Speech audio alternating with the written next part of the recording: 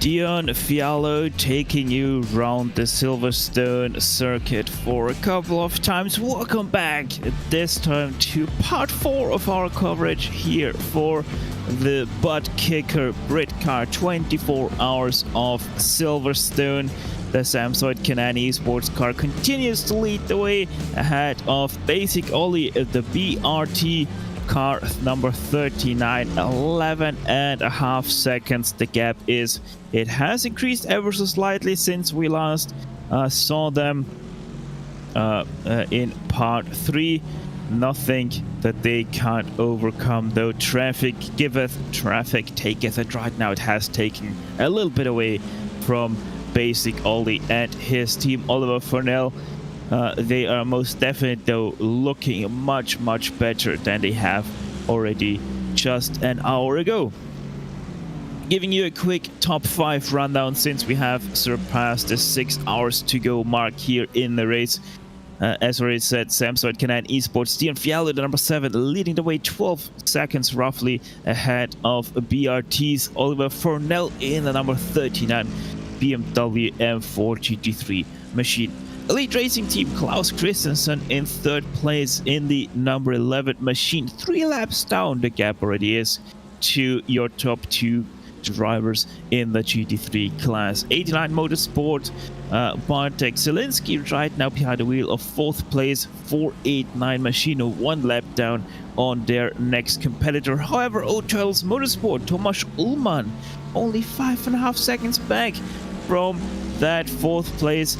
So there is most definitely a little bit of excitement coming up, another inside the top 5 as well. Lorenzo, how are we looking for the TCRs in their top 5? We haven't had a lot of developments around TCR. Still to Simtech dominating the field over a full lap over RD SimSport, which still due to their pit stop in any time soon. They're doing 40 laps around their stint. And that lead will actually, not their lead, but P2 actually switched to Race Anywhere SimSport. That now Scott Kimbrough is in the car instead of Frederick Schwartz. We had that a driver swap about 8 laps ago. Next Gen Orange and Adam Delmon in the car in P4, and rounding out the top 5 is Del Dapper Customs Pineapple Racing Club by Passas RT in David Brown in the top 5 for the touring car class. One class down, or one more class, or 2 classes down, one more class to go. The slowest of them all, the Mazda MX-5 Cup class, is still to run down. The 218 that we have on screen right now, running through Megan and Chapel, still driven, I think, by no, actually Finn Anders is now behind the wheel of the 218, so that has taken over 2 laps ago. Actually, Finn Anders took over the car from Munoz. They are still leading quite nicely. 8 laps. The gap now is back to 2nd place. Racing for extra life, Ivan Mudapsic behind the wheel of that car.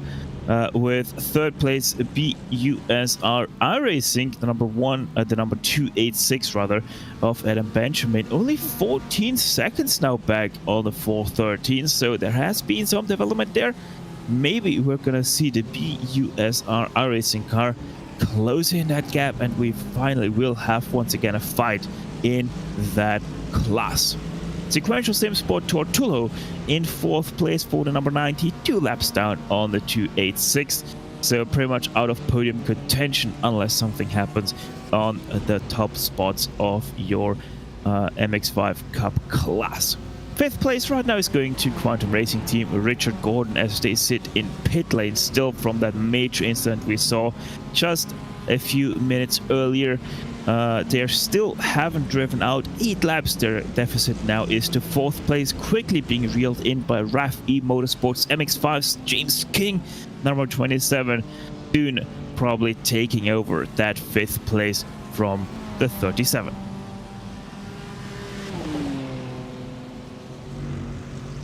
Scorex Esports, they have had a very eventful race thus far, especially through the night. We have seen that 45 be involved in some incidents, and we now have a voice to that car. Michael Hermann-Frey right now behind the wheel of Scorex Esports number 45 BMW M4 GT3. We have Tiziano Caponio with us. Tiziano, tell us a little bit about your experience of this race, as it has been, as said, quite eventful for you guys.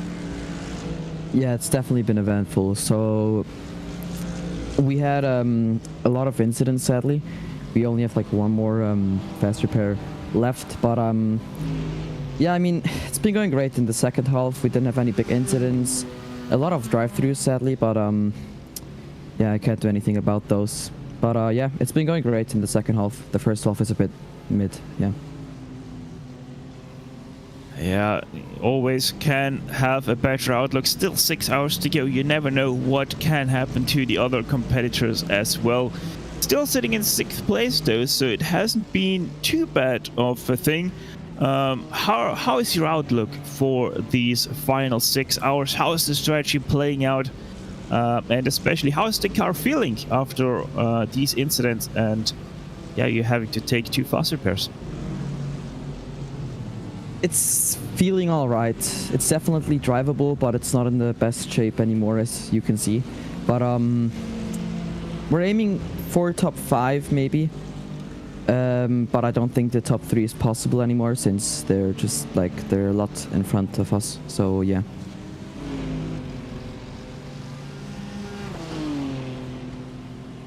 So going into the daytime once again here at Silverstone, we're expecting some higher temperatures on the track for the next 6 hours than we have experienced probably already yesterday. How is your car set up for exactly that track temperature change that we are going to experience inevitably quite soon here, as we are currently having 19 degrees Celsius on the track and in the air, but quite some high winds have started to come up in the sim. Yeah, so we try to build our setup up as best as possible for all the scenarios. In my opinion, the car felt a lot better in the night, but yeah, I'm not sure how it's going to be with the damage in the day. I mean, I just did my last stint, so I'm not sure how it's going to be, but it's like an all-rounder setup, so it works for the day and night. So yeah.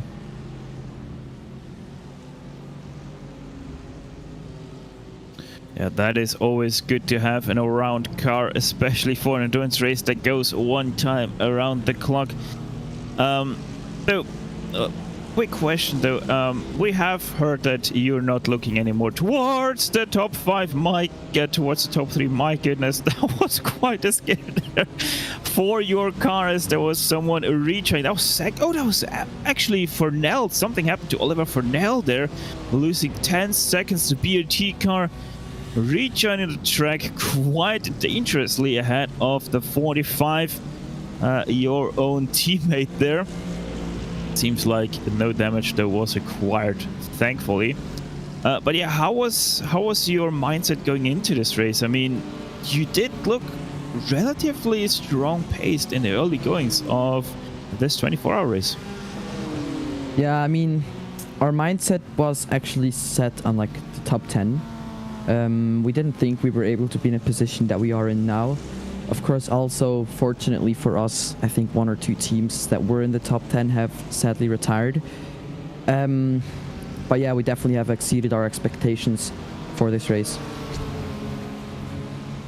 So a nice surprise for the Scorex Esports squad, as the 45 continues to not be happy about that return from Oliver Furnell, understandably so. Tiziano, thank you very much for joining us for this interview, and yeah, best of luck for the upcoming 5 hours and 48 minutes for your squad. Yeah, you're welcome. Thank you for having me. So, Lorenzo, we continue to have major scares for some of our competitors, but thankfully, once again, nothing happening right there, as we now see a battle for 4th place in the GT3 class. Untitled Motorsport has closed in the gap to the 89 Motorsport car. I can't wait to hopefully see that replay of what happened to Oliver Furnell.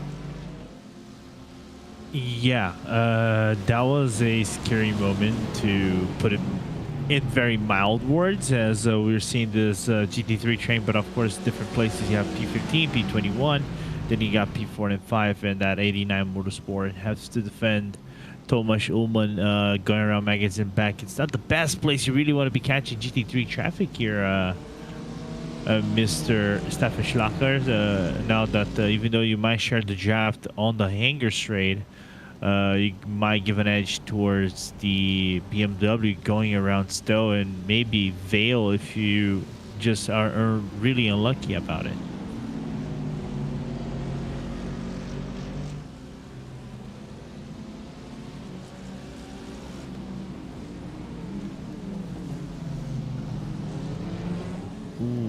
And definitely not getting the luck. The P15 just hanging around the track and kind of like making the life difficult. Yeah, for the Ferrari and the BMW. That could have been a major. There we go. The pass is now trying to be executed. Tight quarter racing. My goodness. Before 89. For at least right now. There comes the dive now from the old Motorsport or Turtles Motorsport car. Not the first time we have seen an aggressive dive from that outfit. This time it doesn't seem to pay off, but they're still side by side now, going through the kink of A3, continuing to be side by side down the Wellington Straight, but 489 has to give up the position immediately. The block comes in from the 73 to the inside. The 489 tries to go. Yes, no, maybe move there. Thankfully, nothing happening there. Finally, the 73 seems to be secure of that 4th place. Yeah, but is it truly secure for the number 73 though?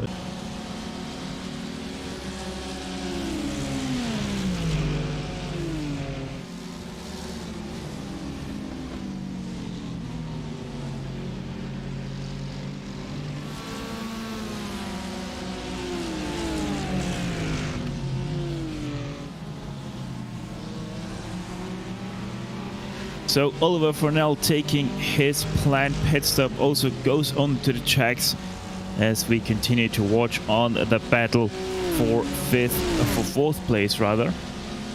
However, Old Turtles Motorsport has really driven away from Bartek Zielinski, just not able to go the same pace whatsoever. Now even being held up here by Tom McEwing, who is defending from a car that is trying to lap him. Very unorthodox procedures there from Tom McEwing. Finally, he makes place for the 489. As, oh my goodness. There was another very close move by those two around an MX-5 car.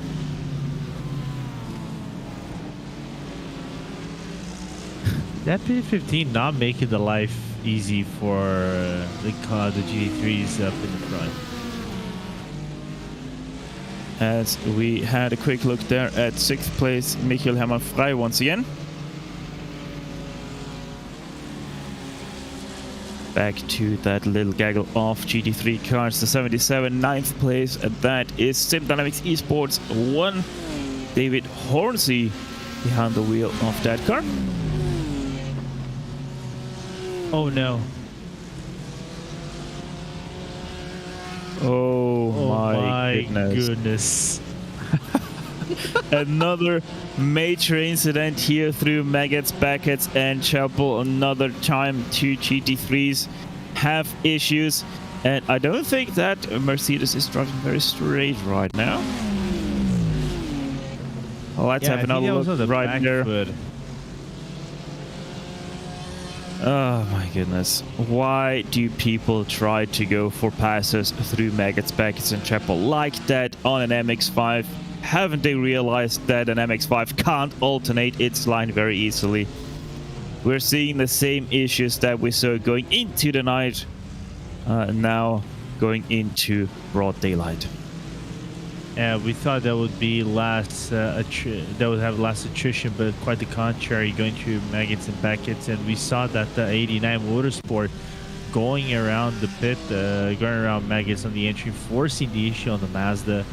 nothing that the cow livery could have done, and coming back on track just sideswipes T-bones the Mercedes in P9, and unfortunately has to tow it back to the pit lane because the car is just simply undrivable, and might have to actually take a tow and then a full, if not a full service, definitely a fast repair to try to keep going around the track.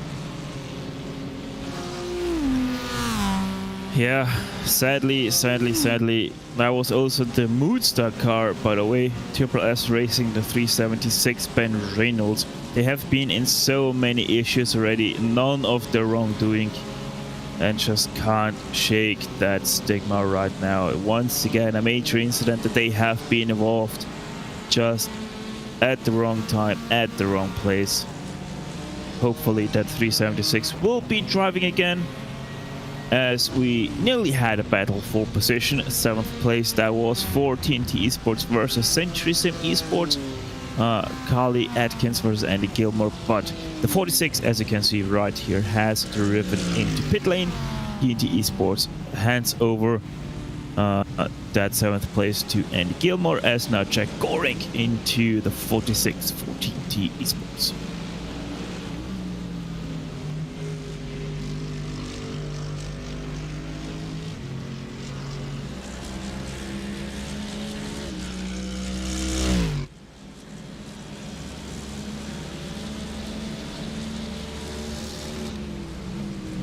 Been wondering over here now that we saw Ali Fernell coming to the pit lane, and he's doing one more stint around the car, just from what it looks like, full service around the BMW of Ali Fernell. So wondering whenever that Dion comes to the pit lane, maybe the next lap or in the lap or two or so, how that gap would kind of like straighten it out, if Dion is going to go for the left hand side tires only or something like that, and if so, how wide the gap is going to be between the number 7 to the number 39, because right now they kind of like even themselves out on the deal if Dion goes for 30 laps total.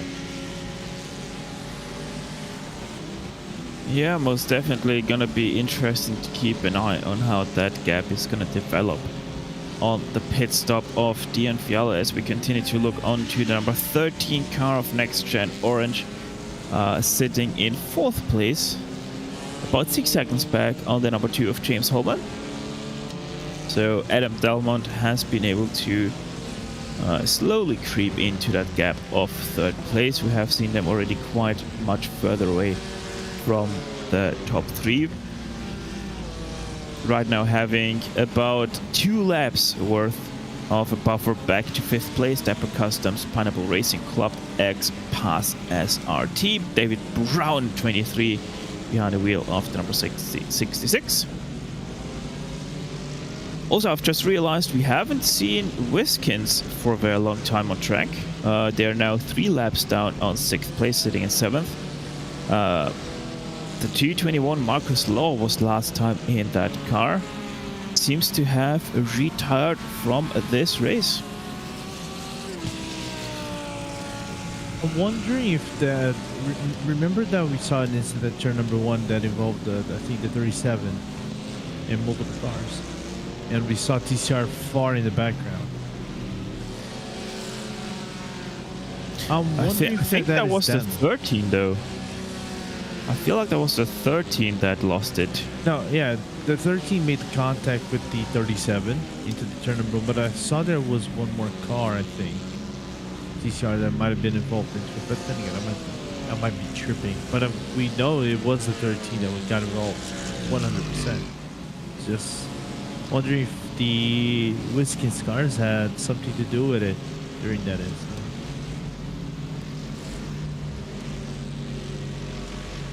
Oh, and Syntec had a driver change, by the way.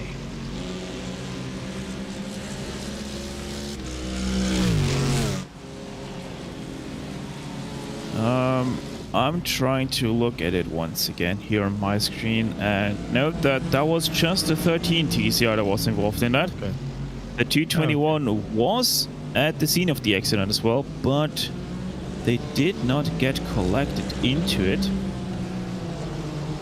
So I don't know what exactly happened to the 221 that they have decided to retire that car.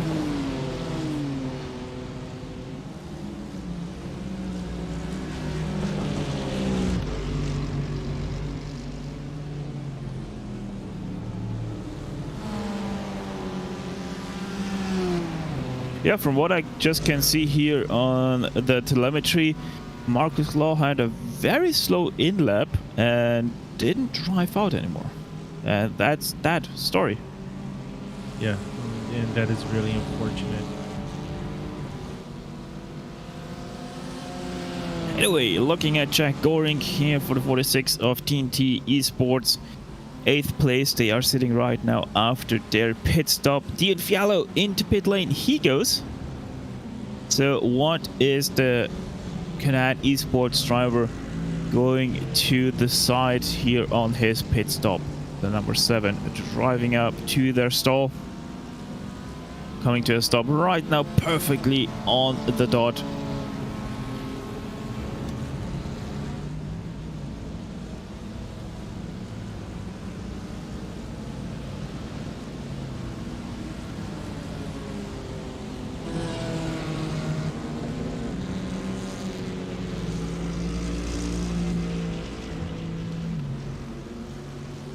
Other than that, not too many things happening around the track. I think the closest gap might be between next gen orange and RD Sim Sport, but that is a very lengthy gap in terms of fuels. So off cycle for, I would say, between next gen and RD.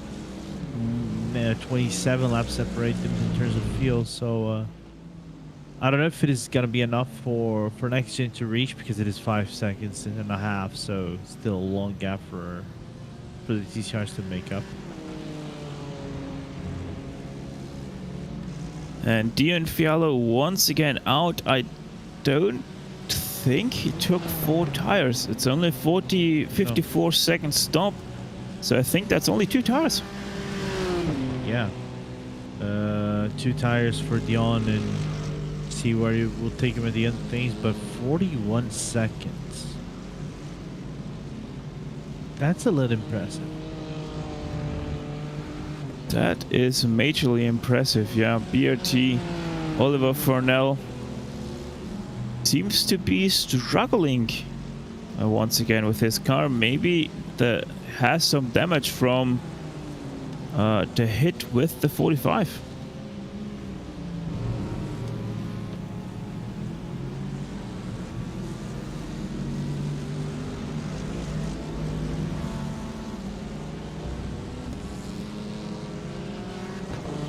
So the race has majorly slowed down. It seems also like that the Team Mood stuff finally has decided to call it quits. Ben Reynolds hasn't stepped back into the car. Shows as being retired for me right now, sadly. So we only have 7 cars remaining in the MX-5 class. Nearly called it a GT3 class there. And also only have 8 cars remaining in the TCRs, with the Wiskins racing intoxicated by iTelemetry. Marcus Law has decided to not continue to drive with that 221.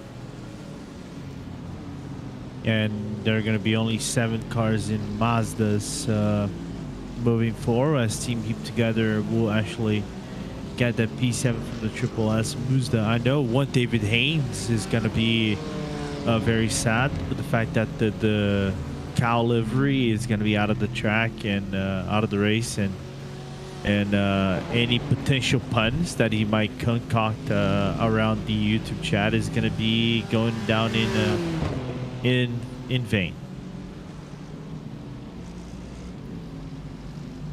Yeah, most definitely David Haynes gonna be quite sad about that one. 5.5 hours roughly left to go in today's race. Incredible how we have already been sitting here for that long, just 1.5 hours to go, and then we have to already give back the microphones to the last commentary crew of today for the ButtKicker Britcar 24 hours of Silverstone. The last 4 hours will be led by Ewan O'Leary. Alongside him will be once again Taylor Burris, and most definitely a great duo to close out this awesome event that we have been able to witness at the virtual Silverstone venue.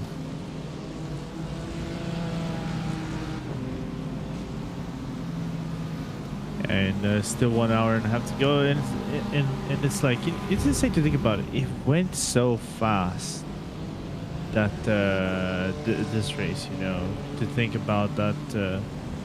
We started around the morning, like 10 a.m. We started this race off, give or take, but actually started at 11 a.m. But nevertheless, what is 1 hour difference gonna really make on the individual? But it's safe to think about that we started very early in the morning, and it's gonna end also kind of early in the morning. It's not gonna be those traditionals that me and you were talking about, normal racing times that we'd like to see for engines races, which starts around 1 o'clock. The only one that we know starts 3 o'clock, and I think is the 24 hours of Mons, and that's pretty much it. I think, if I remember, Nürburgring starts around 1 p.m., doesn't it, Stefan? I want to say 2 p.m. Yeah, I know it's 1 or 2 p.m. I know this much. I want to say the traditional start time of the Nürburgring 24 hours is 2 p.m. But I could be wrong. My brain is tired. So anyway, 1 or 2 p.m. We won't be too far away with that, guess. That's most definitely. Oh, wow! Was it the Moodstar car? That was the Moodstar car. They're back on track. Yes, let's do it. The track. Let's go. Those some dangerous moves have most definitely been made right there. Holy smokes, that was a close call. Once again, 40-45. Here we are continuing to sit on board with Century Sim Esports. Andy Gilmore just ahead of them for that 6th place. Gore X Esports trying to move themselves 1 position up. Once again, they have been in battle with the 51 for a very long time. Every now and then, obviously being separated most of the times by pit stop cycle, although they are now exactly on the same pit stop cycle, having pitted 1 lap ago.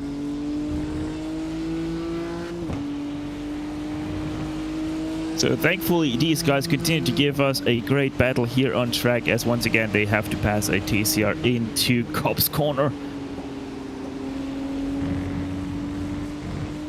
Both nicely transversed through there.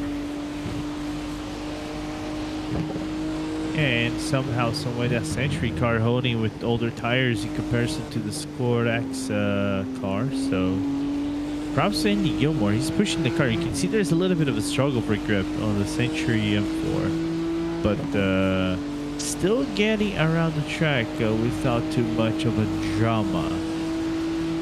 But I don't think he's going to be able to hold for long the charge out of the 45 Scorch Esports BMW M4, which is looking very racy, as probably the tires have built up its temperature after the outlap.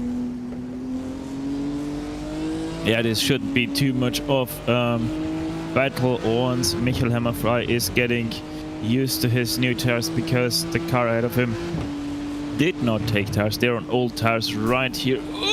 Oh my god. Wow, that's talking about cutting it close there for Scorex Esports. If that MX-5 would have turned in a millimeter later, they most definitely would have found themselves like one show upside down in the fence of the outside of turn 1. Yeah, that Racing for Extra Life would have definitely.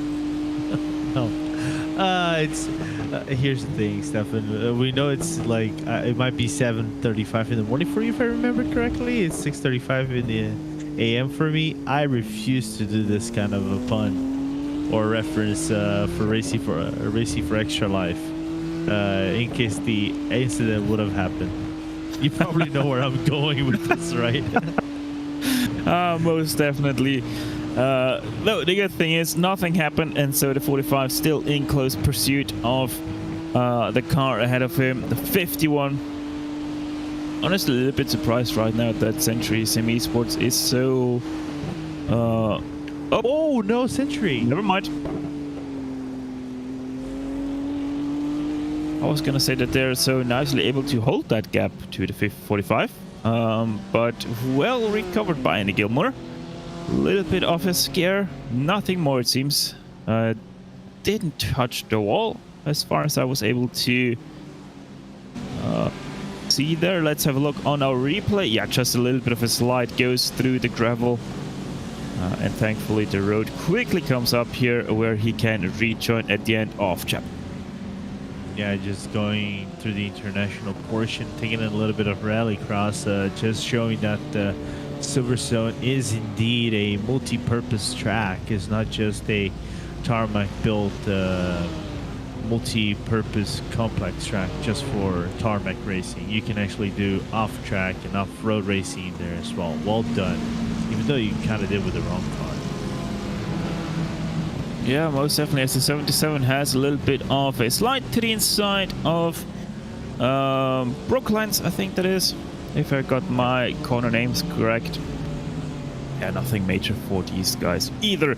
So we can write down the 51 Andy Gilmore as trying to come up with the concept of a BMW M4 off-road car, trying to do what Lamborghini has done with their, I think it was a Gallardo, that they are taking off-road racing now, which most definitely is also a very weird concept. Did you say Gallardo?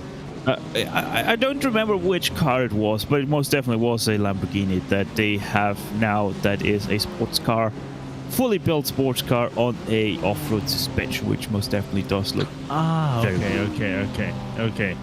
I was going to say Huracan, but it's kind of like I know where the switchback. Okay, fair point. Okay. Or is it the Huracan? I honestly don't know. It's the new Lamborghini that they have brought out just recently that is an off-road car.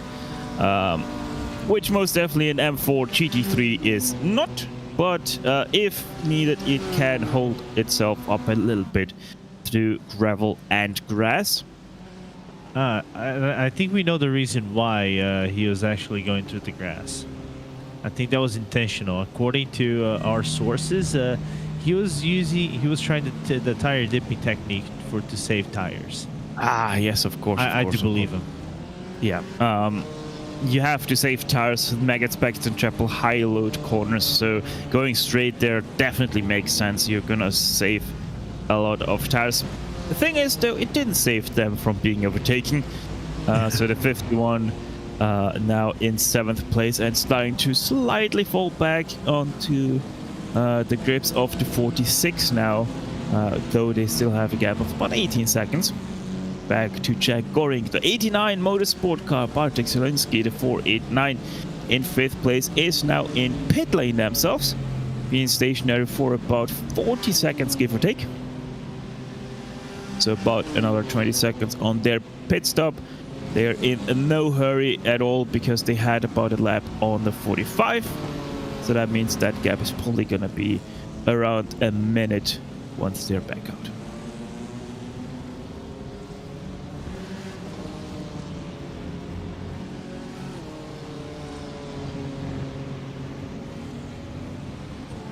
As I'm also getting reports that Oliver Fornell is having some internet issues. So maybe that is going to spill some disaster. They're going to be forced to drive into pit lane for a driver change, as drivers are reporting that the 39 is running out of internet juice for the past 2 or 3 laps. So might have to keep an eye on the development there for our 2nd place BRD car.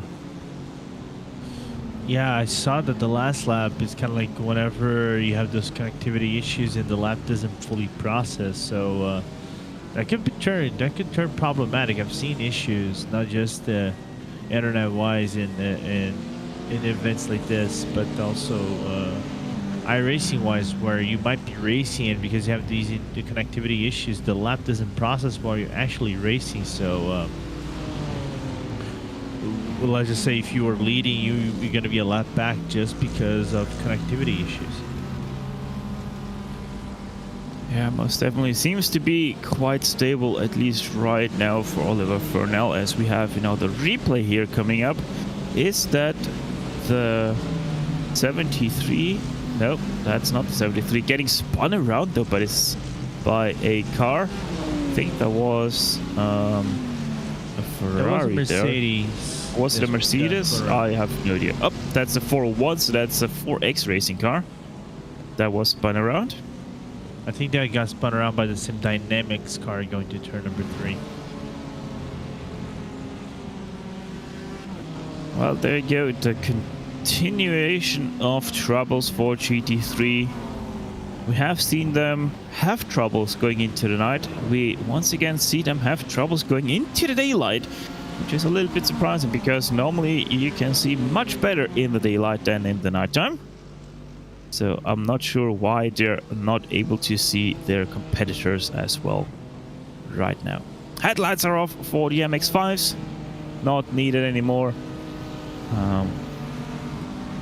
Obviously GT3 and TCRs keep their headlights on by default as so aggressive move in the background by the 24th place Ferrari GT3.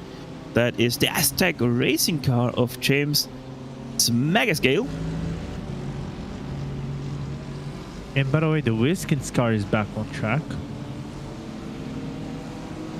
That we saw just getting overlapped by that Ferrari from Aztec Racing. So good to see that we even haven't had lots of retirements. I think the only one that is confirmed was the Quantum Sim Racing after the issues they had. So just for now into the pit lane doing their services. Yeah, Wiskins Racing intoxicated by iTelemetry. Neil rocks behind the wheel of that 221. 9 laps down on the next competitors, but still has 6 laps at hand over the 621 of Lead Paul Racing. Hex Valentine still behind the wheel of that car.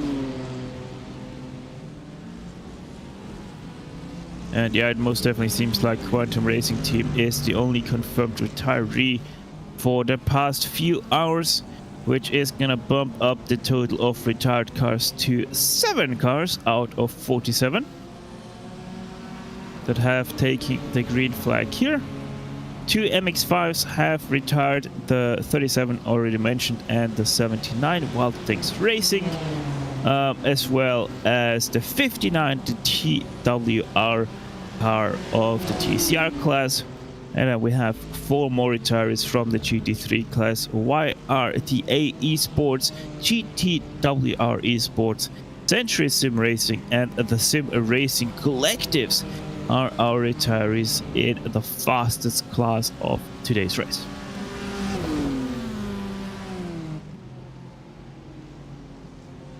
And we just got notified also that the 89 Motorsport car has received a 30-second stop and go penalty for causing a multiple car crash. I think that might be the crash that we saw on turn 1.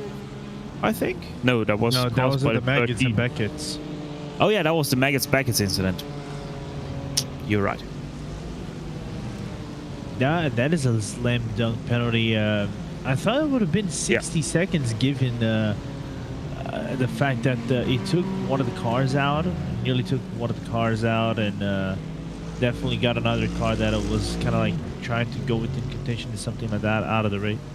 Excuse me, of sorts. And you can see now the connectivity issues for Ollie just coming back to haunt him a little bit, and but still keeping the car around the track and still going despite the difficulties.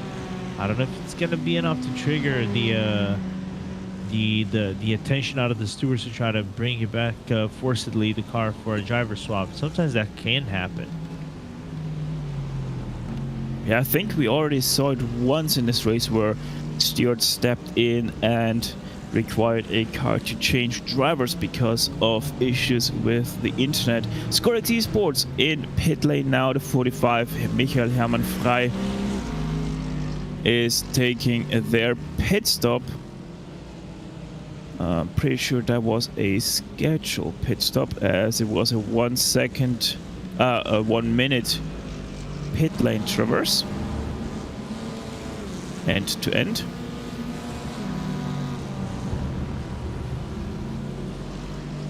Closest battle right now on track is for 10th place in class. Calling it a battle is a very loose description because the gap is 5 seconds between the Sim Dynamics Esports of Paul Allen and the 98 Prismatic Motorsport of Brett Whitner. However, Whitner is catching quite drastically Paul Allen. Last lap, the gap was decreased by 2 seconds between the two.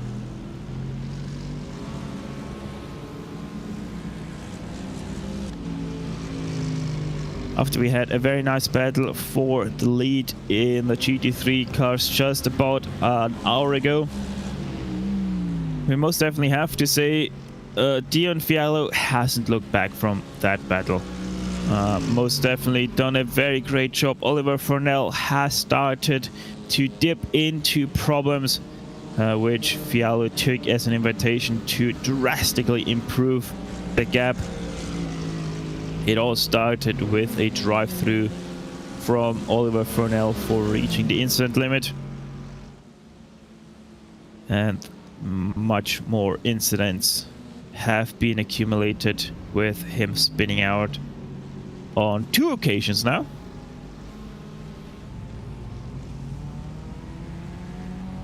As we see Captain Butt of USR iRacing driving out of pit lane, still in 3rd place in the MX-5 Cup class, being cleared by 2 seconds over the number 90 of Sequential Simsport Tortullo.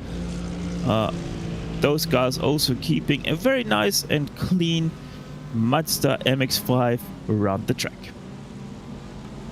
Yeah, and still within the top 3 of sorts in the category, so it's kind of like they've just been kind of like shifting their gap against Racing for Extra Life based on the pit stop. Sometimes they are in front, but they're kind of like off cycles, so it kind of goes into basically a roller coaster of sometimes they're in front, sometimes they're not in front. They're back to P3 because they are holding a very comfortable gap to Sequential Simsport, which is P4, which is 2 laps in. So it's just that this decisiveness of who's going to be P2 at the end of things, and whenever we get a converge of the stints going through what would be the final stints or the final stint 2 in this race, if the gap is going to be much closer than apparently it is not. Yeah, gonna be interesting to see, as you said, how that gap is gonna develop in the last stint, because they are so off cycle. It's really hard to tell what is going to happen. As we saw, BOSR has just exited pit lane this lap, Racing for Extra Life already 18 laps into their stint. So can't really tell too much about how these guys are gonna comparatively be in the last stint. Looking at the vantage point, from the vantage point we have right now. 3 wide down the hangar straight, 3 classes side by side. One of them, the MX-5 of the 218. You're still class leader. 8 laps now. The gap is back to Racing for Extra Life. Even Mudapsic really has not got too much of a chance here of getting back into the gap of the 218. A little bit of damage has accumulated now onto that car. However, still nearly factory new.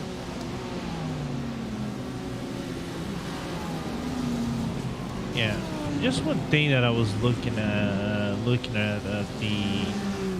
the drivers are they doing their laps around the track, especially in the GT3s. Just from what I think it looks like just one Lamborghini, and I want to get that confirmation. And I think that is just one Lambo. Yeah, just one Lambo for Yep. I was gonna say 4X pink, which is a little bit interesting, like mind-boggling to think about. The Lamborghini is not a bad car. Surely, it is a little bit infamous around this track, right? Because it wants to be a car that wants to kick its rear end. Sometimes it takes Kirby's a very odd fashion, but not seeing the Italian brand represented more than just one car it's surprising. If I'm driving an event like this and I had the option to select a car, I probably would have gone with the Lamborghini and get the roaring V10 sound around the track. Yeah, but see, I can understand how we only see one car of that sort, because let's be honest, a Mercedes-AMG GT3 or a BMW M4 GT3 is a much more stable platform than a Lamborghini or an Audi or a Ferrari.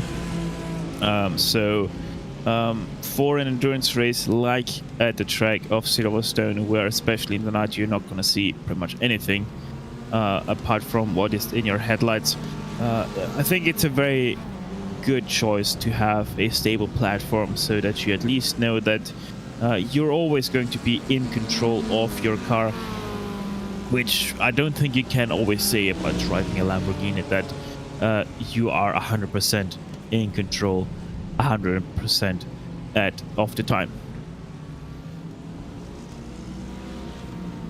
As we saw TCR being super wide there on the outside of Brooklands.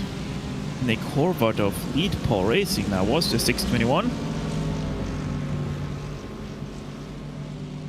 Nothing much of a major drama, just a little bit of a pin on the grass for Nick Horvath. Great recovery though from them.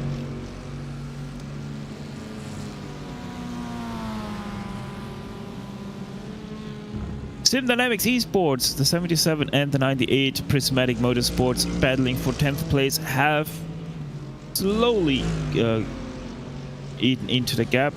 Still about 3 seconds out for the 10th place. There we have the 77 on screen, but Prismatic Motorsports is getting closer and closer. Good thing is we're also gonna see that battle happen, because they are 10 and 7 laps respectively in their stints. So nothing gonna be holding these guys up from that battle, pit stop wise.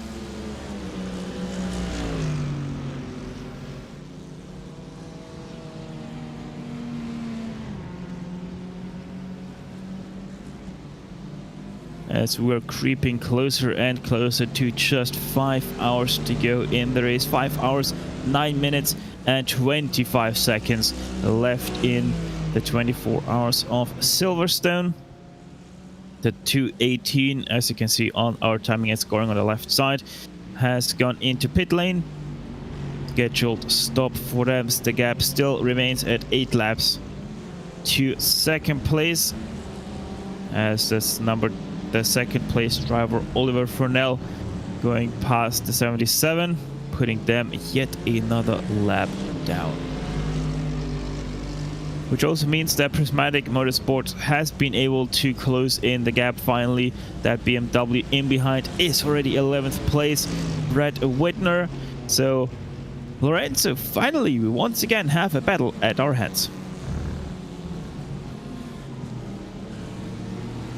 Yeah, so good to see that we got Bree Whitner going around the track and trying to push that BMW. Just wondering if there's a difference in terms of tire strats and things like that going around the track for them. From what it looks like, yeah, Bree has better tires than Paul Allen going around the track, so the Lamborghini might struggle a little bit for some of the grip moving towards some of the corners around the track. So let's see how Bree is gonna take the car around some of the corners and where she'll make the overtake.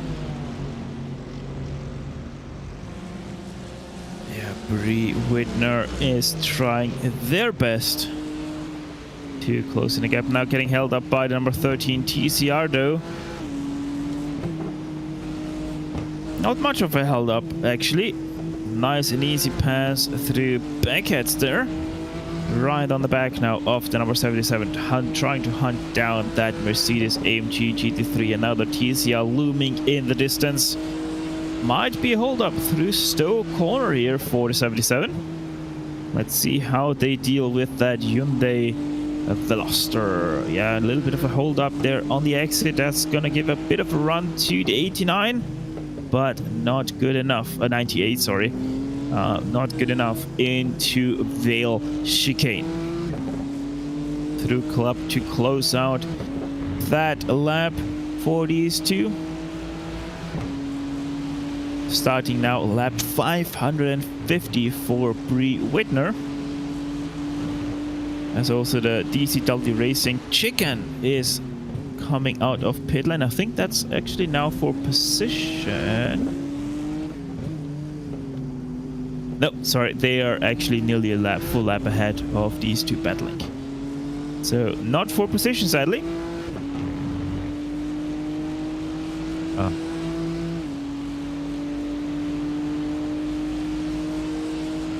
And we are approaching basically 1 hour to go on our stint over here, Stefan. So it's safe to think that 3 hours gone quickly. Looking at Bree, looking at that gap, trying to launch into a very good line out of loop field, but I just couldn't get that run in. As probably Bree wanted to make that overtake. And what are you intending to do after we've done your portion of the broadcast? I will most definitely try to go back to sleep. That's for sure. Okay, cool. I barely had any sleep. I think I slept for like an hour or two. So, yeah, not the best of nights, but that doesn't hold me off from some great racing that we're able to witness here once again. 5 hours, 5 minutes to go. A little bit of weaving coming from the 77, trying to break the draft, trying to give Bree Whitner as little draft as possible, though the entry is so much stronger from the BMW M4 right there into Stowe corner. Once again, going into the Vale Chicane. Just the entry of the BMW is stronger, but the exit still belongs to the Mercedes.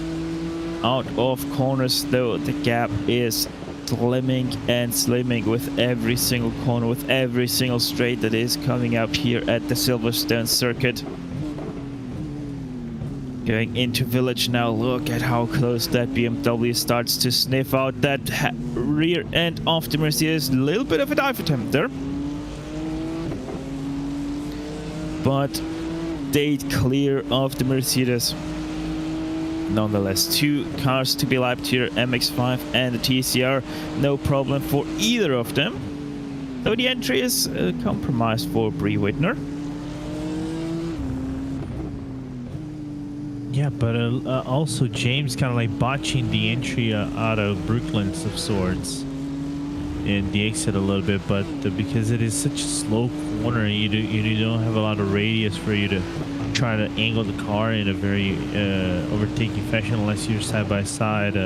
Bree just couldn't capitalize on trying to get a move done through that complex. Now we're approaching Maggots and Beckets, and I think that's we're finally going to be able to see maybe a move being done.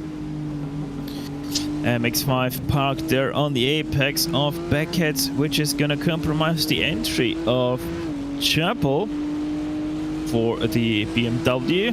The gap has opened back up a little bit now, over 1 second again. Sorry, half a second again.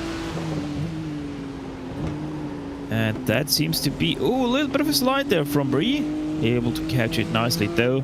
Once again, a 10th lost in this battle.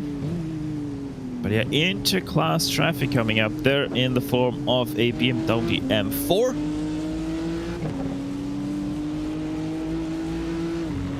Let's see who that is just ahead of them. That is actually Paul Allen. No, sorry, that is actually Michael Johnson, 45, driving Miss Daisy.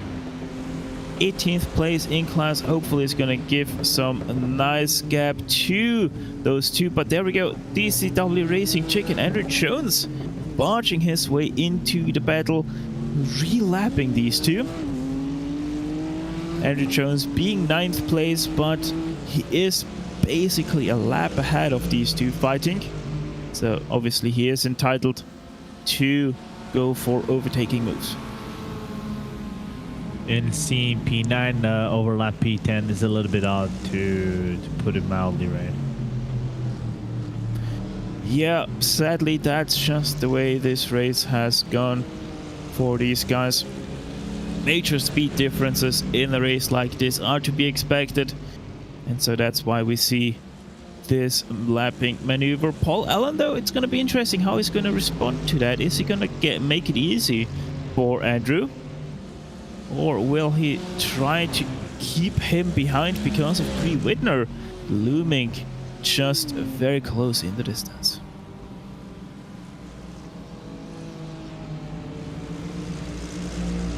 So far, he's kind of like keeping it predictable, just racing his own race, and probably going to leave the move being done at Chapel. What is going to happen probably is like Bree is going to take advantage and grab the draft out of P9. Here he goes into still a little bit of a forceful move from DCW Racing, but just couldn't get the move capitalized. We're going to Vale, and the only thing that is going to happen, he cannot get the move done as there's the BUSR R just right in front, as the Mazdas kind of like blocked the path out of the GT3s. And left and right they go, splitting the the MX-5. I think that actually was our leader as well, Finn Anders of Project Dynamic Green, having to be passed by two cars simultaneously. But it also means Andrew Jones now finally passed Paul Allen, and Bree Whitner right on the back of the Mercedes-AMG GT3 rear wing. How will this battle develop? Nearly 5 hours to go here in the ButtKicker Britcar 24 hours of Silverstone. Dean Fiallo continues to lead the way in the GT3 class, with Luke Walsh leading in the touring cars and Finn Anders leading the way for the 218 of Project Dynamic Green in the MX-5 Cup class.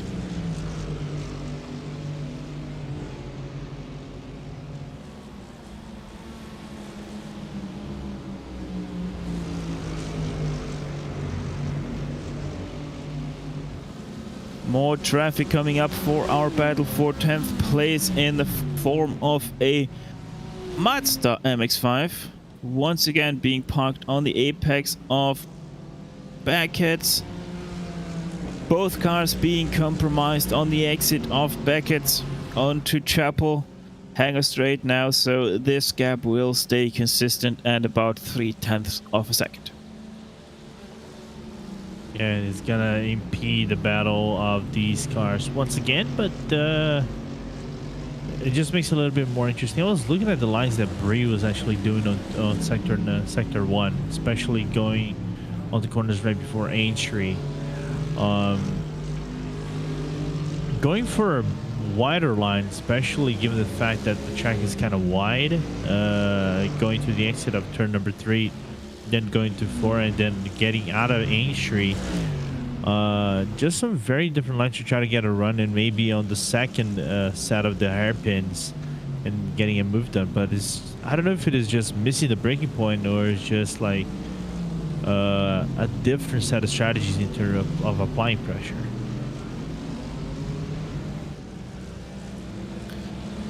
Yeah, and they are soon gonna run up to some more in-class traffic. Richard Crozier of Kinetic Racing, 22nd in class, lapping about a second slower than what our two fighters are doing.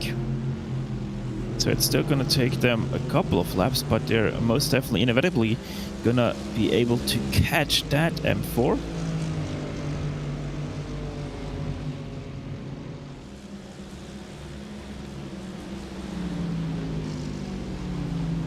Going through Cobb's Corner once again for the 554th time in this race. Less than 5 hours to go in this race. And we haven't seen that M4 be this close in quite some time, but once again the stronger exit for the Sim Dynamics car. And they have just enough room for the BMW not to catch them whatsoever, actually even losing a little bit of space back to the 77. So not only is the exit stronger for the 77, but the 98 also doesn't have the top speed to compensate for the worse exits. Where you think it would, right? Because on paper, better tires in comparison to the 77. So slightly surprising to see that this position being retained from the Mercedes so far as they go into turn number 1, 2, and 3 again. Yeah, you can see most definitely that the tires are making the difference into the corners. But still, that AMG GT3 looks mighty strong on exits. A little bit of a mistake now from the 77. That's going to open the door for the A98. Has to back out of that move, though.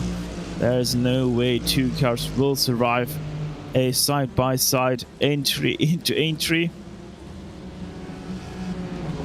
And so the gap immediately opens up. A mistake from 77 results in time gain for them. Not something you're gonna see very often in racing. I don't know if Brie was actually trying to go for that move on the exit of entry, and if she was, I don't know if that would have been the best spot. Of course, you kind of have to try to set yourself up on the Wellington straight as they're gonna go around Megan's and Beckett's. Got a little bit dodgy with the first TCR right there, but it's gonna just extend a little bit the gap between the Sim Racing Dynamics and Paul Allen and then Bree around the corner as they're gonna overlap now the TCR leader. And just I was looking at this as well, Stefan. Leader gap kind of like winding down was 45 seconds, now 40 seconds, was 39 not just long ago, about a second or two ago. But Oliver Fernell just having a little bit of a resurgence in these last moments. Yeah, which is great news. Sadly, though, it might be too little too late with a 40-second gap to Dian Fiallo. I don't see them losing that amount of time in the next 5 hours unless something happens to that number 7. As there's a car on the outside. That was a TCR. There might have been Wiskins from the quick look at the livery. Wonder what is going on with Wiskins.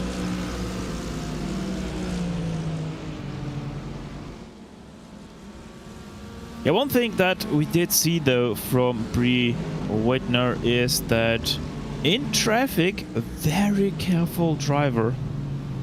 Doesn't take any risks, just like 77 Paul Allen sometimes does, going for not risky overtakes, but yeah, confident moves, let's call it like that. You wouldn't either call them aggressive, just confident, knowing where to place the car and what they can do when and where Bree Whitner does the polar opposite, very careful, tries not to impede drivers too much, and as we can see, it works out to even Stevens every single time. This time though might be a good exit for Bree Whitner for the very first time out of trouble. Yes indeed, draft has been acquired. What can the 98 do? They are getting closer ever so slightly, but it's just not enough. Running too much aero on the rear, though the brakes have been applied better into Stowe corner on the outside. You're not gonna have a fighting chance, sadly. So they once again settled back into 11th place. Now a TCR on the outside they have to pass. And Brie Whitner once again showing a little bit more cautious maneuvers around that TCR, and the gap immediately opens back up.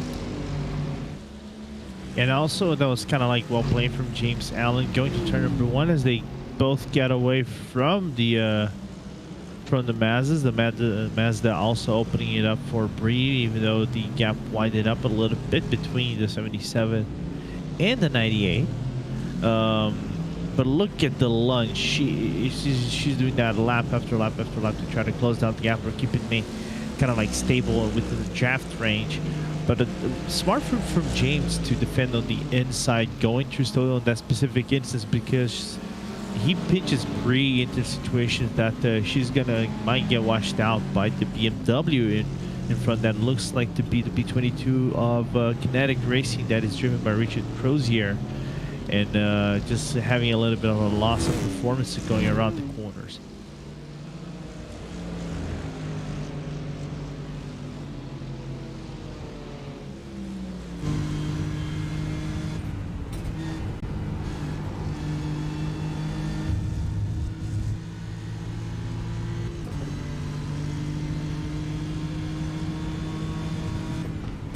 Just trying to nurse the car into proper lines. You can see here, Stefan, not just trying to look at not too many inputs in the car so it doesn't spin around or something like that, you know, so that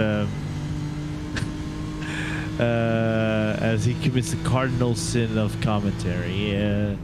Yeah. You laugh as much as you want. Yes, I was accidentally muted there trying to make a point about track temperature.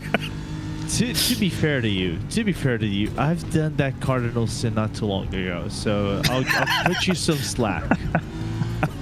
I kind of thought, because there was a big silence from you earlier. But yeah, what I wanted to say is track temperature has increased to 20 degrees Celsius from 19 degrees Celsius in the night. So slowly but surely we're starting to creep up on track temperatures. Also, the wind has started to increase a little bit. We were on 18 kilometers an hour earlier. We're now up to 20 kilometers an hour from the northeast. So yeah, might be a little bit of an issue for the GT3 drivers if that wind continues to increase. Although not as prone to winds, we might still see a little bit of issues as a weird input there from the steering of Brie Whitner. Down the straight, nearly seemed like they were checking how the steering wheel is reacting. And what I like to see is just going through the gearings, right? Instead of taking an approach and try to clip the curbing in the entry of Brooklands and try to keep it in third gear, like you can see some of the drivers do, and naturally wash out of the corner and understeer through it, and then downshift it into second. And she's doing the entry into second gear to try to maximize the torque coming out of the corner and try to carry the load into Luffield, as there's the Mazda that is kind of like gonna impede a little bit of the path for both of them. But those different lines where she's trying to maximize torque over a little bit of stability, maybe tires or something like that, it's an interesting dynamic that we normally don't see out of the drivers. It's kind of like driving styles it's kind of an imprint of sorts. You have your own imprint whenever you're driving around the track. I do have mine. Not hitting the wall. So these guys continue to fight it out. 10 laps to go in the stint for the Sim Dynamics esports car of Paul Allen. So we can look forward to a few more laps of great battling, as once again an MX-5 splits them very quickly. That was the rough IMB Motorsports car of Ryan Evans. RAF or RAF, whichever way you want to pronounce it.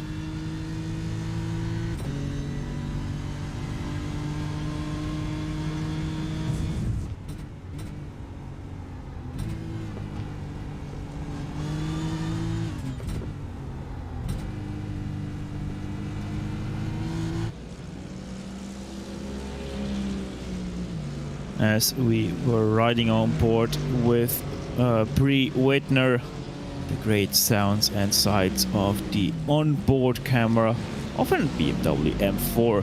Now, a little bit of a hold up for the Mercedes-AMG GT3 up ahead. That was, I think, the number 30. No, it's a 621 of Nick Horvath that they got held up by through Cobb's Corner. Brie Whitner, though, not able to jump on the occasion and try to make a passing maneuver, though this time once again very close together with the Mercedes-AMG up ahead. This time though also a very great exit for Brie Whitner. Will they be able to finally make a move once again on the 77, hugging the grass as tightly as possible, moving over to the left side very late, both cars side by side entering Stowe Corner, but once again for the better exit for Paul Allen.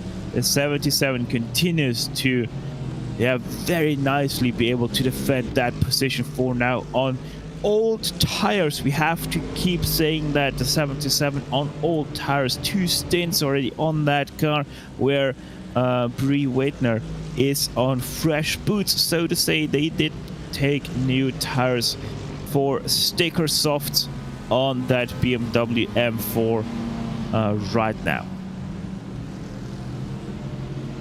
Yeah, I'm just wondering if the defense that he actually put up right after Cobbs was actually a double defense, because he did defend in one lane, going through the right hand side, and then defended again when she actually tried to cut back on the other side of the track, and he kind of moved the line right before going to the braking zone. But it's just like the camera angle doesn't do it any favors. But anyway, Brie's gonna have another shot, maybe not at Cobbs, because there was a solid exit out of the Mercedes, but so far she's pushing the boundaries, and Jason making a very resound defense, slightly aggressive, I might say at the very least, but it's within legal boundaries of you being aggressive and putting the car within places that you got to make the life difficult on someone that has better tires on paper.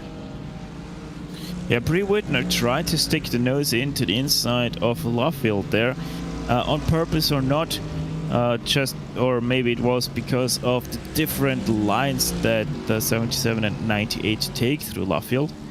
Yeah. But yeah, most definitely had them checked up, and that's why we saw the worst exit out of the M4 onto the old pit straight.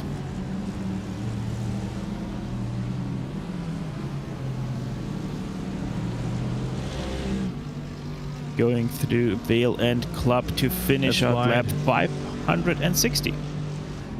Yeah, and that was a little bit wide from Sim Dynamics. That is going to open up the door, maybe going to turn number 1, but blocked pretty early, and Brie has to lift up the car and just create some gap between them once again, as they are now going into the new complex one more time. Yeah, you know, I'm starting to honestly think that Brie Whitner could drive a lot faster than the 77 of Paul Allen. It's just that Whitner is right now too cautious to try anything, to try moves on that 77. And that's why they're being held up so massively by that car, because, once again, I'm gonna mention it, the 98 is on new tires versus the 77 being on old tires. So there most definitely is a major grip advantage in favor of the chasing BMW. So normally, as we have seen throughout this race over and over, the new tires have a major advantage over used ones.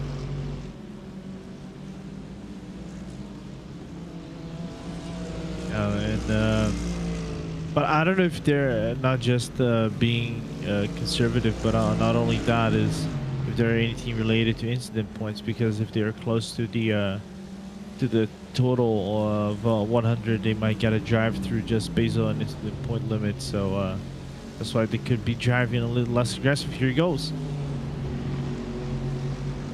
And once again trying to do something on the brakes, but once again the 77 Sim Dynamics Esport car comes out on top in that fight. They continue to be the closest battle on track here, separated by about 3 or 4 tenths. Next closest battle is for 6th place between a 51 and a 46 in the GT3 class, but they are still about 7.8 seconds apart from each other. As there was a GT3 spun on the inside of village. It might have been the Caterham Racer.com car, the 17. I think that was an orange car.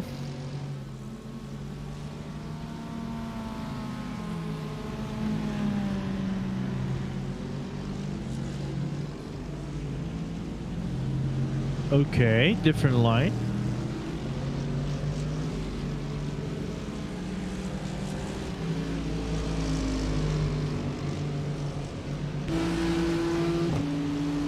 Yeah, it's not that the 98 isn't trying everything they can do to facilitate a pass here. Once again, TCR coming up right into Maggots, Beckett and Chapel, keeping the foot in. Brie Whitner in close pursuit of the 77.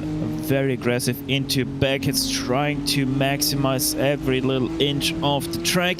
Both cars are once again very close, but just not good enough in a straight line speed. That M4 is probably running a little bit more aero as well.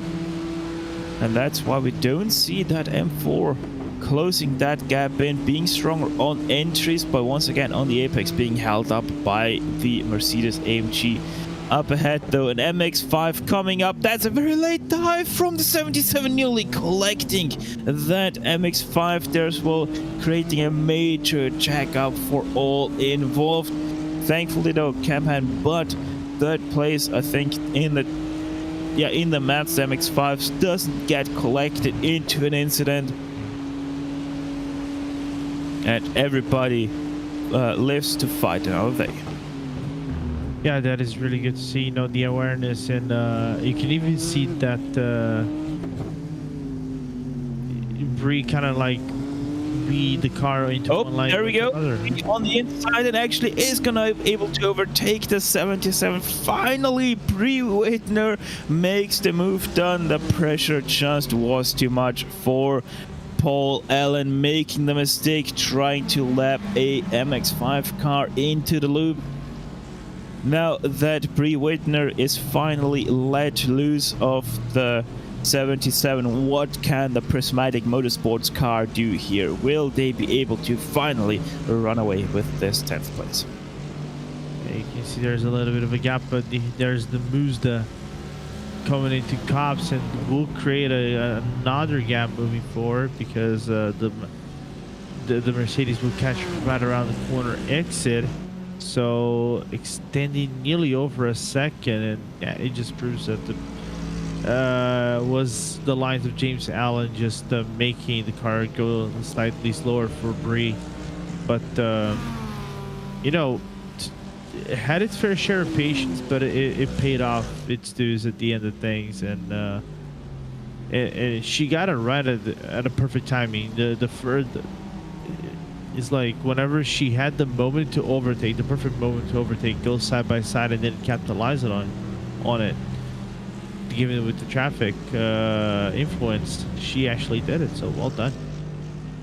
And look at that now, major advantages in the traffic, as well as 2 times held up by MX-5's Paul Allen is in just this one lap, and the gap opens up by 3 seconds just there. And then Brie Whitner immediately also drives the first 59. Once again, So it most definitely seems like Brody is gonna be able to run away with this 10th place. 38 minutes to go in this 4-hour stint for myself, Stefan Schlacher, and Lorenzo Bonder. We're soon gonna step away from the microphones and hand it over to Ewan O'Leary as well as Taylor Burgess. There was a mistake from the 7 Samsoid Canan Esports. They are most definitely not free of mistakes themselves. Dion Fiallo still behind the wheel of that car, probably feeling slightly bent already the tiredness, and they are going into pit lane. Yeah, they had from what I read, they had an issue on loop fuel, and the car is bent. You can even see there was a little bit of a struggle from Dion coming out of Chapel. So the 39 is gonna have a little bit of a chance moving forward, but I think that number 7 still has some fast repairs left to use, so it's not gonna be a major time loss, but it's a time loss nevertheless for them. Yeah, endurance racing. Hopefully we can see what happened there through Brooklands and Luffield. For that Tony Kanaan car. Most definitely probably did happen on that lap 572, which is the lap they immediately did pit in. Question is, how damaged is that car? And do they still have a fast repair? Because if not, they are most definitely gonna fall far behind with a lot of damage repair to be had. So while we have the look on the 39-hour cameras, I will keep an eye on the number 7 as well, as they are once again moving. So it seems like they had that fast repair and are able to continue out. Dion Fiallo continues to be behind the wheel of that number 7, and it seems like there is the incident. Oh my goodness. That nearly looked like a field goal attempt by Dion Fiallo, the way that Ferrari took off. I mean, Georgia is one of the best teams in the country in the collegiate football, so I don't know if Dion is trying out to be a kicker for the Georgia Bulldogs. Hashtag Go Dogs. Yeah, the 115 there seems to have run into the back of the Ferrari up ahead, and yeah, look at that. That's a bent steering wheel if I've ever seen one. Yeah, just runs into the back of the Ferrari up ahead for whatever reason, and nowhere to go for Dion Fiallo, apart from heading straight to the scene of the accident. Yeah, you know what that kind of does of sorts is kind of like gets the fuel strategy for both BRT and Simsoid now within the same 4-lap, 5-lap fuel strategy they were prior to the incidents that BRT kind of faced on. So it's of sorts we're back into status quo.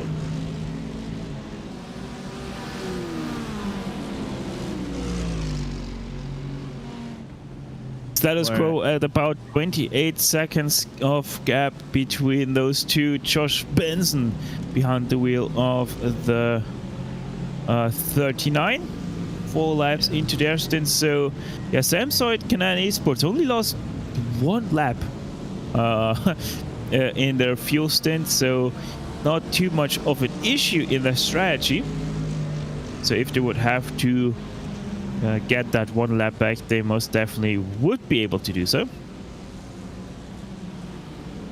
Interested to see what Benson's going to do around the track, because when he was on the car, I think prior to Ollie taking over, I think Josh was actually the one who set the fastest lap for them around the track for 1:57.216, which I think was the net fastest lap of the race. Now it's up to Simsoid. I think Dion did that lap around with a 1:56.8, but it's still 4/10 of a second. What is 4/10 of a second around the track? As I was gonna say, Dion got a very clogged up traffic jam in front of him. It resembles a little bit what he normally would see in London around 4 or 5 p.m. in the afternoon, which is not the most rage-inducing, but it's you have to be very patient around the British traffic sometimes. Yeah, it did look for a short moment there like he was heading into rush hour traffic on the M4 going into London. But Dion Fiallo easily able to deal with that traffic. 2 more GT3s ahead of him. Going to be able to lap 4th place soon, putting them 4 laps down.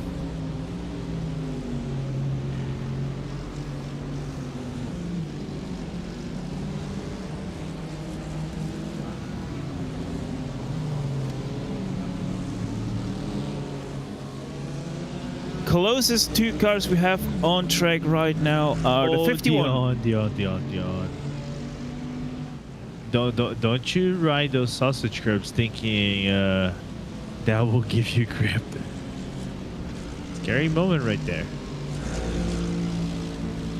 Yeah, most definitely has to be careful with that. But the thing is, right now we literally only have a single battle once again brewing up, and that is between Adam Hedgecock of Century Sim Esports and their old rival, that is TNT Esports, Jack Goring 46. They are within 3.5 seconds of each other, and Jack Goring is quickly closing the gap, as they are now just down to 2.7 seconds between each other. You can see both cars in the frame here. Probably was due to the traffic of the Hyundai 47 that the gap did close down that much, but Jack Goring at the same time, as said, a little bit quicker than Adam Hedgecock. Going over the line, the gap is 2.6 seconds. Yeah, 2.7 seconds actually. With a 2-minute lap time to Jack Goring. Sadly, not any information on the lap of Adam Hedgecock there. Seems like he got an off track in that last one.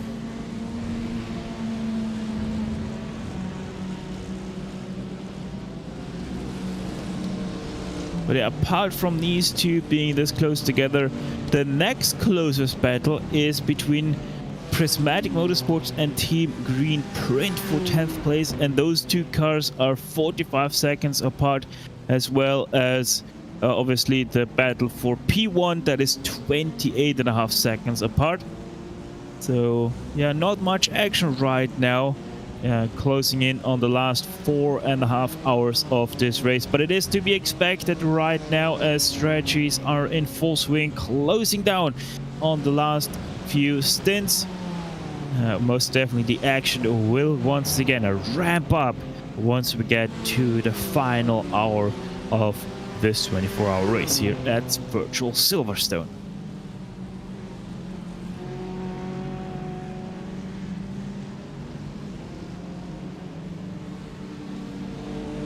Just 1.6 seconds now and closing, Lorenzo. Yeah, I think TCR traffic just impeding the advance the car that is driven right now by Adam Hedgecock. Of course, I don't know if the damage is like making an effect into the Century car. They have, if you look at the bonnet, the bonnet on the front left looks a little bit more bent up than usual, whereas the TNT car looks a little bit more clean and crisp around its edges. So I don't know if that is actually doing any aerodynamic or performance effects into the car. Now you can see the top view of the Jack Goring's car as they're going to turn number 1 and 2 on Stefan. Now, battle now is fully engaged. The question is how aggressive just Jack is going to get to try to get that move done on that 46 car, because from what we can see, Hedgecock can put us down the fence. I just don't know if it's by having the same tire strategies and not too far on the field strat. If Goring is actually going to have an upper edge on this one. Well, with the pace Goring is showing right now, I don't think that Jack has to do much to get past Adam Hedgecock at this point. But yeah, we have already seen a battle just a few laps ago where a car was much faster than the other, but was struggling quite heavily with actually getting past. Now entering Cops Corner for these two drivers. Yeah, let's see what this is gonna behold for us. Lap 571 these guys are on, by the way, just to give you a little bit of a reference point. Less than 4.5 hours to go, less than 27 minutes in the stint for us two here as well, before we head over to the last commentary crew of today's race. And here we go now, TNT Esports right under the rear wing. The right side is being left open by Adam Hedgecock. Was this a big mistake, or can he come back around the outside of the 46? And it seems that's a definite firm no, as the 46 of TNT Esports makes the move happen up into 6th place. Easy as they go, smooth as you like, Lorenzo. That's just textbook overtaking. Yeah, it's smooth as butter for Jack Gering to make that overtake. You can even see that I don't think Adam made a very big, defense or case to try to maintain its position around the track. I don't know if he's going to be able to fight back. Yeah, he will. Trying to go for a little bit of a dive. Adam Hedgecock he's not giving up in this fight for 6th place. Tries to do the switcheroo, but has a little bit of a slide on the throttle and thus can't do anything into entry, though he has the draft now. What can he do through Brooklands, Lovefield? Those corners, if he can stay close through Maggots, Beckett and Chapel as well, he might have a chance of re-overtaking for this 6th place into Stowe Corner. A little bit of interclass traffic as well as a TCR playing now a role. Hopefully they're not gonna get held up by these two. So it seems the 46 able to sneak away with the 46, with the 51 being held up by the Ferrari 488 GT3. That has immediately opened up the gap to nearly 7/10 between those two.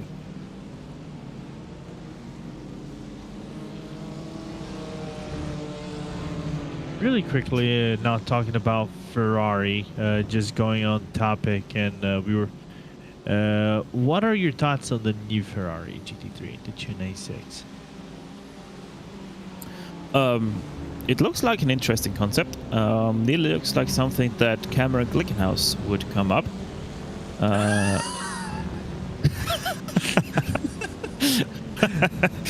But yeah, it most definitely is something we're used to from Ferrari. I can't tell you that much. But hey, if it works, it most definitely gives them all the rights to go for a concept like that. Yeah, I never seen. I was looking at some of the pictures, and I know the 296 GT3 is gonna have its debut around Daytona during the 24 hours in 2023. Just trying to grab the dates. If I remember, that is on the 28th of January. That they're gonna run the Daytona 24 hours. Always on the last weekend of January they do these kind of races, and we're gonna do the iRacing 24 hours on January 20th first, most likely. It's always 1 week before, but I've never seen such aggressive lines, especially for aeroflow coming out of Ferrari. I know they focus a lot on aero. They used to do that on the 488, on the 458, and the 360 Modena. But I think I've never seen aggressive lines. Oh, speaking about aggressive lines. Oh, that nearly spelled disaster. I honestly thought they would have made contact, but luckily for them, no contact whatsoever. And just to wrap it up, just the curves and the design out of the 296 resembles not even a GT3 car. It resembles more like a kind of like a dumbed down prototype turned into GT3. Yeah, most definitely. That's why I was making that reference with the Scuderia Cameron Glickenhaus, which always comes up with rather radical GT3 designs.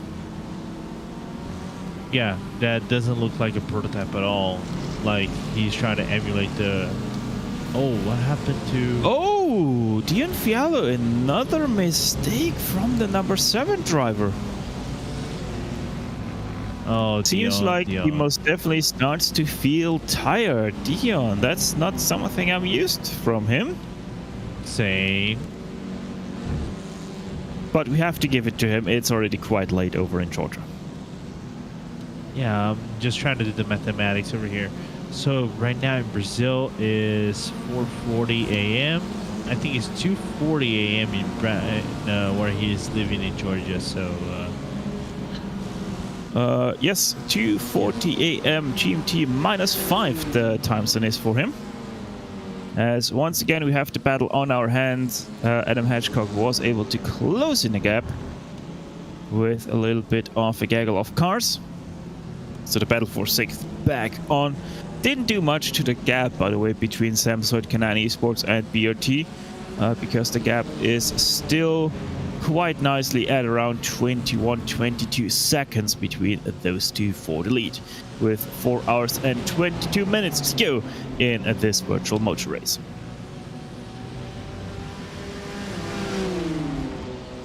if you're Hedgecock, do you try to go for the move again? Do you try to recoup the position that you lost about 3-4 laps back? I probably would go for it, especially if strategy is just to go flat out as long as possible. You most definitely would. Although they're getting pulled along quite nicely right now, so might as well just feel safe a little bit if possible. All depends on what their plans are for the next upcoming 4 hours of this race. Obviously that means 4 stints and probably like a half stint at the end as well, judging from that perspective right now. Actually, let's have a look. Where are they in their stint? The 51 is 6 laps into their stint. TNT Esports is 9 laps into their stint. So most definitely doing a good job in that regards, that they have those 3 laps, which means they're gonna have a shorter stop time in the last stint.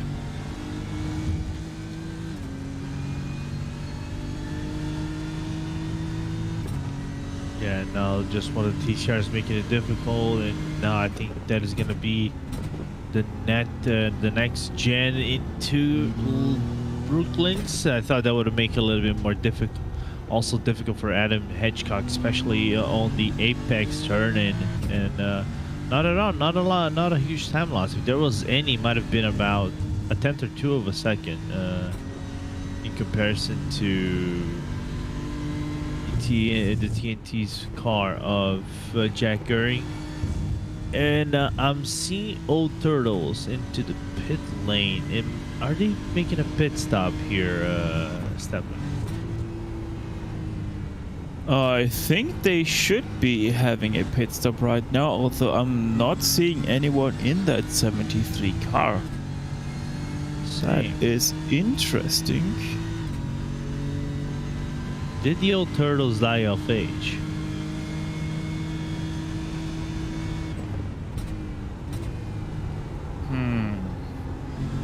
I don't see any problems in their last lap, so... Oh no, they're back on track. Yeah, no, they're back out. Maybe just a error on my timing and scoring here. They're back out and running. Max Doleden did continue to be in the 73 as well. So 4 hours and 19 minutes to go for the Old Turtles Motorsport, sitting in 4th place, still a lap ahead of 5th, a lap behind 3rd. They are most definitely in no hurry whatsoever.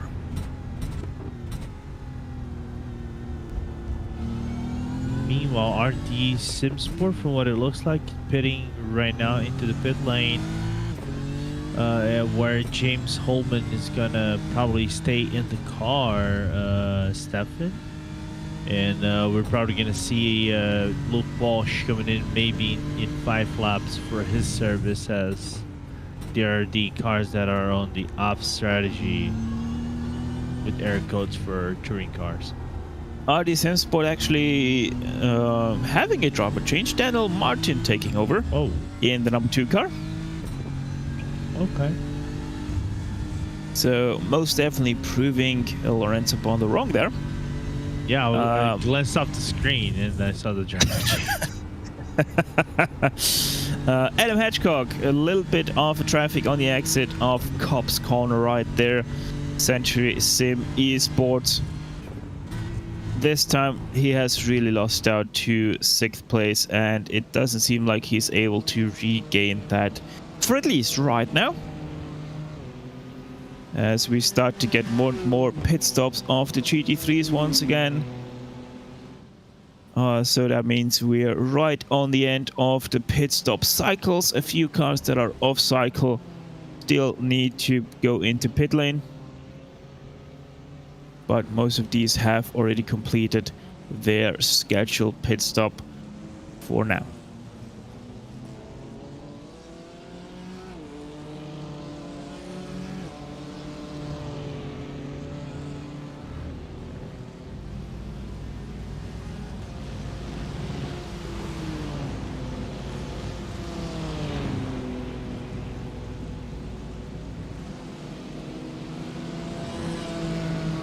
Just been wondering over here since our stint's about to come to a close here, Stefan. I know, I gotta say, major props for Motorsport UK, you know, to make this event accessible for, you know, all kinds of class of drivers, you know, making it welcoming for some professional teams or more like high-end teams or something like it. Then also bringing some amateur teams and having this more like a gentleman driver environment. They try to provide in Britcar on their championships, give a chance to those motorsport enthusiasts around the UK to drive around not just Silverstone but Alton Park, Castlecombe, if I remember correctly. They've done some races in there. Even tracks like Donington Park, they usually do some races in there as well. So a chance to drive on this event and organize a very well rounded event to see it end in about 4 hours. And I was looking at something. I didn't know that the president of Motorsport UK was actually a legendary co-driver that won the 1981 World Rally Championship with the Ari Vatanen, Mr. David Richards. David Richards, exactly. Yeah, I was thinking of the name, but my mind was blanking on it. Yeah, David Richards, the president of Motorsport UK. Yeah, most definitely one of the more well-known rally co-drivers of his era. Adam Hedgecock, meanwhile, who we still continue to ride on board, most definitely has lost the fight for 6th place against Jack Goring. The gap now opened up to nearly 3 seconds, continues to be about half a second per lap slower than Jack Goring now that he lost the draft. So very sad for that number 51 to see. Actually, it seems like we do have an interview partner. Andy Gilmore I'm seeing in the interview channel. So let's drag Andy up here. Andy, welcome to the booth. Talk us through how your morning stints have gone through. Yeah, not too bad. We're looking pretty good. Looks like it's going to be a race for P5 to the end here. So yeah, we're pretty happy with where we are. Just got to look after these tyres, try and get them double stinted, and stay in touch with the guys in front. Trying to stay in touch with the guys in front is easier said than done. We have seen a lot of problems for a lot of cars throughout this race. How is the fast repair situation for you guys looking? Yeah, we've got one in hand.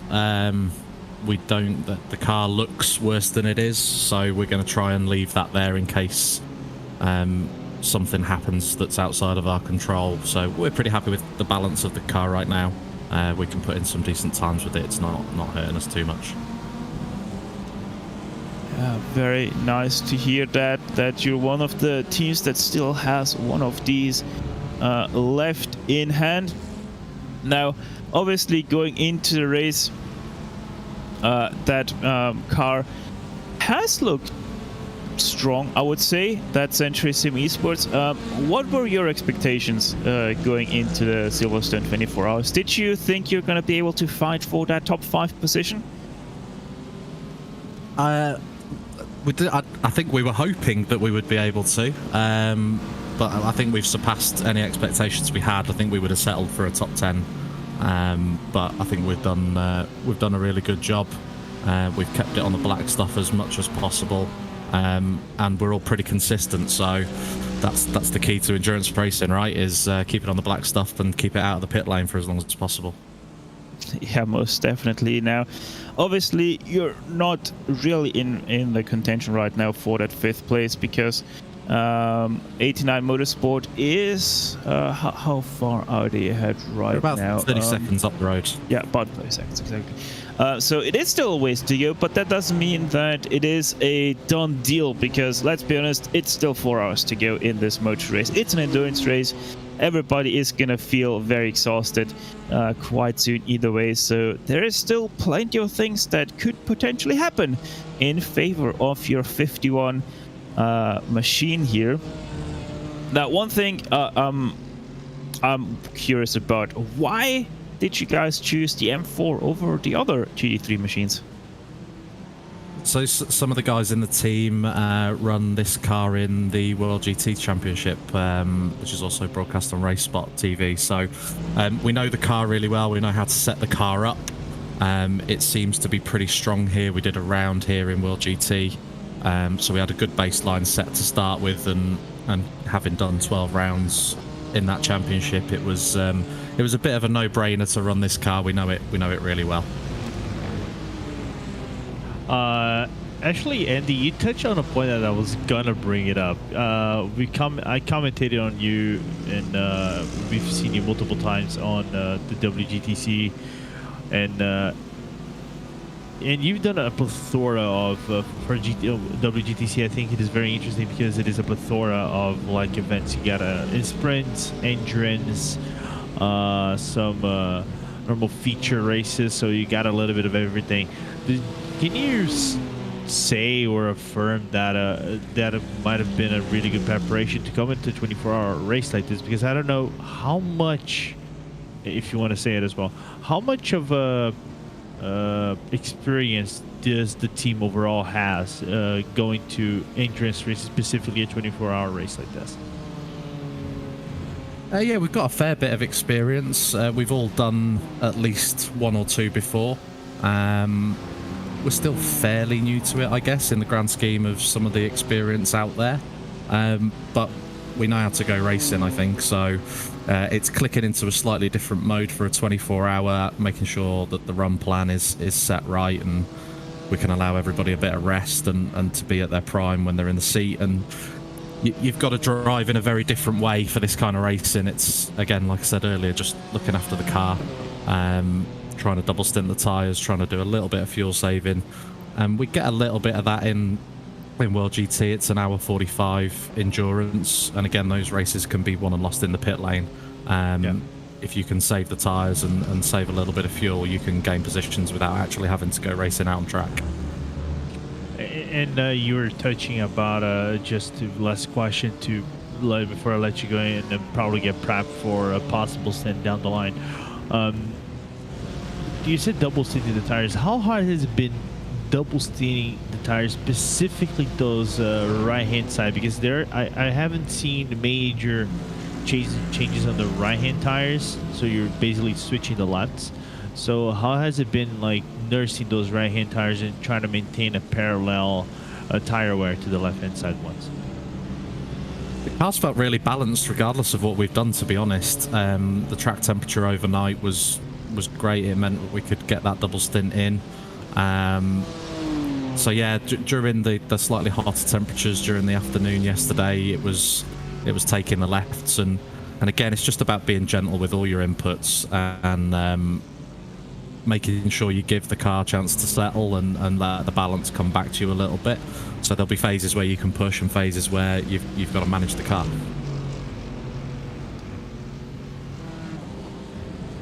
Thank you very much, Andy, for joining us here in the booth. Very great insights into that 51 machine and also into the team as well.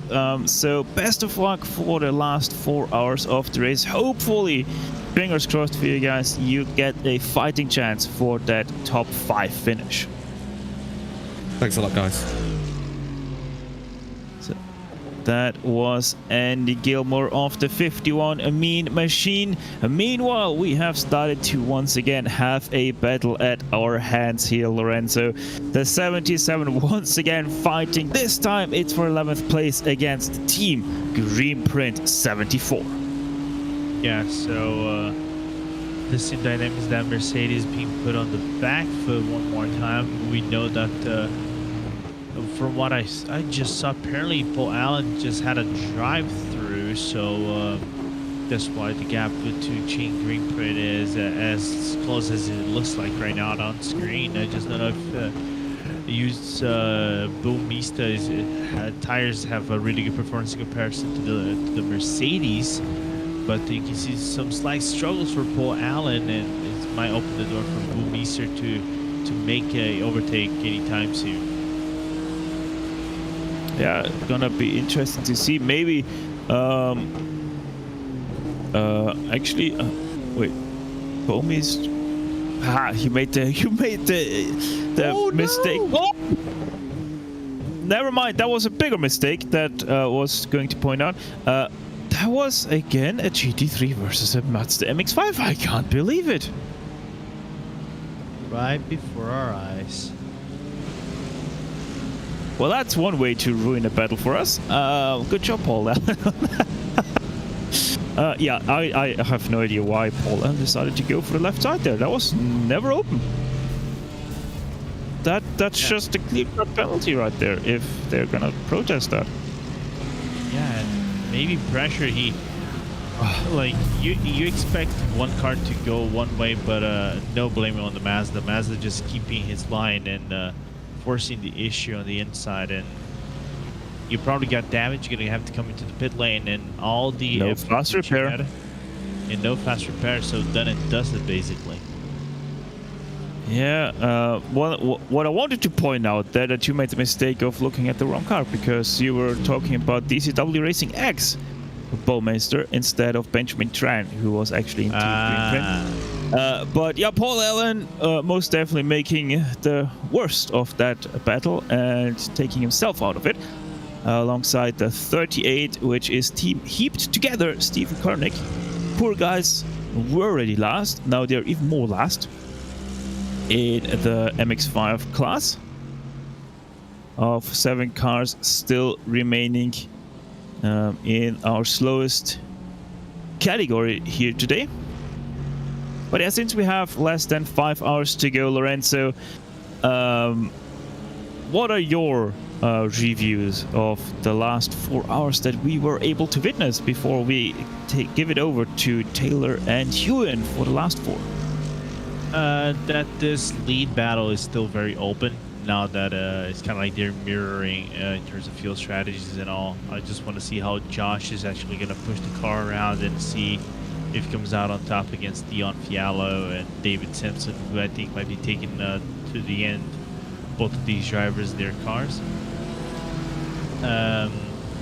So far, really big dominance from Simtech.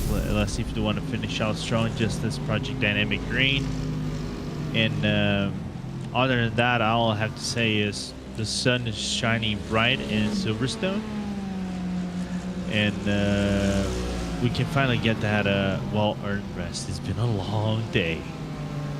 As we have a slow sequential sim sport, what is happening there? Have they run out of fuel? Oh, please. Okay. Engine blown. Engine blown for the number 90. Interesting. That's, I think, the second time we've seen the sequential car blow its engine.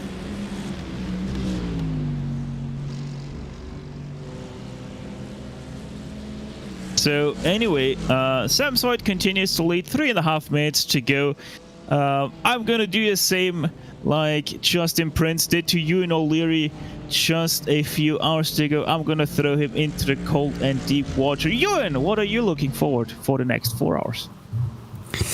Yeah, looking forward to stepping back into the commentary box and seeing, as Lorenzo said, which way this leading battle is going to go. We always kind of see a big gap in the middle of the race, so particularly when I was last here, you know, a big gap in the middle of the race where there's, you know, not much sign of a leading battle actually happening. But now, there very much is. Only 24 seconds or so. It could go either way.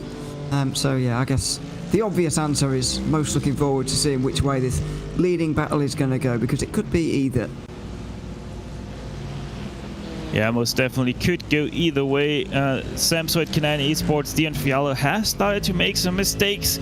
It is already nearly 3 a.m. for himself in Georgia, but he is trying his best to keep that number 7 clear of danger, trying to keep it into smooth and calm waters. That's also what Ewan O'Leary and Taylor Burris will most definitely try to do for your next 4 hours of enjoyment. But for us, Stefan Schlacher as well as Lorenzo Bonda, it's time to say goodbye, and we're gonna leave you with a fan immersion with Dion Fialo.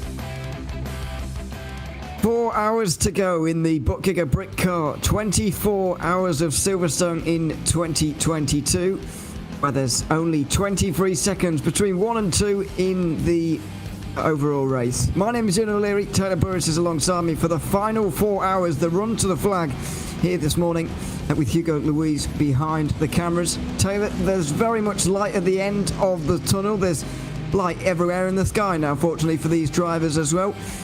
Everybody who's gotten to this point will hope that they can get to the end, because while it is still quite a long time, nearly 4 hours, they've done the hard work now. It's all about keeping things on the road to the end of the race. It certainly is, and good morning everyone, for those of you who are watching around the world for this amazing endurance race that Britcar has come together to bring the Motorsports UK community together, as we are seeing some great racing action. Of course, no changes from the time I started yesterday evening, as we still see the Samsung Canada esports leaders taking charge here by over 20 seconds over BRT. As the laps continue to wind down, a little bit of changes I have to say though, as far as coming closer together in the TCR battle between SimTech, Race Anywhere, and the RD Sim Sports group. Yeah, there's a very much a top three to find itself in touring car right now. We still got SimTech with a laps lead, but they don't even know it's a pit stop anymore. Actually, they have pitted fairly recently. The battle though is between Race Anywhere SimSport and RD SimSport, who are there. Next Gen Orange were running second at the halfway mark of this race, but that's more than 8 hours ago now, and so they're quite a long way down. Well, I say a long way down, 22 seconds. It's not a huge margin at all, but they can't be too far away from making a pit stop in this race.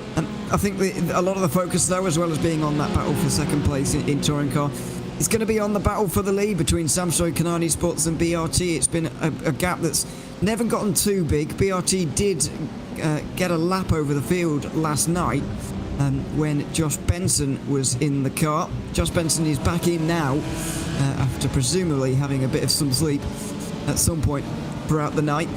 It was very dominant from BRT earlier on, but it's a different story now. Although, as I said to Stefan just before we went to the break there, this leading battle really could go either way.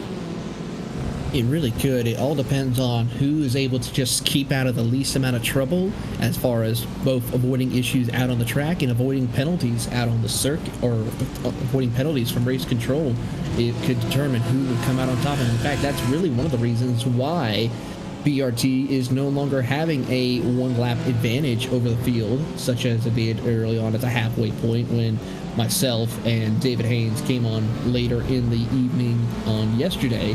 But that all changed after some penalties and mistakes given from the BRT team that allowed the Samsung Canada esports team to come out on top with the current race lead, with the gap that they have. Yeah, but as we've seen in most recent times, Gianfialo has not been having a particularly easy time of things in this most recent stint now. He's made a couple of mistakes, and yeah, it's not turned out well on occasion. So that has just grown to 25 seconds. We're not too far away from pit stops happening there, though. 28th lap of the stint currently going in for Josh Benson right now, who's back in the car for the first time in a while, as I mentioned. As far as other things going on up and down the order, we did see that engine failure for Quinten de Rad for Sequential SimSport. They were running second earlier on as the night fell, but they've been in the pit lane for 15 minutes now with an engine change, and they're still making that right now. So we are very much getting to that point in the race where people are running out of fast repairs.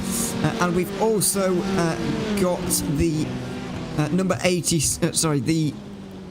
number 376, I should say. Callum Morgan was in the pit lane recently for about 5 minutes, repairing the Triple S Racing Team's Mazda. So that's unfortunate for them. Once again, it was an incident with another GT3 that has been fairly common so far in this race. I was saying to Lorenzo during our stint in the first half of this race that I was surprised at the amount of incidents between the GT3s and the Mazdas, because this track is really quite big for a Mazda, really. And the GT3s should be able to work their way around there, but we've seen countless incidents in lap traffic, really. And after today, I've been a little bit surprised by the amount of incidents we've seen involving lap traffic. It certainly was. In fact, when myself and David Haynes was on the call, we saw quite a bit of incidents regarding GT3s and the Mazda MX-5s around the circuit just because of the visibility levels and difficulty of seeing around the circuit here. And it's unfortunate that a lot of good drivers were involved, and of course they were able to continue on. But for a majority of the racers left on the circuit, everyone has pretty much used up all their fast repairs or close to it. As we see, there's only one driver one team that has not utilized any fast repairs throughout this entire race. That's the Simtech Motorsports TCR number 44, who's your leader in the TCR category. But unfortunate for how certain things was, as there was drivers who had to deal left and right situations, even some close calls for some of your drivers in the MX-5s. But it's just all part of the way of multi-class racing is with these 3 different categories.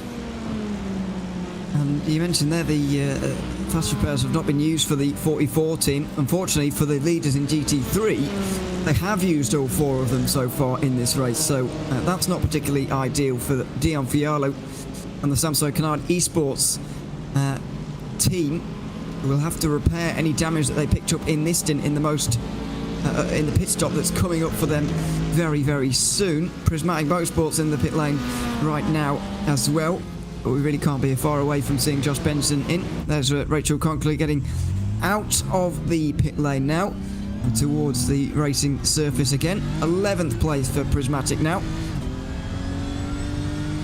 In for a lot of this race.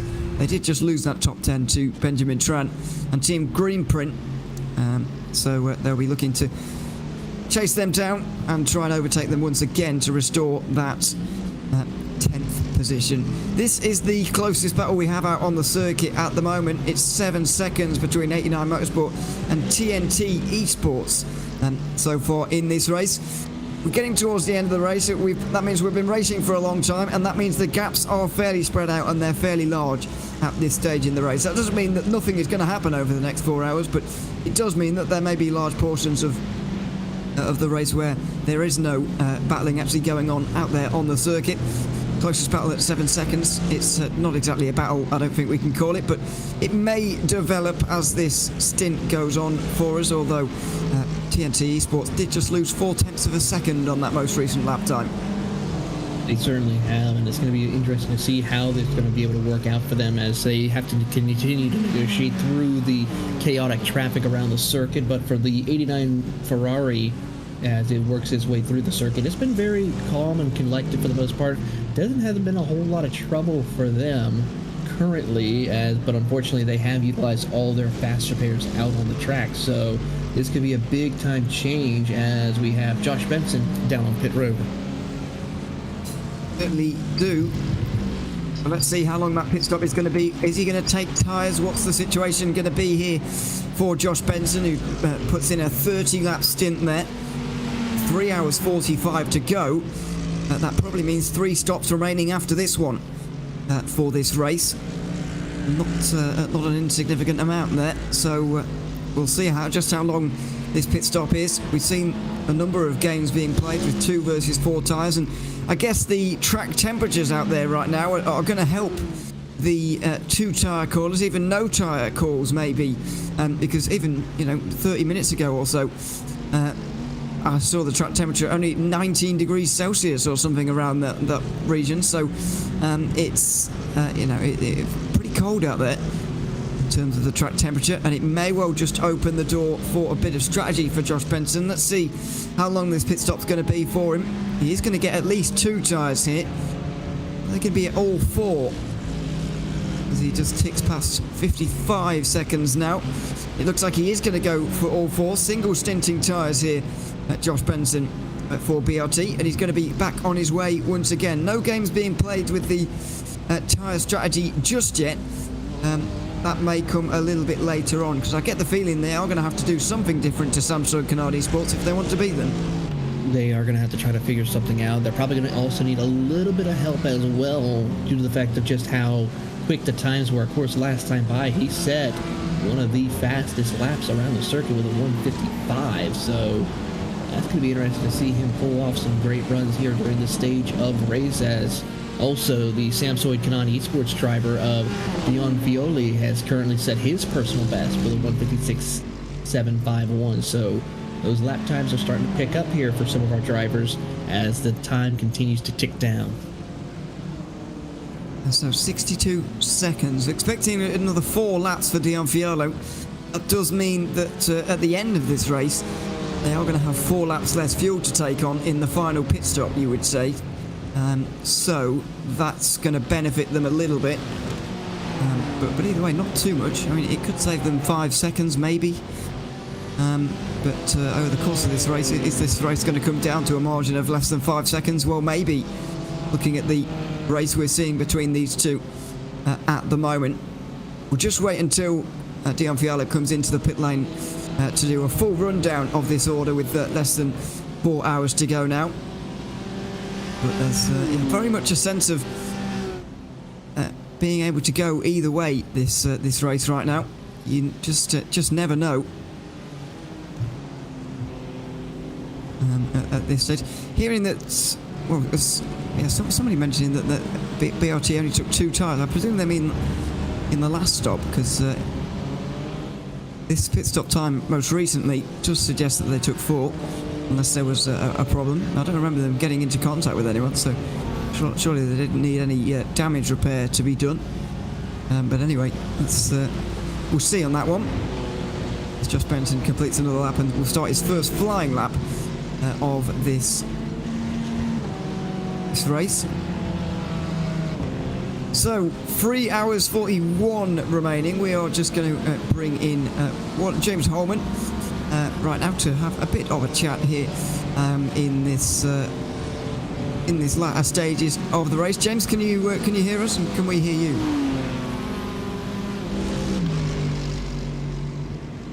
It sounds like a no, that one. Yeah, we'll have to hold off on that because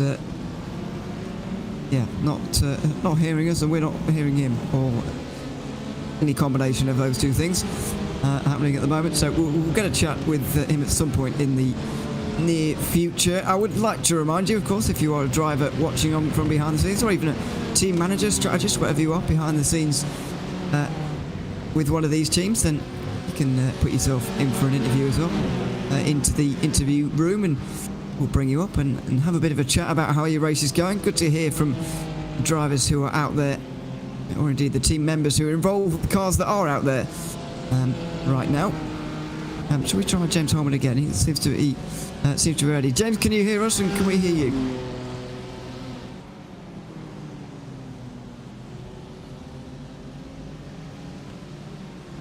Well, I thought we were going to have more luck there, but we aren't having any luck, I'm afraid, with the interviews right now. Yes, don't let that put you off. Put yourself in for an interview, and we'll try and have a chat if technology allows us to through this latter portion of the race. It's very much the time in the race. Well, I know the situation's a little bit different for you, Taylor, of course, but in Europe, and especially in the UK right now, it's at that time in the race where people are starting to wake up again, starting to pay attention to the race again, and there are some tired faces out there as well. That was a pretty tired manoeuvre into turn 1. Very close call right there from the 77, as he has to now worry about GT3 cars coming around the outside of him, but he was able to continue on for the time being. So the Sim Dynamics esports team of Paul Allen will continue on his way for the time, as we watch now the TCR race leader, number 44, of Paul Morgan. There's a bit of a dive into turn 1, and another one of the Mazdas on the receiving end of it, I'm afraid to say. Pretty disappointing moment for them. Either way, nose to tail down in towards Brooklands here between a couple of the TCRs right now. This is not a battle for position, by the way. This is the 44 Simtech Motorsport car of Paul Morgan, just up in front and leading the touring car category, of course, as we've said, and just being trailed by one of the other teams at the moment. The Masters goes a little bit wide through Cop's corner there, but stays on the road nicely, and both touring cars will get through. I posed this to Lorenzo a little bit earlier when we were in the first half of the race. It's an interesting inclusion to have the Mazdas and touring cars and the GT3s all out there on the circuit at the same time, but it is in my opinion at least, it has captured the Britcar series very well, having these three categories. I don't know if the Mazda drivers have enjoyed being out there with the GT3s, if I'm honest, because they have had a rough time with things. But it has been good to see them out there. We don't see them all that often. And it's an interesting mix of categories of car for an endurance race. We don't often see this mix, if ever. Yeah, we certainly don't, and we'll see how this progresses, and keeping an eye with some of the competitors here, as there you see your TCR leader and your MX-5 leader quickly working their way through as they come towards the back half of the course, as they are closing in towards, I believe, looking at the track, just now approaching the front stretch here and heading over into Hamilton. Just another GT3 negotiating these two now. And it will make their way through entry and onto the Wellington straight on the and towards Brooklands and Luffield again. James Holman just stepping in the YouTube chat to mention that he's just finished 2 triple stints, which I'm not entirely sure what that means, whether he's triple stinted tyres or something. But if he's been out there for 2 triple stints, then it's a very long day. We're going to try one more time here, because James says that he thinks he's sorted any problems, so let's hope so. Anyway, as we bring him in, James, welcome to the booth. Can we hear you first of all? Can you hear me now? Yes, we certainly can. Third time lucky, third time's a charm. I just saw your message in the YouTube chat, actually, mentioning 2 triple stints that you have just completed. What has that been like out there for you? I presume it's been a very, very long stint for you and your team.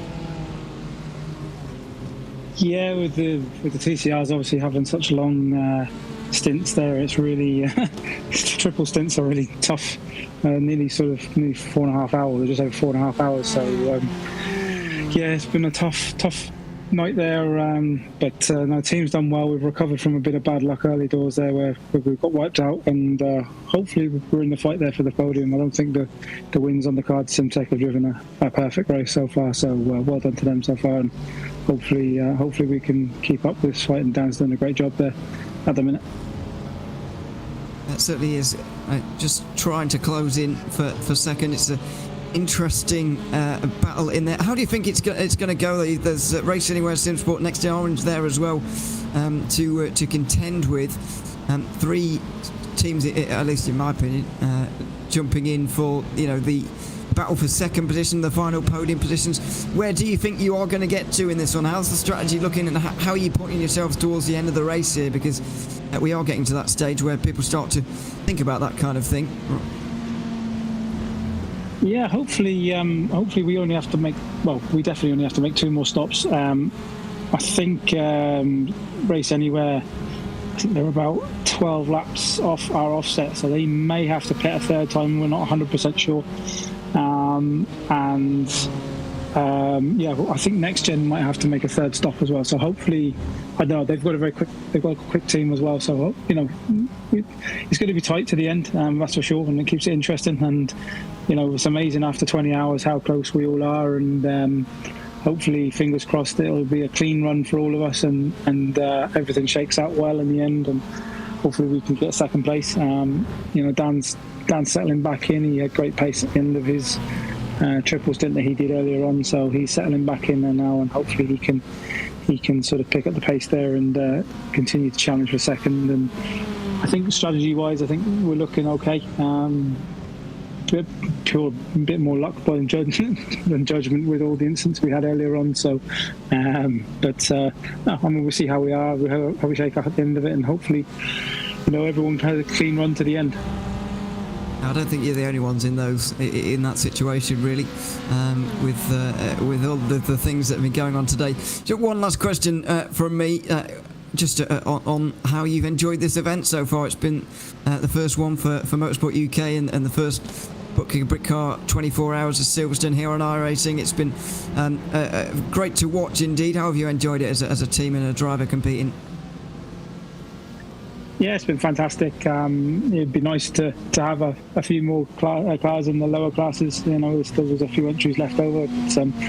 It's been a fantastic event. Paul's done a magnificent job stewarding everything all by himself there for the entire race. I say the man needs a strong drink, I think, after this. But no, fair play to him, and obviously thank you to you guys for putting on such a great broadcast. And yeah, it's been fantastic as a team. It's Dan's first ever major endurance event, like in a 24-hour. So he's learning the hard way, and you know, there's lots of fast GT3s to contend with, and then you've got the little MX-5s out there as well. And poor MX-5s, they look battered from pillar to post so far. So you know, it's been a race run in the right spirit, I think. And you know, there's always questionable driving wherever you do any multi-class race. You know, you always find you have to cooperate together, and it's tough to get a clean race. And yeah, we've had our incidents, but yeah, like I say, fair play to the SimTech boys. They've driven a great race, and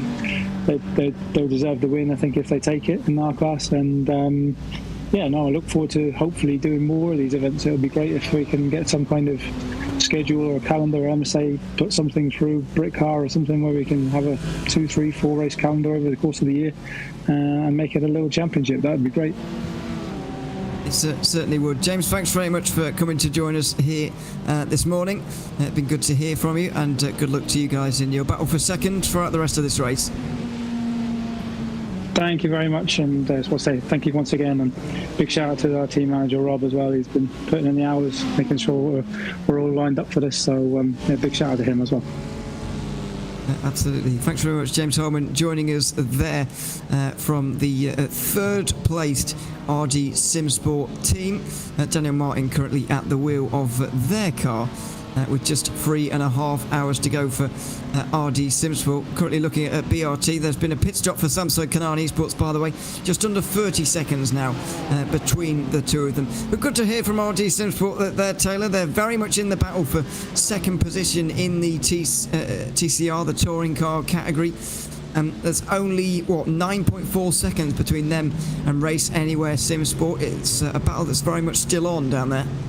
It certainly is, and it's going to get exciting to see how that plays out with the strategies left to go. And of course, like we heard from Mr. James Holman, that there is quite a lot of hard work that goes into this entire team as they are trying to progress. Of course, a lot of great work from their team manager to be able to set things up to where they can be able to put on this great drive. And of course, we can't thank the entire Britcar family and Mr. Paul Crawford, who's been tirelessly working race control since the drop of the green flag yesterday morning, all the way till where things will wrap up for him here in about 3.5 hours, and then a little bit after.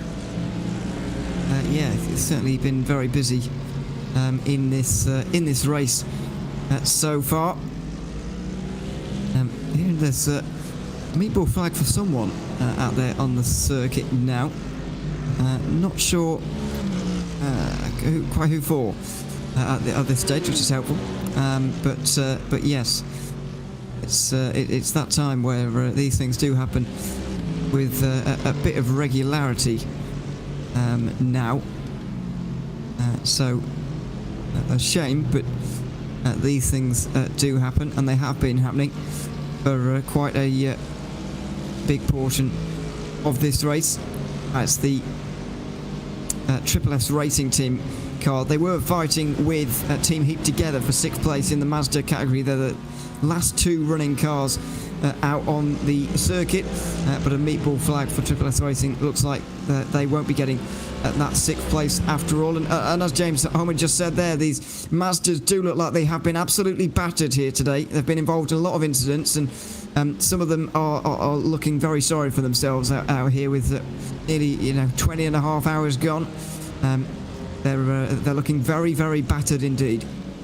They certainly are, as we saw one of the GT3 cars make their way down onto pit road behind your overall race leader, the Samsung Canaan Esports Mercedes.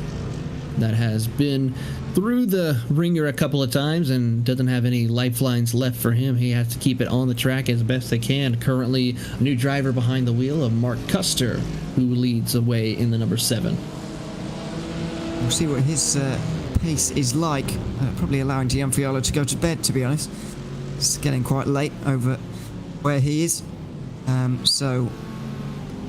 Yes. Mark Custer's now at the wheel. And we'll see whether he goes right to the end of this race. 3.5 hours to go is not exactly... it's not too far for a single driver to go, but I'm trying to work out here what they're going to do for the remainder of this race. I still think there'll be 3 pit stops for both teams here in 1 and 2. But I get the feeling that Mark Custers maybe won't be going to the end of the race. They will make at least a driver change towards the end, because 3.5 hours, at this time in the morning, when you've already been through this amount of racing, it's quite a long time to be driving. So I get the feeling that we may well see one more driver change at least for Samsung Canard Esports. Possibility indeed to keep an eye on here as the time continues to expire around the circuit.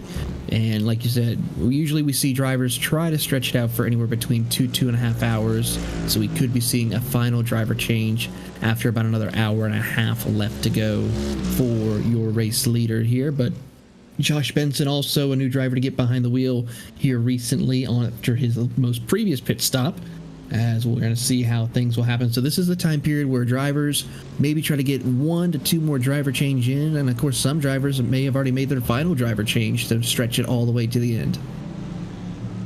Yeah, maybe. I think especially in the Mazda and touring car categories, that may well be the case. Racing for Extra Life here and making their way out the pit lane right now with Greg Smith now at the wheel there, 8 laps behind Project Dynamic Green. We were mentioning a moment ago about the Mazdas being really battered today. A lot of them looking very sorry for themselves, but Elliot Huffman in the Project Race Dynamic Green Mazda has had, well, we always say that you can't have a perfect 24-hour race, but this is about as close as you're ever likely to see. They've got an 8-lap lead at this stage. That in the Mazdas, that translates to nearly 20 minutes. Or roughly 20 minutes. They could have a huge amount of issues today and still come out in the lead. It's been the closest to a perfect 24-hour race you could possibly dream of having. It certainly is, and this is where drivers need to just be careful to run their race, stay out of as much trouble as possible. They really, if they wanted to, can just pace around at a certain speed and just make it away and still come out on top with quite a bit of a lap lead over the rest of their competition here. So pretty much just stay out of harm's way, try to run your race, you against the track, but also you have to deal with 2 other faster classes as they see the DCW Ferrari coming around, and he'll look to the inside. And that's what you have to do now as the slowest class leader, is just make sure you stay out of the way of the faster cars in order to have a chance to come home with victory after 24 hours. We've just seen a little glimpse there of just maybe how they've been staying out of trouble this entire time by running wide and letting the Ferrari through. We were talking about this with Lorenzo earlier on about whether, as a Mazda or a touring car driver, is it all down to being in the right place at the right time? Or is it about the way you drive? And we obviously came to the conclusion that, and I think the right one, is that it is about the way you drive. There's certainly a way to being a latched driver, a driver of a slower category of car.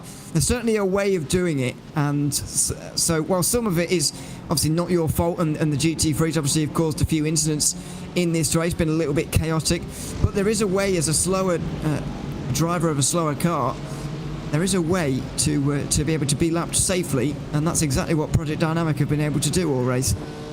They certainly have. They've been able to play it very safely, staying out of harm's way, trying to set up certain points, and also just playing it smart. If they see an issue that's happening around them, getting out of that situation as quickly and safely as possible. And sometimes that means just letting off the gas and letting some of those faster cars get by as quickly as possible, but still being mindful of your surroundings as situations do occur. We've seen during the night, during myself and David Haynes' stint, these guys had a couple of close calls. Absolutely. It's arguably an even more difficult place to be for the touring cars, who have to pass Mazdas and get overtaken by GT3s. But we could have that argument all day about which class of car has the toughest assignment here this afternoon. Got a couple of questions in the YouTube chat at the moment, just on the sort of lap times that are being run now by the leaders. Last time around, 2 minute 1.1 for Mark Custers in the overall lead. Josh Benson, though, a 1 minute 58.5 we'll give him. It was a 58.499, but we'll call it a 0.5. That was a good 1.5 seconds gained there. Nearly 2 seconds gained by BRT and Josh Benson. He's starting to reel in Samsung Canaan Esports, the gap just over 25 seconds. Josh Benson once again showing why he's been one of the fastest BRT drivers. And Mark Custers clearly taking a little bit of time to get up to speed at the minute. Certainly is, and looks like he's just trying to just tiptoe his way around the circuit, which you cannot do if you're Mark Custer, because 25 seconds may seem like a lot, but with someone behind the wheel such as Josh Benson, who's been very quick here around Silverstone with that BMW, he can be very quickly back all over the back bumper of the Mercedes that we see leading the charge here today. This race definitely not over just yet. Also a question about what happened to BRT, because they did have a laps lead at some point last night. They've had a number of problems, several spins and so on, and a drive-through penalty signed by race control, and one for getting to 100 incident points as well. I'm hearing. Don't remember those myself, but maybe I wasn't.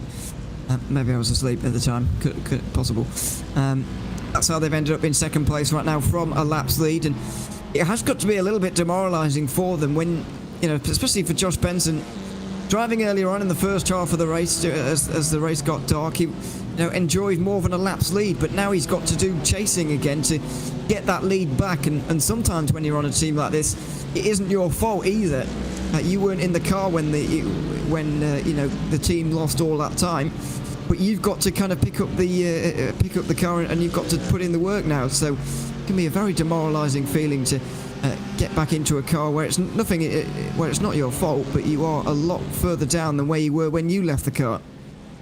Certainly is, and that's the ebbs and flow of endurance sports car racing and team racing, because like you said, one point you could have had that car in a certain place, but due to the fact of another driver making a mistake, or due to the fact of bad penalties or some pit call strategies during your time you were away from the car, that whole thing can change upside down for you, for some of your competitors, and be able to lose time and lose position and even lose a few laps on your competitors. Thankfully, the BRT team hasn't lost too much time on their chances of possibly coming home with a overall victory here for the Britcar 24, as we'll see how that progresses. But they're going to need a little bit of help through strategies, as well as also making sure that they don't have any issues whatsoever between now and the checkered flag. Going to be very difficult to ensure that is the case, of course. While there is not too much going on in terms of on-track battling, still got that 7-second gap between 89 Motorsport and now Century Sim Esports in that battle for 5th position right now. Let's just run through the top 5 in each 3 of the categories, while there is a bit of gap between all of them. Samsung Canaan Esports are leading this race overall, with still over 3 hours remaining. 21 seconds is their gap back to BRT. We've been talking about that one for a while. Elite Racing Team are 3 laps down at this stage, but they're running safely in 3rd, with a lap behind to Old Turtles Motorsport, who themselves have a lap on the 89 Motorsport car, which is currently running in 5th. We're homing in right now on their battle in GT3, which may well develop for 5th place. Touring car category, Simtech Motorsport are leading with Paul Morgan. They're ahead of Race Anywhere Simsport and RD Simsport, who are only separated by 7 seconds themselves as well. A possible fight going to develop there. Next Gen Orange are at 90 seconds behind for Mikey Doble. That's quite a gap at this stage in the race. Whether they're going to be able to close it remains to be seen. And then Dapper Customs, Pineapple Racing Club, Passos RT are in the 5th position with the snappiest name in all of the field. Mazda's the Project Dynamic Green car is first by 8 laps, as we've talked about. Then it's Racing for Extra Life in second. BUSR iRacing are in third, over 2 minutes behind in that battle for second. Another 10 laps back to RFE Motorsports, and then Sequential SimSport, after that most recent engine change, are down to 5th position. It took them 33 minutes to repair that engine in the Mazda category. And that is your rundown here, with about 3 hours and a quarter to go in this race. But yeah, 33 minutes in the pit lane for Sequential SimSport. That's a very long pit stop, but I have to say that it's not the first engine failure we've seen throughout the day today. A lot of the Mazdas have done that because the accumulated damage that these cars can get, and then they do soldier on for a little while, but eventually they do blow the engine. And we've seen that countless times in that category so far today.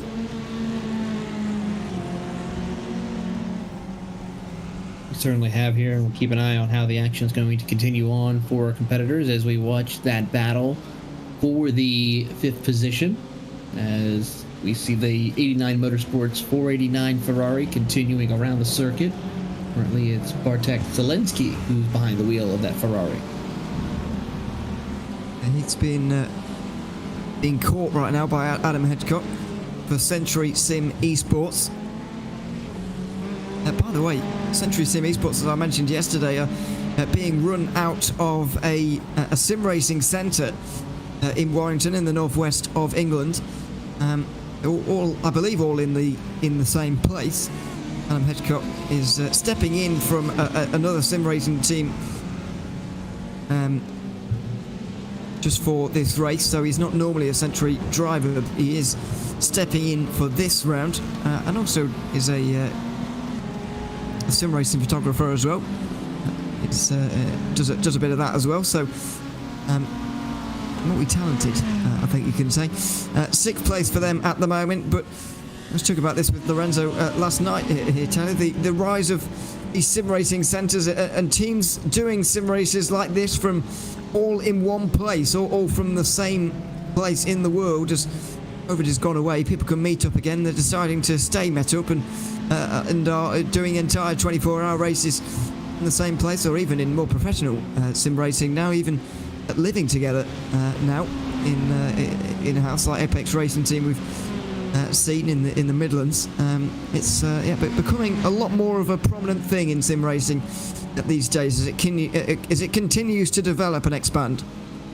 It certainly is, and it's great to see other motor racing series. I mean, of course, we see this here with the Britcar.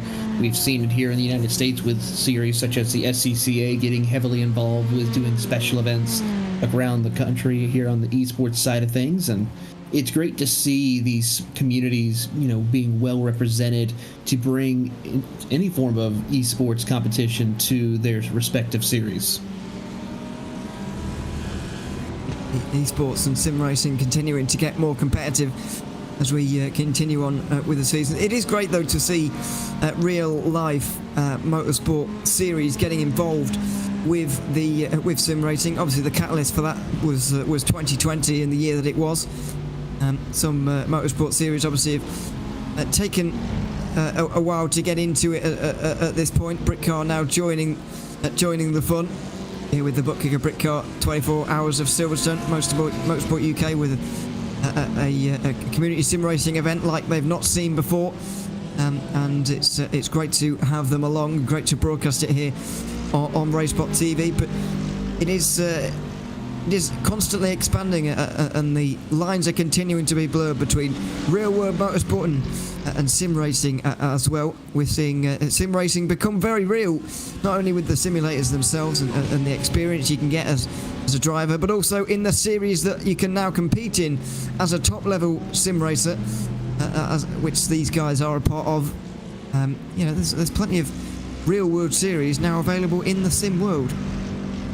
There certainly is, indeed, and even not even real world series, but very well respected racing leagues that have been formed on the iRacing service for many years. One series, of course, that RaceSpot covers is the GSI Endurance Series with the IVRA, which is a long-standing league that provides great quality racing. And of course, we're going to see the continuation of a lot of other great racing series. And I would say it's safe to say possibly that Britcar may consider, it's a close call right there for the 89 Motorsports getting around one of the other Ferraris out on the circuit. But I say it would be interesting to see this series grow even further. And given the fact that pretty much they have, looking at their 2023 schedule, that as we see an issue for the number 3 BMW making a loop around and contact with the other BMW that it tried to avoid. I believe that's the 88 machine. So a tough break for the Buzz Tower Maverick racing team, as well as also the Kinetic Racing machine of James Clark. We could see possibly a full-time series maybe with that Britcar Racing, depending on how successful and how much Motorsports UK is excited about this series, because looking over the schedule from 2023, they didn't have all the British tracks that is on the iRacing service to compete on. Well, yeah, let's see how it evolves. It's certainly been very well received in terms of the drivers behind the scenes. Obviously, mentioned this once again last night, as it felt the same back then. This is very busy, by the way, with Selinski at the moment trying to find his way through a whole load of traffic. Dear me, 3 wide in the background as well. All 3 categories of car represented. But yeah, this series, what I've especially enjoyed about it, it's got a very friendly feel to it. It's not, super competitive. We're not seeing people. We've seen some teams and drivers here today with some real bad luck and some terrible races. Truth be told, for example, Triple S Racing Team, last running car right now, are 36 laps off their class lead. Something along those lines, 35 laps off their class lead. They're a long way down, but people aren't throwing their toys out the pram. They're not getting too angry about incidents. They're just accepting it, getting in the pit lane, getting repairs, and carrying on. And this series has got a lot more of a friendly feel than a lot of the other real-world motorsport series we've seen come to the sim world that obviously have the ultra-competitive feel. But it's nice to have that series that is a little bit more relaxed and a little bit more consumer-friendly, if you like, a bit more driver-friendly. And I think everybody's enjoyed themselves as a result. It certainly has been that case here, and like you said, quite a bit of ways back for the Triple S Racing Team Mazda, which is currently driven by Callum Morgan. That team has had to deal with several different incidences all throughout the night so far, and they're doing as best they can. But of course, I think the biggest reward of any 24-hour race is just finishing the race, no matter where you end up finishing. As long as you are the one who was able to stay out there on the circuit, I'd say that's considered a win for most drivers. It certainly is. Now there's a battle closing in here. We saw an incident involving the 88 Buzz Tower Racing Maverick car not so long ago. They're now being caught by E-Team Brit for 20th position, and the gap just dipping below 2.5 seconds for the first time in quite a long time. E-Team Brit currently being piloted by Esmeralda van der Nald in that one at the moment. There is the BMW, number 15. It was supposed to be Megan Purchase, by the way, for that team right now, but couldn't get VR working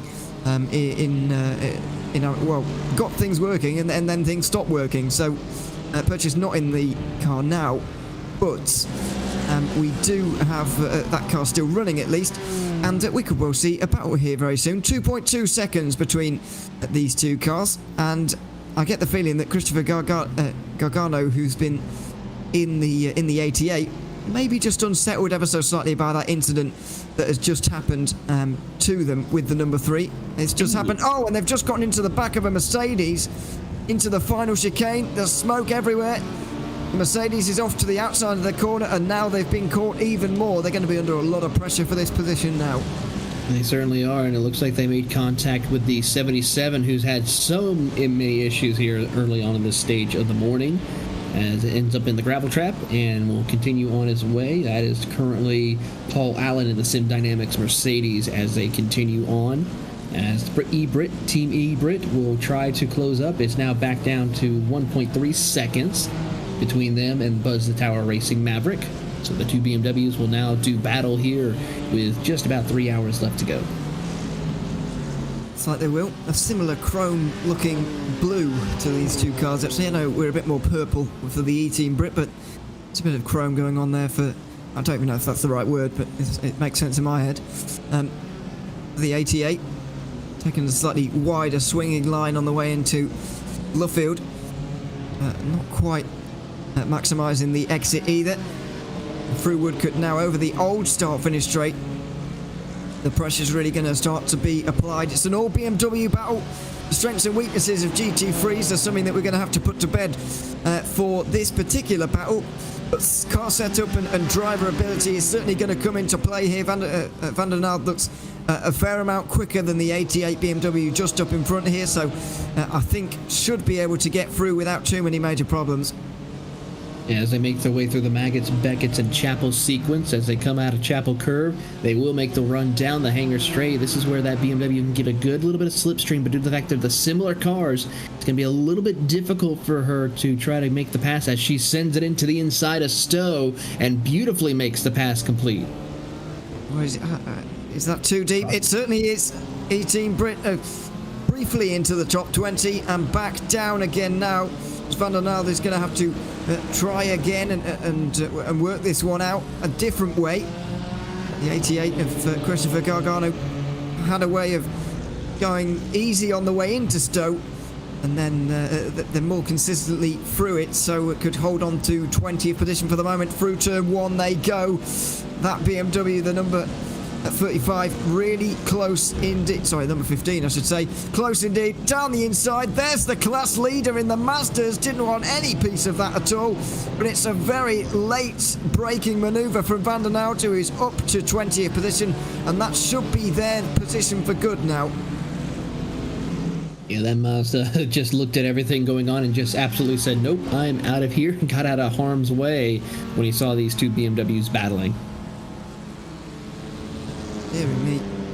And that is exactly why Elliot Huffman and Project Dynamic are winning this race by 8 laps, because they threw themselves off the road there down in towards turn 3, but it's worked out for them, and that's how they've continued on in the lead of the race. But I mean, very rarely do you see that from a slower car. Normally, to be fair, the slower cars are instructed to stay on your line, just run your own race and let the GT3s find their way around you. But clearly Project Dynamic, with an 8-lap lead here, have figured that it's probably best for us to get out of everybody's way here, and we're still going to win because effectively we have a 20-minute lead. They certainly do, as they work their way around the circuit here, and they're going to continue on racing. They just led by the 77 Mercedes momentarily, as we see the E-Team Brit machine now starting to pull away from the drivers in the 21st position now, Buzz Tower and Racing, as they make their way up out through Stowe and heading over to the Vale chicanes. Now then, gap for the lead is coming down. It was a 1 minute 58.8 last time around from Mark Custers, but I'm afraid they haven't all been like that. 13 seconds is the gap between 1 and 2. We have a race on our hands with 3 hours to go here in the ButtKicker Britcar 24 Hours of Silverstone. It's been a very big gap at times, more than a lap's lead for BRT earlier on in the race. Now they're behind, they're the ones chasing. I'm reliably informed they're still motivated and very much want to win this race, and they've got a great chance of doing so. 13.5 seconds between them after 21 hours of racing, very nearly. It's been an astonishing race between these two teams.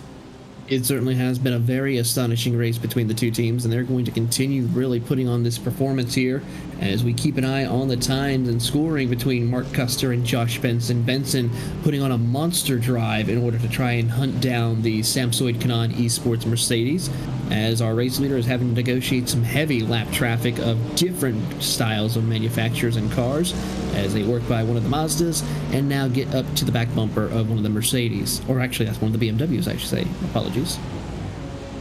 Being hounded by another one of the BMWs actually as well behind, trying to identify quite which one that is for now.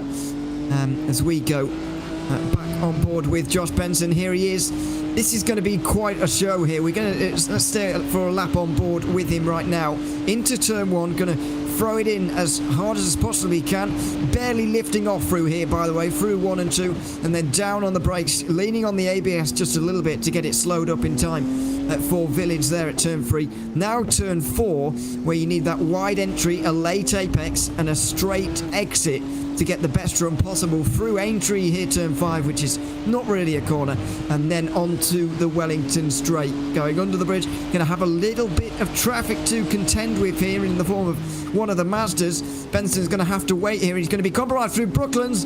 The Mazda goes for a big slide in front of him. Heart in mouth moment for Benson, but he skips past it and will immediately have to put it to the back of his mind as he goes for another late apex at Luffield for the exit you need onto the old pit straight and all the way into Cops Corner, which is the scene of any drama in the past, of course. And throw it in here in a similar way you do at turn 1, actually. Only it's a slightly tighter and more difficult corner on this occasion. Running towards Maggots and Beckett's now, throwing the car around again. Watch out for the weight transfer as well as you go through here. You want to stay to the left as much as you can here for another late apex here and a good exit onto the Hangar Straight, which is going to come up next and under another bridge as well, bizarrely. But yeah, it's all about those exits onto these straights to really maximise your straight line speed on these sections. Into Stowe Corner now, another really fast, challenging and delightful corner, to be honest, to drive. This circuit entertains and delights, certainly to watch and certainly to drive as well. Into the final chicane, clumsily over the curves and then out over the final corner, which is once again not really a corner, completely flat out, and that is a lap of Silverstone. Joshua Benson is closing in to the Samsung Kanani Esports car in front with just over 3 hours to go. This race is absolutely on and Benson is absolutely pushing. He certainly is here, as he's picked up over 3 seconds on your race leader of Mark Custer with a beautiful time of a 1:57.5 to a 1:58.6, so about a second, 1.1 seconds made up on that time here in lap times as we're working his way through around the circuit here, and he is really starting to drop the hammer in these late stages. He certainly is. And what a performance it's been from him so far. Down below 11 seconds. He's going to have to be careful here, and he's going to lose a bit of time as one of the Ferraris goes around just up in front of him there. That is never what you want to see. I think it was Aztec Racing in the number 19, Gabriel Yilmaz maybe, who went off there. In fact, I'm pretty sure it was the Aztec Racing car. They are 23rd as things stand right now, but 38 laps off the race lead here. But this is why you've got to keep heads up at all times. It's all well and good pushing as hard as possible for Josh Benson, but you've got to avoid stuff like this as well. You certainly have to indeed here, as we saw a close call for the second place driver, avoiding the Ferrari, the ASR machine, as they will continue on racing, but definitely not something that they need to have happen for them. Of course, they got to be careful of incident limits. Of course, if they hit 100, they have to serve a drive-through penalty, and then after that, anytime they go over another 25 incidents, it's another drive-through penalty for these competitors here. So definitely for some of them, they are having to be a little bit more cautious in order to avoid penalties, as we now are under 3 hours left to go. Certainly are.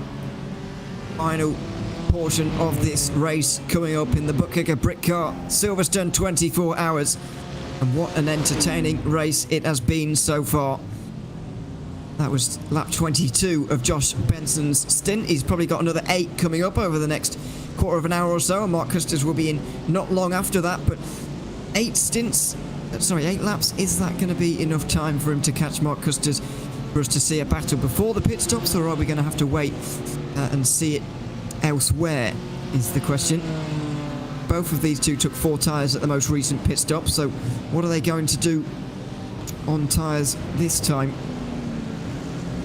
It's a question that we're going to have to work out over the next couple of moments. We've got about quarter of an hour to do so. But this is by far the closest leading battle. It's 1 lap for Simtech in touring car, and it's 8 laps for Project Dynamic in the Mazdas. A fantastic race from them so far, as we've seen. We see Josh Benson now closing in on a couple more GT3s here to try and lap them as well. Through Maggots and Beckett's he goes, and towards the Hangar Straight. Wonderful flowing portion of the track, all the way from Luffield down towards the chicane at the end of the lap. Really, it's high speed, commitment, entertainment. It's exactly what you want from a racetrack. The UK's finest, some would argue, but some would argue against me as well, which is fine, of course. Down towards the final couple of corners for Benson. Slightly harsh over those curbs, actually, there. Or that particular curb. There's not too many huge ones around here at Silverstone, but there is that one, of course, at the end of the lap at Vale, final chicane. Other than that, there really aren't too many in terms of those big sausage curves, and that's certainly a good thing. We've seen them cause problems in the past. There is one down at these two corners as well.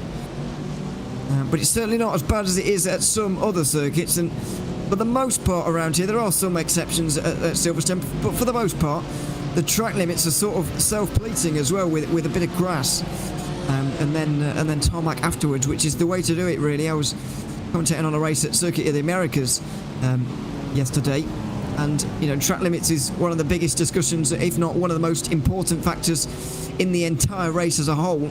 We don't want to see races defined by track limits and who can stay within the white lines. We want to see track limits self-policed, and for the most part, Silverstone does a pretty good job of that. I know Copse and Stowe, for example, don't have that grass on the outside, and so you can fall afoul of the track limits there. However, for the most part, this circuit is lined with grass, and that's got to be a good thing, at least for the track limits point of view. Certainly is something to keep an eye on, and that's one of the interesting things when it comes to certain circuits around the world. We see where some tracks are a little bit more forgiving with their track limits per se, compared to other circuits where one false move and it's pretty much game over for you out there on the racing circuit. So we'll see how this will play out for your competitors to make sure that they keep it between the white lines for the most part, keep it on the tarmac, but of course still not where it's super unforgiving for you if you do go off track here around Silverstone. I've always been a fan of the kind of the strip of grass lining the circuit, but then the tarmac afterwards, as much tarmac runoff as you want afterwards, I suppose. And then, well, not as much. We don't want it to be like Circuit Paul Ricard, I suppose, but at least have something there to police the track limits. Sort of have the best solution, best of both worlds through turn one here. Although there is that, of course, that get out clause. If you do go a bit deep into turn one, you can just run around the tarmac there. We have seen that on a couple of occasions in this race. But yeah, it's been done very well, and I think it's a debate, track limits, that once a few years ago I felt was an unwinnable battle at times with some of these circuits, but now we're seeing circuits change themselves to actually be a little bit more inverted commas old school, I guess, with the track limits policing and the grass and the gravel. We've seen the recent changes to Spa, for example, particularly at Eau Rouge, obviously the barrier being moved back there. I was very fearful that would remove some of the character from Spa, but it absolutely hasn't, and it's reduced the incidents and hopefully reduces major injury-inducing incidents by loads as well. I think we've already seen that in this season. But at the same time, it's maintained its character, and also there's a bit more grass and gravel around there now as well. So those changes have been done very well at Spa, and hopefully other circuits will start to follow suit as well, as a mark of what can be done to maintain the character of a great old school racetrack, but also not make it dangerous as well, which of course we absolutely don't want. No, we absolutely do not want indeed here, as we see Josh Benson closing in to your race leader. Mark Custer is now down to 9.5 seconds. We should be seeing no pit stops for the time being for, well, actually, as I say that, looking over the drivers, they should be coming down pit road anywhere between the next 5 to 6 laps for some of them, as we see them working their way around the circuit. But John Benson really dropping the hammer on closing in on competitors as he picks up another second just about on your race leader. It's going to be 5 laps before they come into pit lane, about 10 minutes until we see that, and then about 3 or 4 laps after that Mark Custers is going to be in. 2, 3, 4 kind of laps after that will be at the turn of the Samsung Canard esports car to come into pit lane. But very eager to see what these drivers are going to do on tyres here now. They both took 4 tyres at the most recent stop. Are we going to see some double stinting at this stage in the race? I get the feeling that one of these teams is going to try something on tyre strategy in the final hour of this race, just to try something, just to try and win this race, because I mean these two teams would do almost anything on strategy at this point to try and win this race, even if, you know, normally double stinting tyres is not a good idea around here. If they've worked out it might not be that good, it's worth a go, because they might get track position and they might be able to hang on in the final hour. Certainly is the case here as we watch and ride on board with Josh Benson as he is closing in on some heavy lap traffic as he works by your TCR race leader.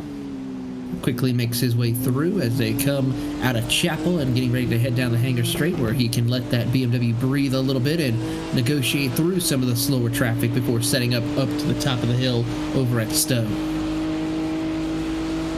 Just rises uphill ever so slightly towards this corner, but yeah, it was very congested through there on that particular lap.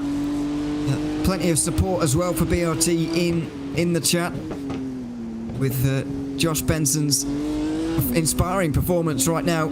Best lap time set right in the middle of the night last night with about 13 hours to go. A 1 minute 57.2 from him. It's a 58.0 on that lap from him, despite the lap traffic. What a lap that is. As Mark Custis has made his way through on another GT3, but I have to say, Custis has, well, that's not him, is it? But I have to say, he has picked up the pace a little bit here. Meanwhile, we are going back to 5th place in the battle between 89 Motorsport and Century Sim Esports. We do have a fight, and it's for a top 5 position right now, as 89 Motorsport and Bartek Selinski tries to hang on to this top 5. Currently under heavy pressure from the Century Sim Esports of Adam Hedgecock, who is trying to find the opening here to get around and take over and break into the top 5 after quite a little bit of time outside of it here as they make the run through here. As they make a run, we ride on board with the BMW as he tries to find and poke and prod his way around, as he had a little bit of lap traffic to maybe kind of help him as they come out of Chapel and head down the hangar straight, washes up to the top, exit off track, and now sets himself a little bit for a good run with the slipstream as they head over to Stowe. And there you see the 489 machine being a little defensive, blocking a little bit, but this opens the door for Adam Hedgecock to go to the inside. Not going to work this time as they make the run to Vale. There was a door to potentially go through.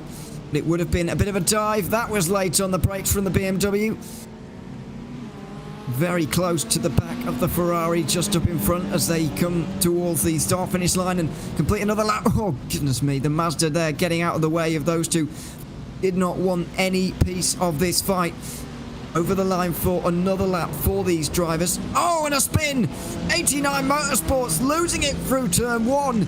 And that's going to be one of the easier passes that Adam Hedgecock has made in his career. 89 Motorsport will come back on now through turn 2. They'll rejoin, but I'm afraid it's a spin that settles that battle between those two. Tough break for the 489 machine as we take a look at the replay, and just loses it by himself there and keeps it out there, keeps it off the Armco barrier as he will continue on his way. But a tough break as we take a look at another incident for the number 7 race leader. And it's now down to 2 seconds between your top 2.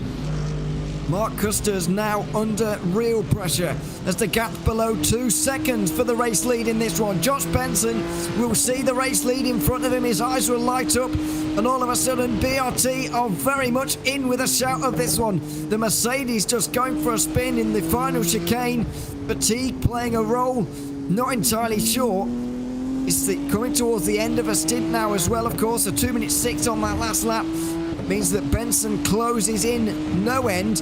He's still got at least 2 laps, I would say, out there before making a pit stop, but I think we may well be denied an actual battle between these two. Benson's going to get right up to the back of this Mercedes. He's going to get all close. He's going to apply the pressure, and I think he might well duck into the pit lane at that very moment. Certainly is here as we ride on board with Josh Benson as he is trying to smells a little bit of blood in the water for the Samsoy Kanat Esports and tries to see if he can take over the race lead once again. See the Hanger straight they go towards Stowe Corner. Lap traffic again. Touring car just up in front of them right now. The gap closes to 1 second exactly. Very nearly here. Will Benson go for this dive? He's going to have to stay behind and he's going to lose a little bit of time. But then again, Custers did through Stowe Corner. So it's swings and roundabouts. Gives and takes. Out the final corner they go towards the start-finish line. Josh Benson with all the opportunity sat in front of him right now. It's another 1 minute 58.1 on that most recent lap time. Josh Benson is absolutely flying, and Mark Custers is going to do well to deny him this position now. He is really putting the pressure on here as he gets right to the back bumper of that Mercedes as they close in, working their way through some lap traffic up ahead. This is going to make it a little bit interesting as they head down the Wellington Straight. Good run off corner exit for Mark Custer as they work to the inside of one of the Mazdas as they head over into Brooklands and Luffield. Josh Benson just really trying to find an opening to get around and retake this race lead before their next round of pit stops. Nose to tail for the race lead after more than 21 hours. The ButtKicker Britcar 24 hours of Silverstone delivering once again. Over the old start-finish line they go through Copse Corner. Benson will be close enough for a move here, but the only problem for him is that there's Magus and Beckett's coming up here. Not exactly ideal ground for making an overtake in this race. It's his 29th lap of this stint for Josh Benson. He can't be far away from a pit stop. The BMW light on its feet now. Not much fuel left in the tank. Not much further to go in this stint. Benson may well be continuing on for another one, but he has been in there for a couple of hours now. We'll see if they bring him out for the BRT team. Up towards the final corner. Oh, it's a late call. My goodness. It's almost as if he forgot that he needed to come in there. That was a very, very late call from Josh Benson, who now finally comes into pit lane.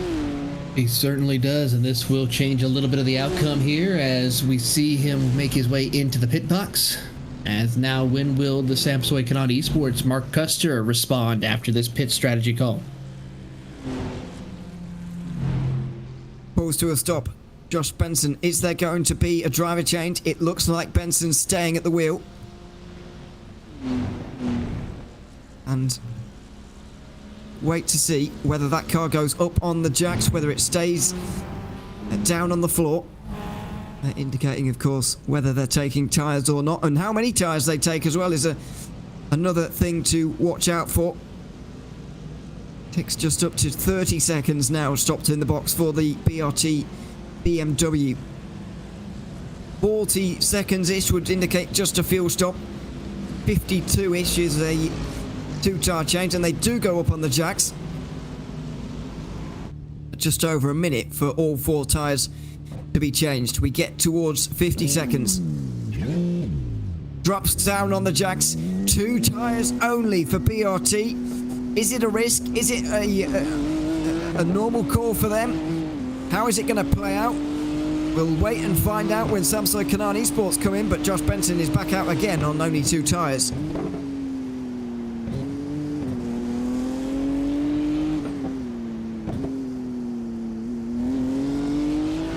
Fascinating situation in this race.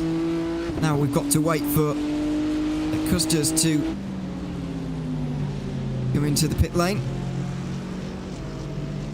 There he is, Mark Custers, about to complete lap 26 of his stint. So there's going to be a few laps, but I do wonder whether Samsung Kanata Esports are going to be looking at that pit stop, seeing the 2-tyre call. Are they going to emulate that, or are they going to stick to their own strategy, even at this stage in the race? Well, that is an interesting question I'd have to say to keep an eye on because, of course, with them closing in on the end of their run, they can make it at least another 1 or 2 more laps, but I'm pretty sure that will give them enough time to see how much of a difference that will be for BRT over the lap times that the Samsoi Kanata Esports team will be. And, of course, another factor you have to throw in as well is will we see a driver change between the number 7?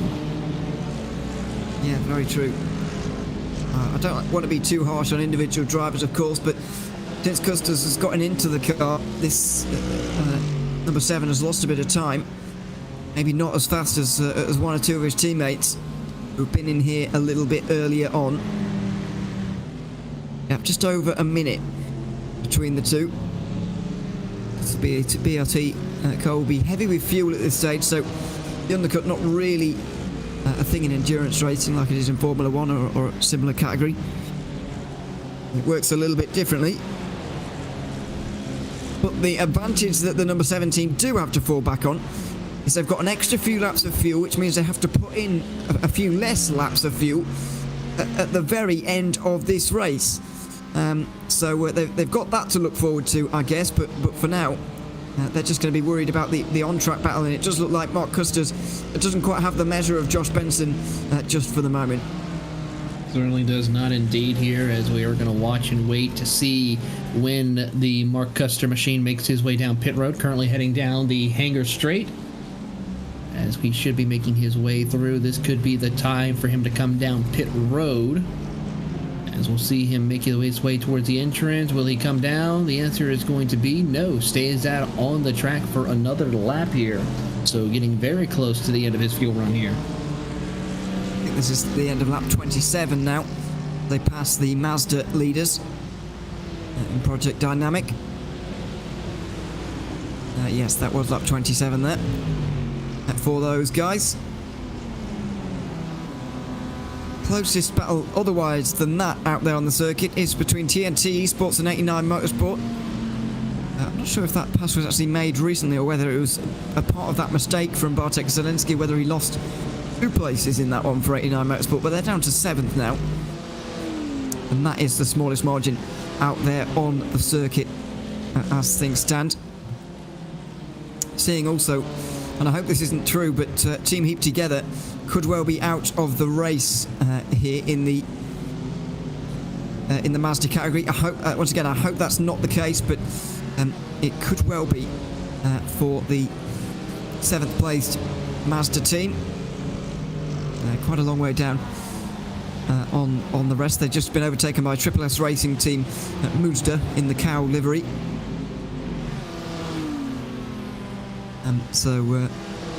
They will actually get out there onto the circuit again. Sorry, just making a scheduled pit stop there. So a fight for 6th place going on there, but they're more than a minute apart. These drivers for 6th position are a lot closer.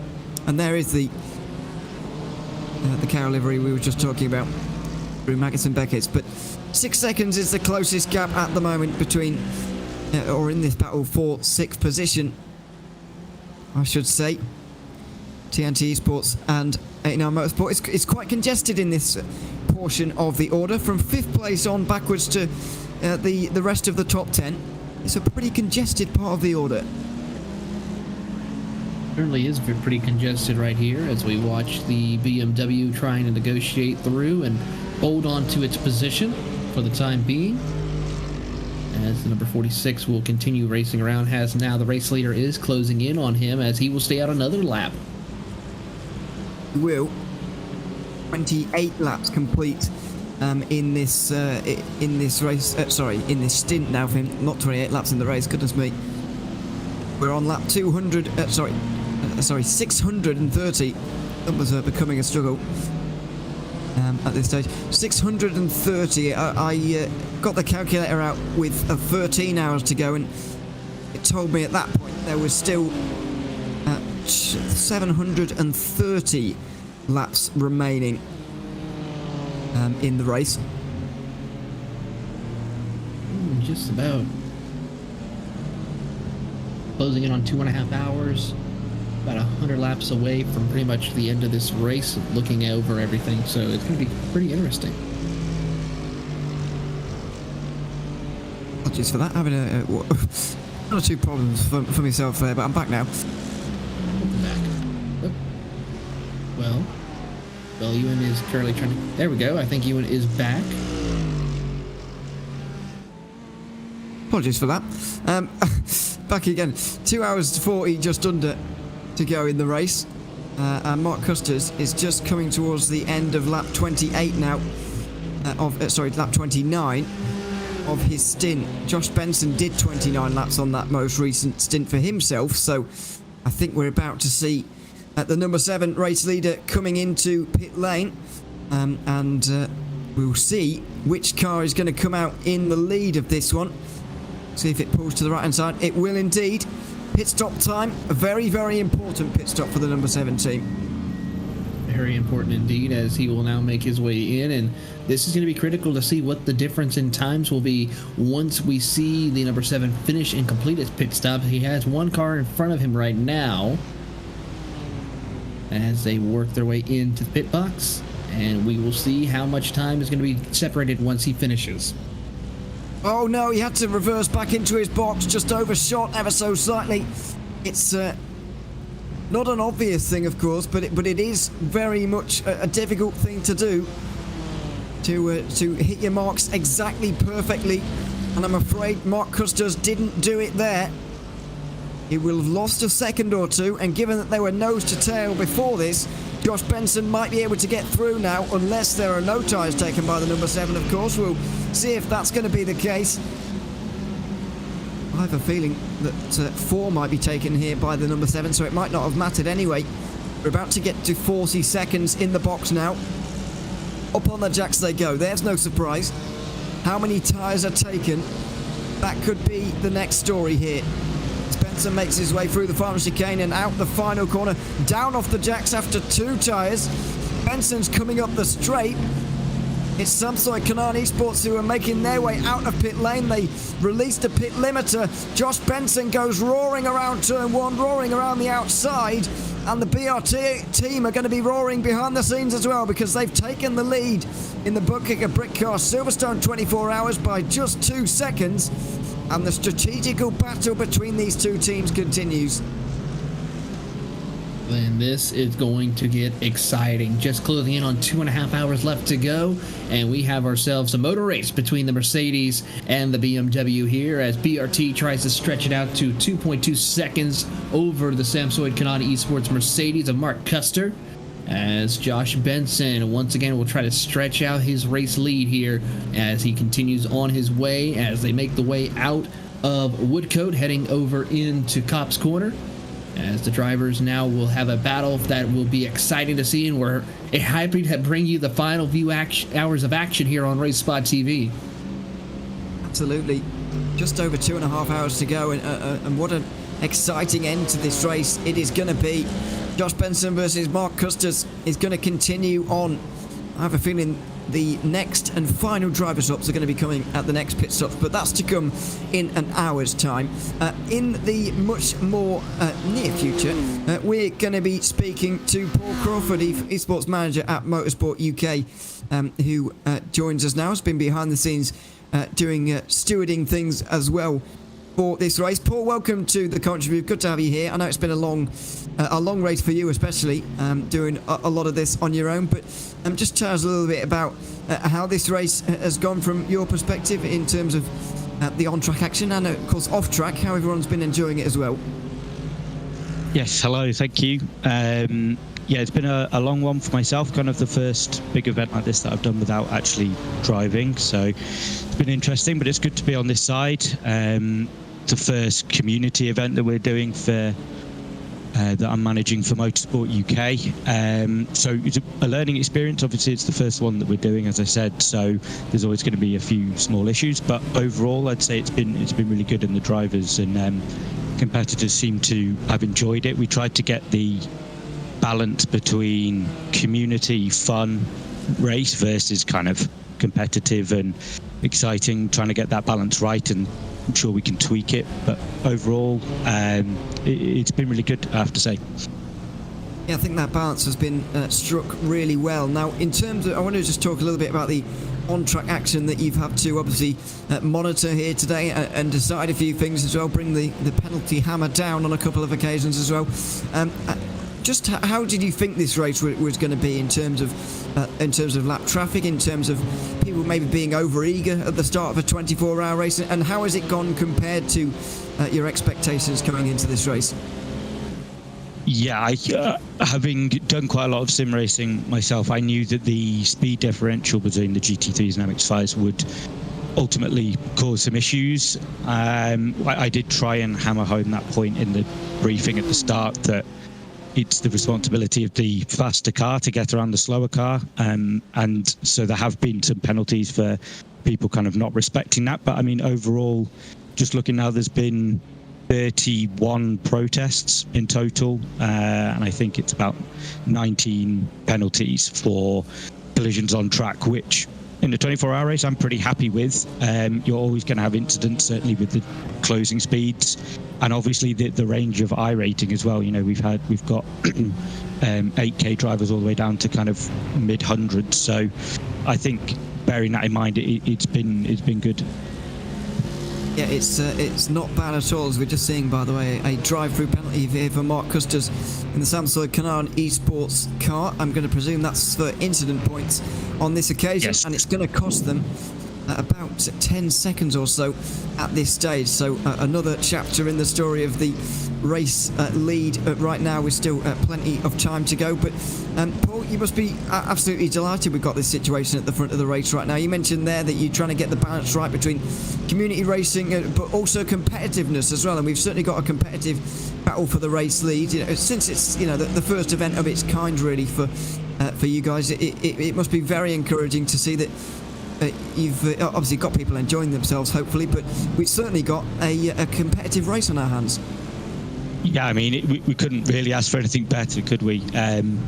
Really close fight after, 22 or 21 and a half hours of racing, to still have two cars within, what are they now, 10, 15 seconds apart is great. And that's exactly what we would hope for, obviously. In the other classes, they're a bit more spread out, which, again, is going to be expected. But, yeah, it's fantastic to see that we do have a competitive scrap at the front, and I'm not taking any side on who I would prefer to win. Absolutely. Well, neither are we. We're just here to enjoy the ride here. It's been a very enjoyable one so far. Just finally, as well, before we let you go back to your day job, as it were, Paul. Just in terms of the future, this is the first ButtKicker Britcar 24 Hours of Silverstone, of course. But what does the kind of future hold for Britcar and Motorsport UK in sort of the esports scene? Are there any plans just yet? Maybe you won't be able to tell us, even if there are. But what can you tell us about the future of this kind of event, maybe coming back again in the future? So there's certainly plans. There is nothing confirmed, but certainly we would like to do this event in the future. Obviously, that depends on partnering with Britcar, who've been great with all of this and supporting kind of my idea for this. So yeah, we certainly want to be doing this event in particular next year with a few tweaks, but I think we're going to have some discussions in the next couple of weeks around developing it further and potentially seeing if there's other races that we could do, again, at this kind of community level throughout the year. We do have kind of the professional side of things with the British F4 Esports Championship that we also run, but that's very much kind of at the pro level. So we're really looking to develop this side of things as well on the community side. So definitely watch this space, and I also want to make it clear that it won't just be iRacing and circuit racing as well. We are looking to expand beyond that, but beyond that I can't say too much. Very nice. We very much look forward to hearing announcements and things in the future. Paul, thanks very much for coming to have a chat with us and for all the information you've given us about behind the scenes as well. We'll let you get back to your position now, but Paul, thanks very much for coming to join us. No problem. Thank you. And you're all doing a great job. Very much appreciated. Thanks very much. It's been very enjoyable indeed. Paul Crawford there joining us as esports manager for Motorsport UK. Great to hear from him here this race, to hear a little bit about how this race has gone and hear a little bit about plans for the future as well. It certainly seems and sounds, Taylor, like this may not be the last event that we get from Motorsport UK on the more community level of things as this race has been run. It's been a success in terms of spectator commentators. I've thoroughly enjoyed it so far, and I think the drivers have enjoyed it as well. So I think they'll be very pleased to hear that this will hopefully not be the last of the events like this. I certainly have to agree with you on that as well. And this event has been phenomenal from start to finish. A lot of great racing action, and it's great to represent another amazing motorsport group, which is both the Motorsports UK and Britcar. And we're excited to see how this future holds for this organization in the world of esports. Now then, we have had changes in the lead of the race, as we were talking there. Mark Custer's had to come in for a drive-through penalty, but he's now a lot closer to Josh Benson, about 10 seconds behind. So, because Josh Benson, I think, has been off a couple of laps ago. I think there was possibly an incident for Josh Benson in the lead of this race. I'm not entirely sure as to quite what happened there, but I think there may have been an incident. The gap now 11 seconds. I mean, it's still hanging in the balance, and as Paul was saying there, you know, they couldn't ask for anything more than this right now. The way this race is going, it's panning out perfectly for a really exciting battle to the finish between those two. There's also going to be exciting battles in touring car as well, and we're going to try and give a bit of airtime to the touring car and Mazda fields. Just under 8 seconds in the battle between Race Anywhere SimSport and Next Gen Orange, with 11 seconds up the road, RD SimSport in second place. So it's not over in the touring car category either. It certainly is here as we watch on. This is the battle for P3 between the Race Anywhere and the NXT, or the Next Gen Orange Racing Machine. As even though 7 seconds, it still pretty much could be anywhere guess of who could come out on top with the final step of the podium here. Absolutely. We are going to bring in another driver now, hopefully in a few moments' time. Stephen Koenig is waiting for us from Team Heap Together. Hopefully we'll be able to speak to him in a few moments' time. But I'm slightly nervous that he's not quite ready yet. So we'll hold off on that just for the moment. But the Mazdas right now separated by laps for the most part. Team Heap Together, of which he is a part of, is 102 seconds behind Triple S Racing, and that is the closest battle we actually have out on the circuit right now. It's not exactly that close, but it's the closest one we have in the Mazdas for the moment. So let's bring in one of the Team Heap Together drivers, Stephen Koenig. Now, Stephen, welcome to the commentary booth. Good to have you here. Can you hear us? I can hear you guys loud and clear. Thank you very much for having me in the commentary booth. It's great to have you here. Great to speak to one of the Mazda drivers for the first time, at least in this section of the broadcast, because you guys have been through it today, not only as Team Heap Together, but as a collective, as the Mazda MX-5 Cup category. You guys have all been through it today. Just how difficult has this race been for you in terms of, you know, staying motivated and staying interested, keeping going as Team Heap Together, because you guys obviously haven't had the race that you wanted. Oh, it's, you know what, we've had a difficult race, that's for sure. We've had some unfortunate contacts with GT3s and other likewise cars, but they're coming out at us at a rate of knots. I mean, they're at 260 kilometers an hour. We sit it when we're at 170 kilometers an hour, so the speed difference is huge. Where the lines are is huge, and most of the time we land up on the marbles and just trying to cope with what's there. Yeah, but it's been interesting. Even when we were a little bit demotivated, we were a bit worn out on it. Both Jan and I have been, well, Jan and Price and myself have been doing this 24 hours as two drivers. We've got to just point out that from the TCRs to the GT3s, and especially the Mazdas, have been cheering on, and with the Mazdas we've been chatting to Mazda and a couple of others, just going and keeping each other motivated throughout this whole 24 to try and get as many as we can across the line. Considering we are one of the smaller classes, we want to try and, you know, be well represented. And going forward, who knows, maybe more people will come down to the Mazdas instead of playing around with the big stuff. Absolutely. We'd certainly love to see that, and with only 2 Mazdas out so far, you guys are doing a good job of that.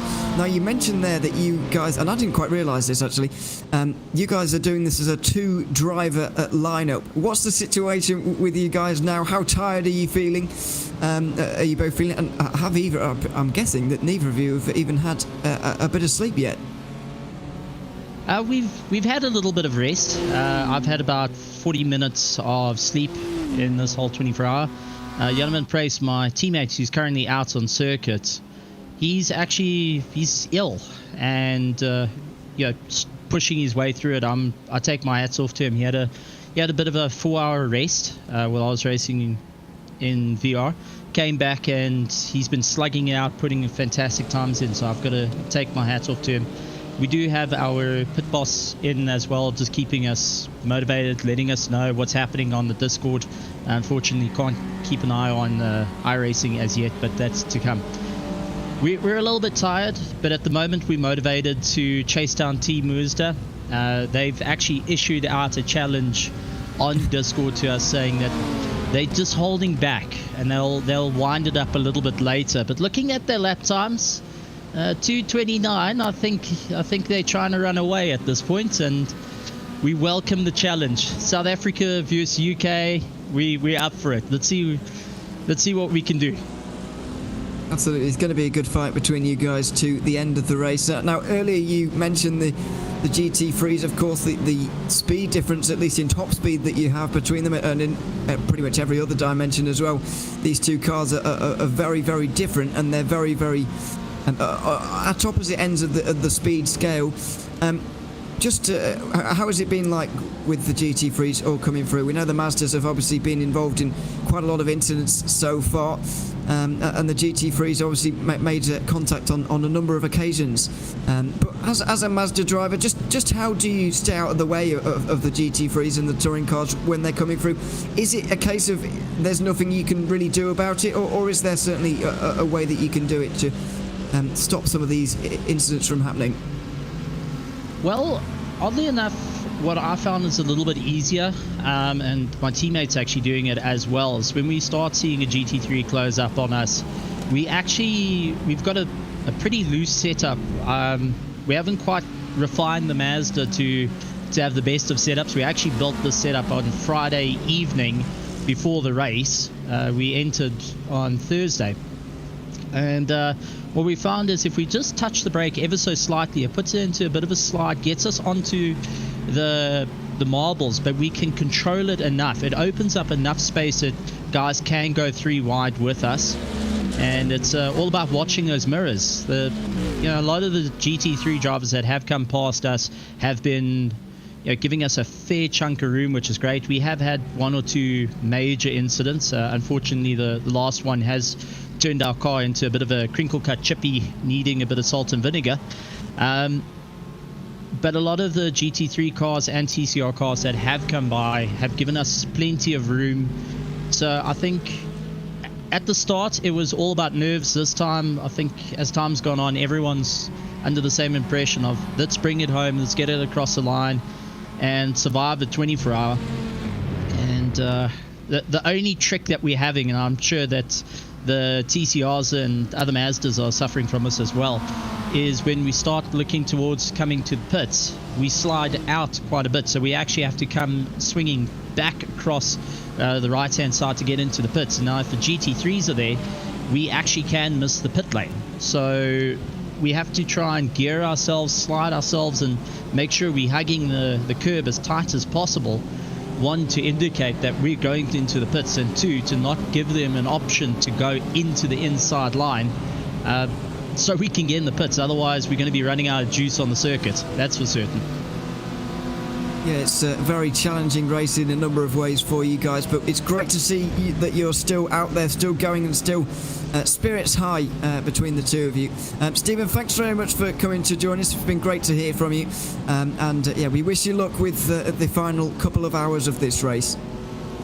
Oh, thank you very much, and thank you to you guys, the admin, the teams, and also the spectators. We've been looking in the comments, and I've got to say, the amount of spectators we have here, this feels like a proper motorsport event. I'm chuffed. I've got goosebumps, and from everyone here in South Africa, thank you to UK Motorsports and also to Britcar for having us South Africans, allowing us to enter in such a prestigious race. Thanks very much. Great to have you here. Stephen Koenig there from the Team Heap Together in the Mazda category, joining us for a little chat just as we step back into the race again. There's a battle for third in the touring car category right now as Next Gen Orange have chased down Race Anywhere. Race Anywhere Sim Sport with Isaac Rain, and they've just made that move there through Stowe Corner. I wasn't quite expecting that gap to come down quite so quickly, but it certainly has done, and Mikey Double is through now into third position for Next Gen Orange. Beautiful pass indeed right there for the Next Gen Orange team of Mikey Double, who is now going to work his way through. He's still about 12 seconds behind second place, but he is making some really good lap times right now. We're actually running 2 seconds faster than the RD Sim Sports machine of Daniel Martin, who holds that second spot. Just want to go back to that team heap together team though for the Mazdas. Very interesting there what Stephen Koenig said about almost the Mazdas banding together and wanting to get as many of them to the end of this race as possible, because you know they've had quite a lot of things go wrong for them collectively in this race, and it's you know, in very few events would you get camaraderie like we're seeing in the Mazda category here today. It's absolutely fantastic to see, and yeah, it's a real testament to what Paul Crawford was talking about earlier on in the race, about getting that balance between community, you know, enjoyment and fun racing in this event, but also competitiveness as well. And I feel like we really do have that balance with, you know, the community of the Mazda category, especially, that we were just hearing about there, but also the competitive nature of the race for the overall win at the minute. We certainly are seeing that here as we watch the battle for P20 between the E-Team Brit and the Buzz the Tower Maverick team, as it's now picking back up, as we see here, as it currently is Megan Purchase who is back behind the wheel after having some issues, as Christopher Gargano is trying to get back ahead of the female team. Got a VR working now finally, and so can race, but unfortunately has just been overtaken there by Buzz the Tower Racing Maverick, I should say. That is still Christopher Gargano at the wheel there by well, not a big margin at all, of course, having just made that overtake, but relatively long stint for him, and has now gotten that car back inside the top 20. These are the kind of battles you expect to see with nearly 22 hours gone, one for a top 20 position, because you know, while it's a long way off the overall race lead, it will matter very much to these teams, and so Buzz the Tower Maverick are going to be very pleased to be back inside the top 20 for the first time in a good hour or so now. Certainly will be, as we watch on here, as 15 machine has now dropped outside of the top 20, but still keeping pace, as here comes your race leader Josh Benson behind them as well. So 3 BMWs. We'll see how quickly Josh gets around the number 15 BMW as quickly as possible without any incident, as he continues on his way for a chance to bring home the checkered flag. Flashing of the lights there as well on I'm presuming that's more directed at the GT3 rather than the Mazda that's just up in front of them right now. And that's exactly what the kind of thing that Stephen Koenig was talking about there as well. You notice the way that the GT3s pass the Mazdas on the right-hand side through Stowe Corner there. I was talking about the fact they have to stay really tight to the inside to make it very clear that they need to come in. Otherwise, they're going to be, you know, running out of fuel on the very next lap. So that's what Stephen was referring to in that interview. But good to hear from a Mazda team. I don't think we've spoken to one for a good while now. But in that category, just to give you an update, Finn Adders is at the wheel of the Project Dynamic Racing green car that is still leading, now 10 laps ahead of Racing for Extra Life. I'm not sure where they found an extra 2 laps from, but they have done. I think it might be, because it is. BUSR iRacing have had a 10-minute pit stop, or sorry, a 9-minute pit stop, and it's cost them 4 laps here in this race. I don't know where that's come from, but Jason Silford now is at the wheel there for BUSR, and clearly there's been an issue, because it's cost them 4 laps and it's given Project Dynamic a 10-lap lead now. Their dominance is even more clear.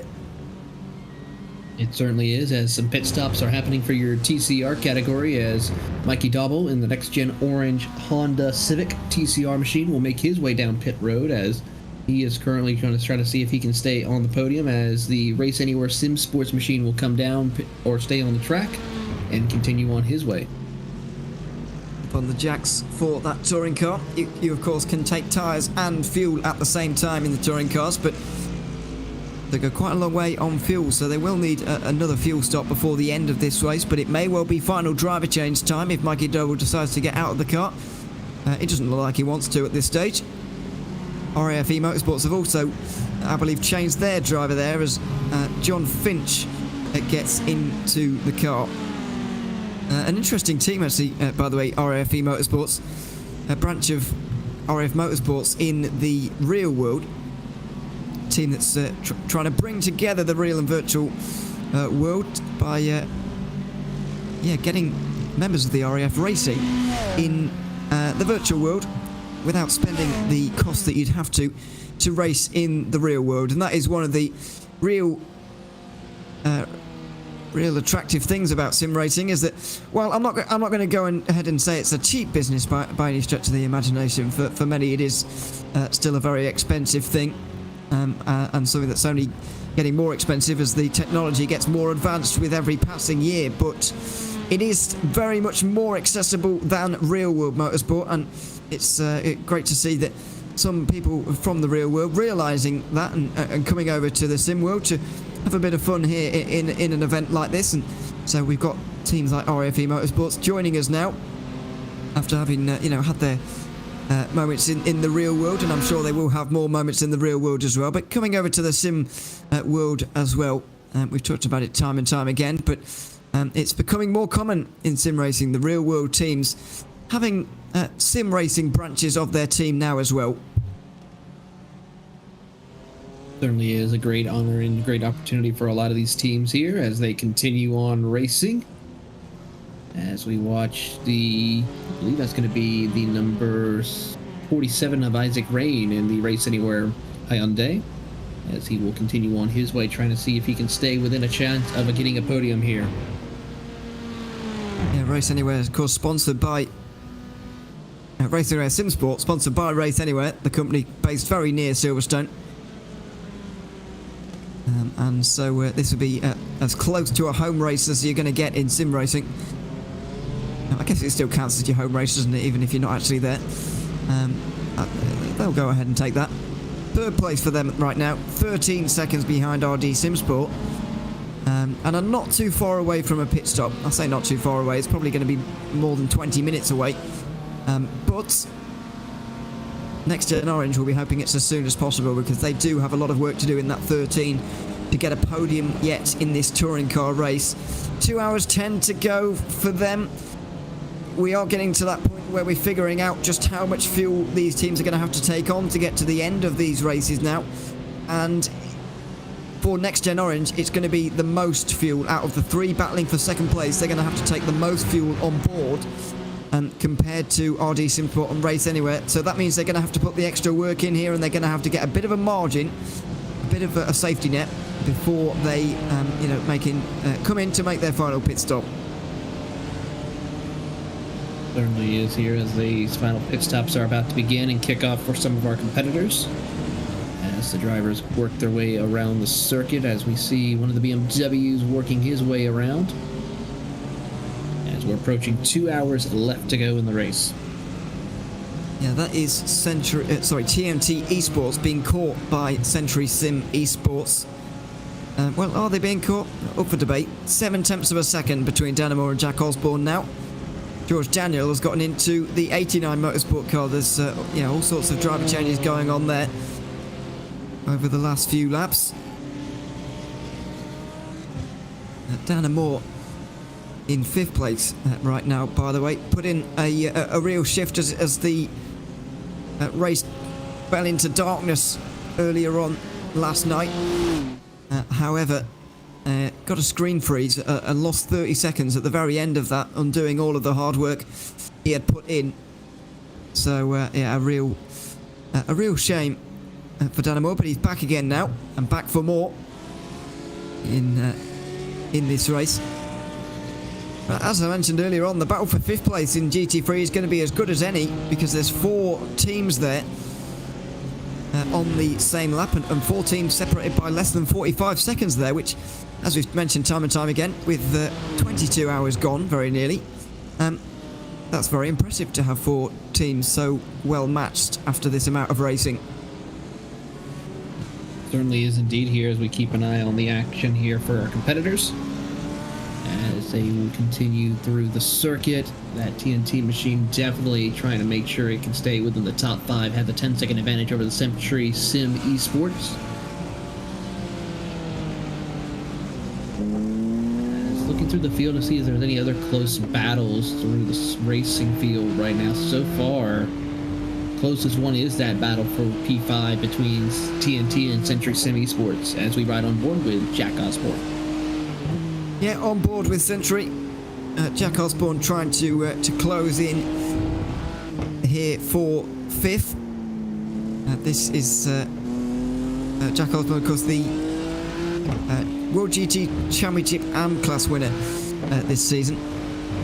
So certainly knows what he's doing in a GT. World GT Championship, something of course you can catch on RaceSpotTV. So if you are here for the first time on RaceSpotTV, joining us for the ButtKicker Britcar 24 Hours of Silverstone, if you wouldn't mind staying around, it'd be great to have you on board and catch some of our other broadcasts that happen throughout these weeks.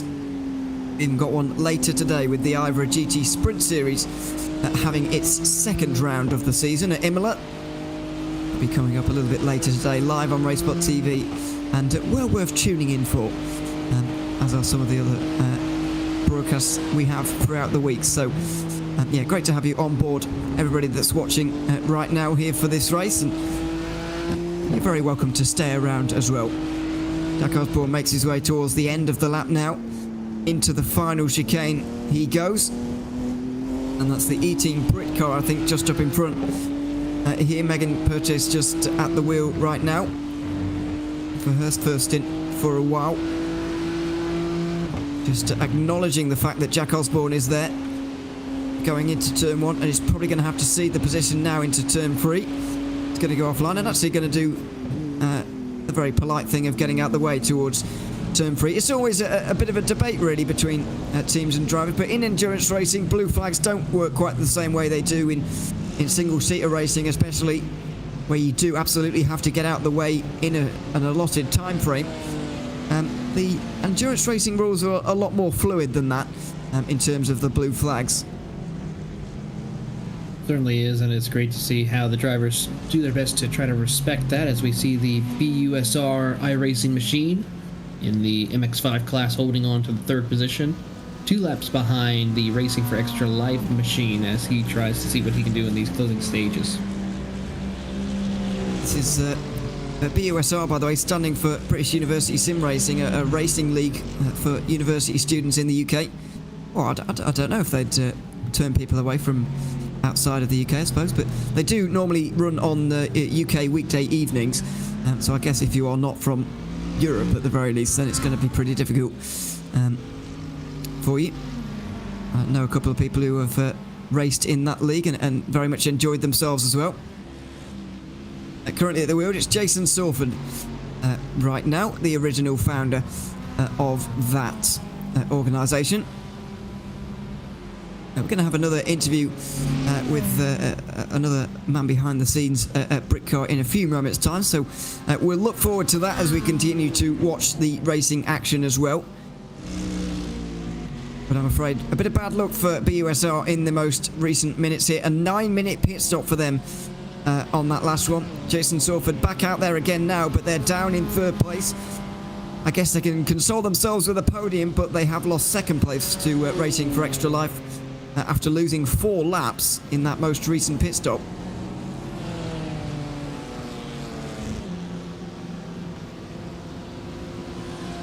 Certainly seems to be the case here as their drivers are working their way around, as see 1 car down on pit road. That's one of the TCR cars in 8th position, the Lead Paw Racing machine, driven currently by Nick Gregory in his TCR machine. As about 7 to 8 laps, we should see BRT back on pit road for their 2nd to last pit stop. They're out through Woodcut for the 413 and over the old start-finish straight. Now we are going to have a bit of an interview now with the Marketing and Strategic Partnership Manager of Britcar, Simon Stoneham, who we're just going to drag into the booth now. Simon, welcome to the commentary booth. Good to have you here. Can you hear us? I can hear you loud and clear. Can you hear me? You certainly can. Very nice to speak to you, Simon. How have you found this race so far as one of those involved with the Britcar series and with this race? Now what are we? 22 hours deep now. Just 2 hours to go. Has it been what you expected from the first foray into sim racing and a first foray into community event, a 24-hour race for you guys? Has it been what you expected? Yeah, it's been, above and beyond what we could have expected, what we could have asked for. I think, as Paul said in his interview earlier this morning, we've struck the perfect balance between, community and competition. I mean, GT3, which has got the biggest entries on the grid, the top two can almost just about see each other. And, the race isn't over and there's still 2 hours to go. And I think that's fantastic, and that's what it's all about. And from a Britcar perspective, our vision is to bring back the real world Britcar 24 in the next 5 or so years, and to do it in the virtual world is certainly a step in the right direction. And to see such success in doing so, to see such a constant viewing, the constant number of viewers throughout as well, has been fantastic. And I don't think we could have asked for a better, let's say, baptism of fire to this race. I think a lot of people will be very, very pleased to hear the desire for that race to return in real life. But for now, we've got it in the virtual world right now, and it's been very enjoyable so far. In terms of this race and how it's been going on the circuit, as you mentioned, a bit of a baptism of fire for everybody at Britcar in terms of the sim racing world, and it's great to have you guys on board now with the sim racing world now as well, of course. But and I asked this to Paul as well, but what does the future look like for Britcar in terms of the sim racing world, both in the pro scene, of course, which you've dipped into, but also now the more community event and balancing the community fun with also competitiveness as we've got with this race? I think when you look at Britcar and what we do as an organisation in terms of, we've got our Motorsport UK British Endurance Championship, we've got our trophy class, and now next year we've got the prototype category. I think that we have that balance of fantastic community in our paddock in the real world, and to bring part of that community, you've got the Team Brit guys here who race within our paddock, and it's just great to see one community connecting with another community. And it's no secret that the virtual world, the esports world, is a big part of the motorsport landscape for the future. So for us to be involved in that today, and to hopefully look to do more events like this with Motorsport UK, both on a community and a pro level, is it's certainly something we've got to do to keep up, and it's certainly something that I'm sure we will be doing as we look towards the future. And in terms of the categories of car we have here, we've got GT3s, we've got touring cars, we've got Mazda MX-5s here in iRacing at the moment. And when I saw that, I thought, it's an interesting selection. It's something that we actually don't see in iRacing all that often anymore at all. The Mazdas aren't used very often at all in terms of longer endurance races anymore either. So how have you felt this car selection has been in terms of really capturing the Britcar spirit in a virtual world where sometimes your options aren't always as expansive as you'd like them to be? You can't always capture the real life series or some like real life series very well. But how have you felt the Britcar series has been captured with these different categories of car this race?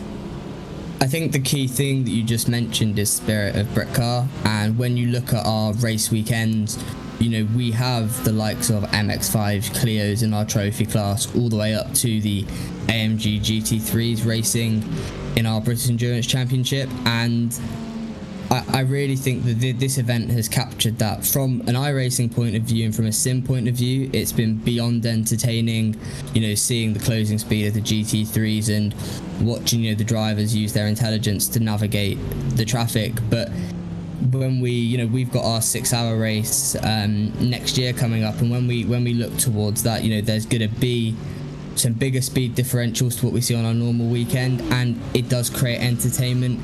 It does create excitement for the viewers, for the drivers, and I think that's what this event has been all about. You know, it's been a community sim race, but it's been entertainment and it's been exciting from hour 1, and you know we're now in hour 22, and it's been fantastic throughout. It certainly has. We're very much enjoying it indeed. Simon, thanks so much for coming to have a chat with us here this morning. Been great to hear from you, and what Britcar has got lined up for the future as well, of course, past the remaining 2 hours of this race. Simon, thanks very much for coming to have a chat with us. Thank you for having me. Thanks very much, Simon Stoneham, there joining us as Marketing and Strategic Partnership Manager of Britcar. Yeah, great to hear from some of the guys behind the scenes at Britcar for what they have lined up in the future. Taylor, it's been a wonderful event, as Simon just referred to there. It's captured the spirit of Britcar wonderfully. It's got the balance of community fun and competitive racing as well. It's been a real success so far, and we've still got 2 hours to go. It certainly has been a real success indeed, and it's going to be exciting to see what the future holds with the Britcar and Motorsports UK with the iRacing platform, to see what the future holds for this series here, and see if we'll see a return to the ButtKicker 24 hours of Silverstone here with Britcar, as well as what could possibly be future events here for the series as they work their way through. As I have to say, Ewan, it's been exciting to call the action here as we're getting ever so closer, but under 2 hours to go, a lot can still happen between BRT and the Samsoid Canon esports team as we draw ever closer to this checker flag. Certainly can. 25 seconds is now the gap. We're still seeing Josh Benson push that one out to Mark Custis, who just continue to lose a little bit of time. Now just ticking under 2 hours to go, although he did gain 9/10 of a second on the last lap, so it's very much changing around between the two, fluctuating between the two just a little bit, but very much not over just yet. 2 tyres taken by both of them on that most recent pit stop. Of course, the most recent time Custis was down pit lane was for a drive-through penalty actually, but even so, 2 tyres on that most recent one. I do wonder though what their plans are going to be for the remainder of this race here. I think it's going to be 4 tyres next, but when they make their final pit stop here, especially Samsoid Canon Esports, you know, it's not going to be, there's not going to be that long remaining in the race, and we might even see no tyres taken at the very final stop. That's what they've got to work out for the next hour and a half or so before their final stop. It certainly is here, and that's a lot of things that can happen between now and that checker flag. So we should be seeing at least one, maybe a splash and go for our late race leader here before this race is said and done. So it's all about timing and making sure they get down pit road as quickly as possible. It's down the inside of one of the more brightly coloured Mercedes here in this up towards Stowe Corner. And that was the DCW Racing chicken car. Stuart Bickley at the wheel of that one at the moment, just over a minute and a half behind the next car for them. And over the line again for Josh Benson. Let's just have a quick race rundown then, as we're just under 2 hours to go in this race, and just under 27 seconds is the margin between BRT and Samsoid Canon Esports right now. Josh Benson and Mark Custis continuing to lap out there at the moment, and continuing to pit themselves against one another.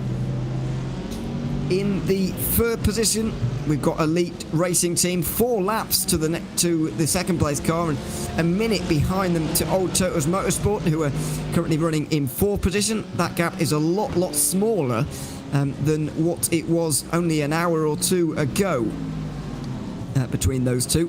TNT Esports are in 5th position for Dan and Moore, with Century Sim Esports 12 seconds behind them, and only 15 seconds further back it's 89 Motorsport, very congested in that midpoint of the GT3 field. ScoreX Esports are trying to get involved as well, although they're nearly a minute and a half back, with DCW Racing Chicken in 9th, and Prismatic Motorsports rounding out the top 10 in the GT3 category. Luke Walsh is at the wheel of the Simtech Motorsport leading touring car right now. He's got a lap over RD Simsport, and Race Anywhere Simsport have got 13 seconds to catch up to them. Then it's Next Gen Orange, who have made a stop in this cycle, by the way, so that's why they found themselves further down. with the top 5 being rounded out by Dapper Customs, Pineapple Racing Club, Pass SRT, Pavel Dominac currently at the wheel of that one. In the Mazdas, the Project Dynamic Green team have had pretty much the perfect day. Gilles Leblanc is currently the driver there, with a recent pit stop now taking a lap off their lead, but they've still got 9 laps.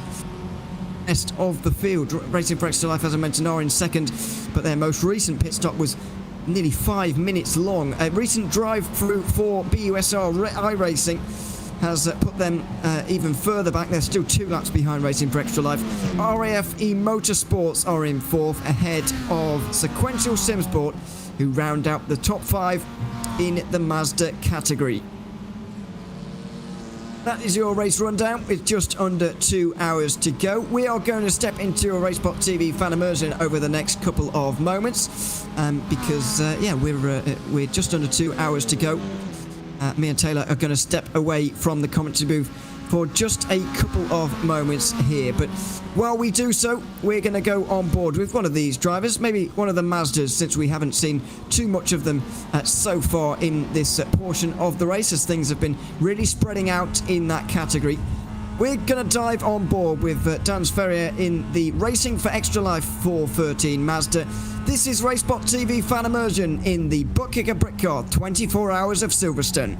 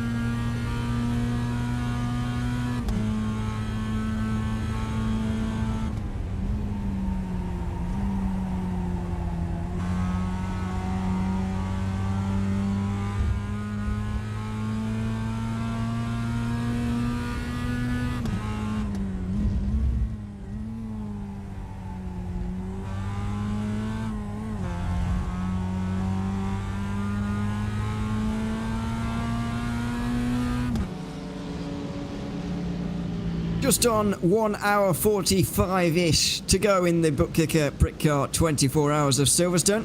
Very good morning to everybody watching on at home. My name's Ewan O'Leary. Taylor Burris is alongside me. Hugo Lewis is behind the cameras. For the final portion of this race, we're bringing you to the checkered flag here this lovely Sunday morning here at virtual Silverstone. The battle between Josh Benson, Mark Custers, BRT and Samsung Kanani Sports continues on as we return from our fan immersion. Taylor, as Josh Benson comes into the pit lane to make another pit stop in this race. There he is. He's staying in the car. I think he's going to be staying in this car to the end of the race.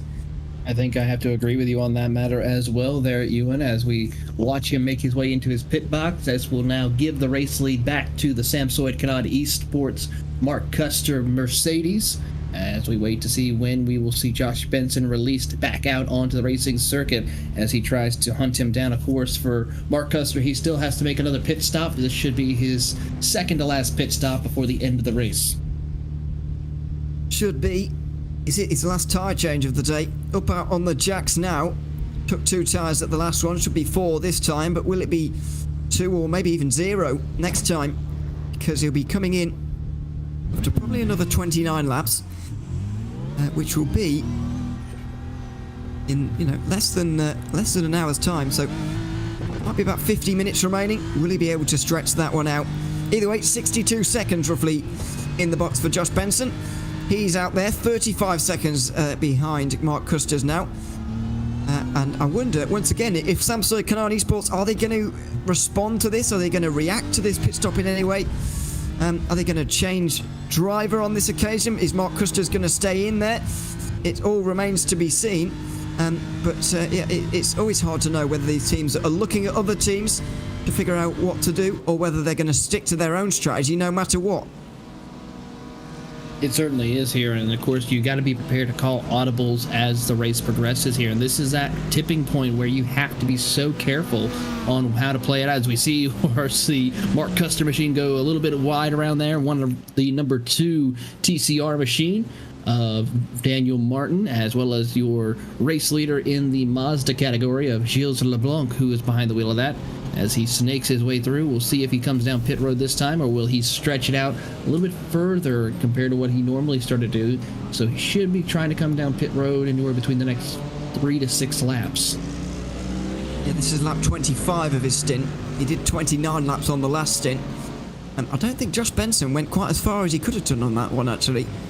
Maybe just shortening off these last couple of stops here or there, rather than going for one really shorter one later on. But every lap that Samsung Kanani Sports can go here is going to help them in this race, because if you think about this race in an hour's time, BRT are going to be coming in, well, if this wasn't an hour's time, they'd be coming in with 47 minutes to go.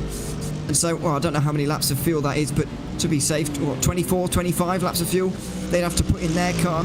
The more laps that Samsung Kanani Sports go, the less laps of fuel they have to put in their car. And considering, it's just over a second for every lap of fuel you need to put in, every lap they go is effectively a second saved in their final pit stop.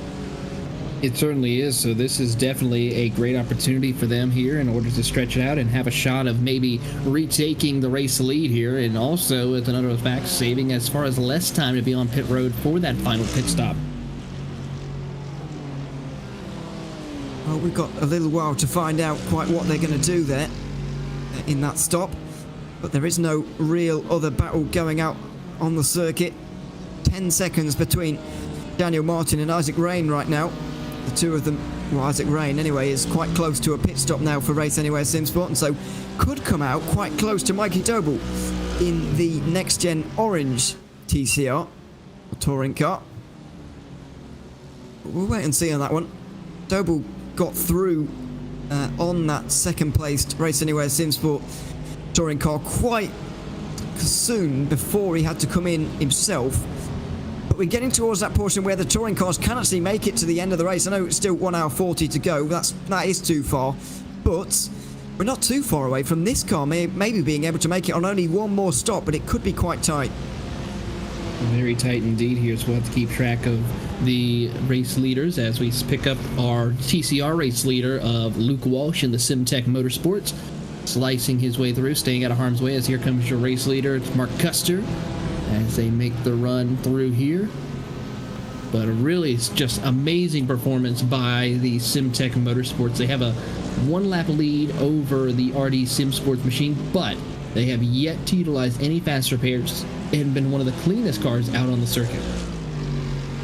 A scene from another touring car team, the Dapper Customs team, and David Brown been chatting in the YouTube chat about a slightly lonely race for them. It has been on occasion, but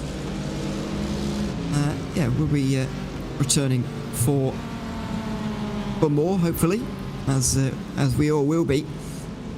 Certainly discussion going in now about whether this gap is still catchable for Samsung Canaan Esports. They're certainly on the back foot right now. The gap 37 seconds. But yeah, some mentioning that it might or may already be too big of a gap due to Josh Benson's pace that might well win BRT this race. We will wait and see on that. Maybe a bit too early to call. But it's certainly looking good for the BMW team, and a lot better than it was looking when we joined the commentary move. It was 4 hours to go. The race was very much going the way of the number 7, but a couple of incidents and some great pace from Josh Benson has put it back into their hands now. It certainly has here, and it's going to continue to grow for the race leaders as we watch on, but it's going to be a little bit of interesting strategy calls to see what Mark Custer and the Samsung Canaan Esports drivers can do to try and challenge Josh Benson, but Benson has just been phenomenal with its pace here around this circuit. Only 2 laps further for Mark Custers, then only a 27-lap stint there for Canaan Esports, so into the pit lane they come. And there's going to be a driver change here. Mark Custers gets out, and for the final 100 minutes, David PJ Sampson gets into the car. You get the feeling that they're going to try and put their best driver in there for the final 100 minutes to try and do something about Josh Benson, if at all possible. David Sampson has been quite strong behind the wheel of that Mercedes here, so this is going to be exciting to see how the strategy will play out as they finish up with their driver change and pit stop, as we'll see what the gap will be between your top 2 once we see David Sampson exit off pit road. The pit time just ticks upwards as the car heads upwards onto the jacks. They'll take its tyres now. Drops down after 60 seconds pretty much and gets going again. Gap going to be nearly 30 seconds between the 2 leaders. It's going to be more than that, nearly 35 seconds. Josh Benson has done a really good job in this stint here over the course of these last 2 hours or so, last 3 hours. He has done a really good job. 35 seconds between them, and Sampson now has a real big job on his hands to close that margin with the time we have remaining. He certainly does, but he has definitely been the man for the job when he's behind the wheel. He has showcased a lot of great speed when he's behind the wheel of that Mercedes, so this is going to be exciting and fun to watch here during the late stages. It certainly is, but we're going to have to wait quite a long time again to just figure out what is quite going to be going on between the 2. We'll entertain ourselves with the other battles that are going on out on the circuit, and it will be touring car next probably when Race Anywhere Simsport and Isaac Rain comes into the pit lane. He's on his 37th lap of this stint now, which is quite a lot of laps really. Surprised with how long these touring cars can actually go in terms of laps, really, especially when you consider they're doing 2-minute 15s out there. It's quite impressive to see how far they are going.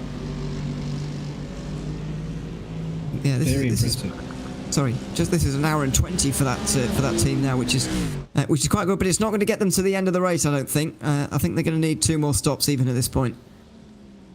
Yeah, looking over everything, they are going to need at least 2 more stops, and as they work their way around the circuit, we'll see what the lap times are going to be. So far for David Sampson, he was 2 seconds faster last time by for your race leader or Josh Benson. So this is going to get exciting to see how this will play out. Well, yeah, but I think when they come down pit lane, because you missed out the final couple of corners, you actually get a quicker lap time. So you have to remove the pit lane, the laps where they came into the pit lane from the times, really. Because that was, nearly the fastest lap of the race so far from him, which obviously would be very, very difficult to achieve at this stage. He came out, the gap was about 35 seconds. It already has grown to nearly 37. Maybe it's already time for Samsung Kanaan Esports to start hoping that BRT have some sort of problem in the remainder of this race, because that gap is becoming quite big at this stage in the race. It certainly is here, so it's now definitely going to be a big-time issue for your race leader, or actually for the David Sampson machine, as he is trying to hustle around the circuit to catch up. He's going to need quite a bit of help, though, if he is to have a shot at winning this race. Need a bit of help. Fortunately for him, I guess, there are still plenty of touring cars out there on the circuit, and indeed Mazdas as well, to maybe help them out. It's the RAFE Motorsports Honda that I was talking about earlier on, giving a platform to RAF members to get out there in the sim world and get involved in a race like this. 6th place for this team at the moment, 1 lap behind Dapper Customs and Ben Cooper.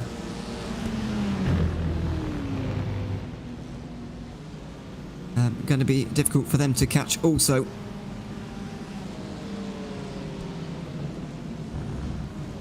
It continues to lose a bit of time.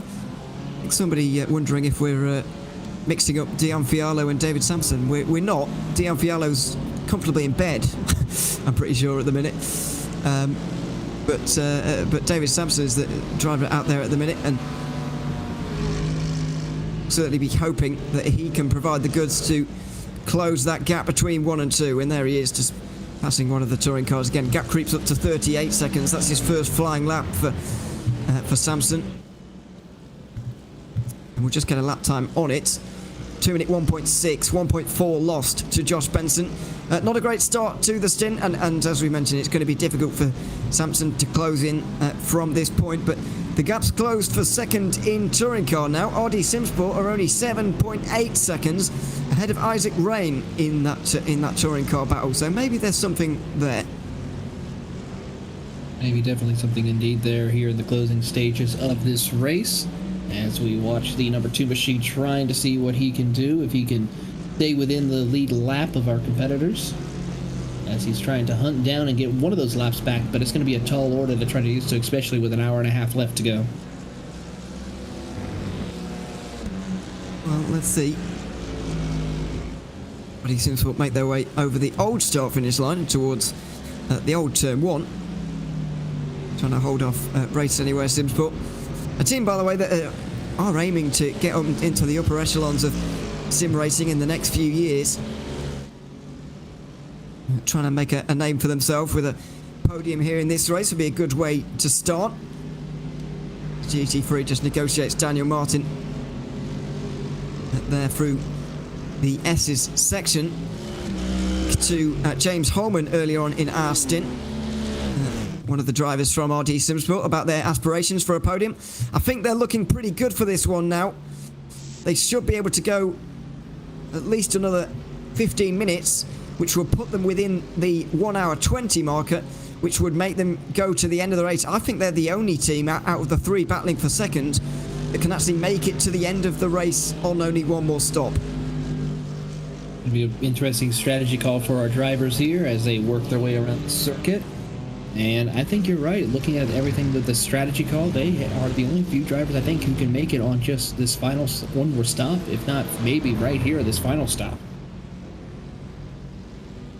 Yeah, should be their final stop for them. Unfortunately, we have had news of 4X Racing Pink retiring their Lamborghini late on. Unfortunately, in the final 90 minutes, they won't be able to cross the finish line. A real shame to see for that team, who have had trouble all day long. Ryan Rhodes, the most recent driver of this one, actually won his split of the Daytona 24 this year, by the way. Did afraid, is not going to win this race. That team already 71 laps down, and you've got to take your hat off to them for at least trying to continue on with this one throughout the day so far. But I'm afraid it's come to the end of the road for them, and especially heartbreaking so late on in the race. It really is, especially when you're so close to a chance of making it and finishing it here, as they will join at least another close to 7 other competitors. So that now makes it 39 cars who are looking to try to bring home the checkered flag and finishing this race. It's going to bring us up to 8 retirements now, I'm afraid to say.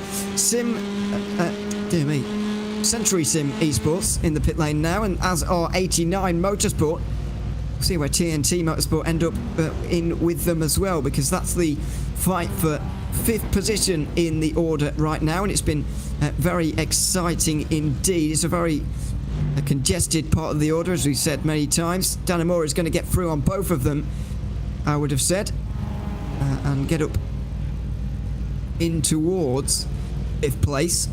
There he goes now for TNT Esports. About 10 seconds afterwards, I think Century Sim Esports are going to go, and there goes the BMW. 89 Motorsport's going to be a little bit further behind them, but still lots up for grabs there in the battle for 5th place. Certainly is a lot up for grabs here, as this is going to be an exciting battle here in the closing stages between TNT and Century. And actually, it's looking to be possibly another couple of cars. ScoreX Esports is also on the same lap, along with 89 Motorsports. So 2 BMWs, or 3 BMWs and a Ferrari battling for that final top 5 run. Absolutely. Oh, just over 90 minutes remaining in this race now. 5th place, TNT Esports, 16 seconds over Century Sim Esports. 89 Motorsport just under 20 seconds behind them, with ScoreX Esports and Stephen McMahon only 5 seconds behind them. Although I do have question marks over the fuel levels of that ScoreX BMW, because they're already, 16 laps deep into their stint now. This is lap 17. They're going to be able to get to about an hour and 5, but you're not going to be able to do that all on one tank of fuel. It's going to be very difficult for them to make only one stop to the end like the others are. Yeah, they're going to need quite a bit of help here and a little bit of strategy calls, as well as that final pit stop, in order to make sure that they can come out on top with this as they work their way around the circuit, as this is going to be very difficult for them to try to do as they work their way toward the end, as they have, looking over their timing, and as long as how far they've been on pit road, they can only maybe make it another 10 laps. I don't think that's going to be enough for them to make one more stop to the end, as all the others in the fight for 5th place are going to be able to. Now we're going to step into another interview here from one of the GT3 drivers. Johan Hufela are going to join us from the E-Team Brits outfit. Hopefully we'll be able to get connected, as that car continues to run in 20th position at the moment, back into 20th now for you guys. Yvonne, welcome to the booth. Can you hear us, and can we hear you?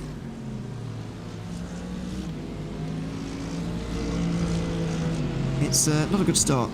We can't hear Yvonne at the moment. If you can hear us, we'll try that again now. Yvonne, can you hear us?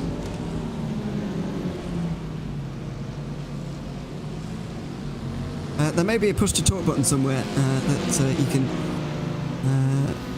press if you've got that on. I don't know. I'd leave it off.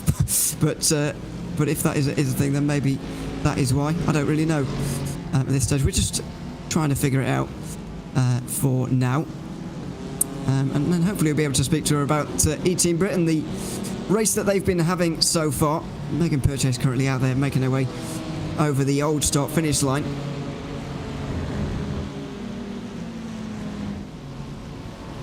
Just trying to hold on to that 20. Hello. Yes. Oh, I didn't have push to talk on. I'm very sorry. That's okay. Don't worry. Welcome to the booth now that we've got you. Just tell us a little bit about what the race has been like for E-Team Brit. You guys obviously in 20th position at the moment. Still running though, of course. and we're getting down towards the very end of this race. So, how has the race been for you guys overall? Well, it was very eventful, and then I say that's very friendly. I had some problems with my screen. Then my partner, Sophie, her wheel lost the force feedback suddenly during the night, and it was only the two of us. So it was all very quickly and a bit messy. But I was glad that we are still driving, and the pace is getting a little bit better. And there are some new drivers in now also, which is good. Yeah, I mean, you mentioned there the slower traffic. There's plenty of it around here. Just how difficult has it been from a GT3 perspective to actually get around it? We've spoken a lot, and the Mazda teams have told us that it's been very difficult to stay out of the way of everybody. But how has it been as a GT3 driver trying to make your way through on these slower cars? Well, I knew we had a less experienced driver with us, but it's good to give the opportunity to let them race and get experience with multi-class racing.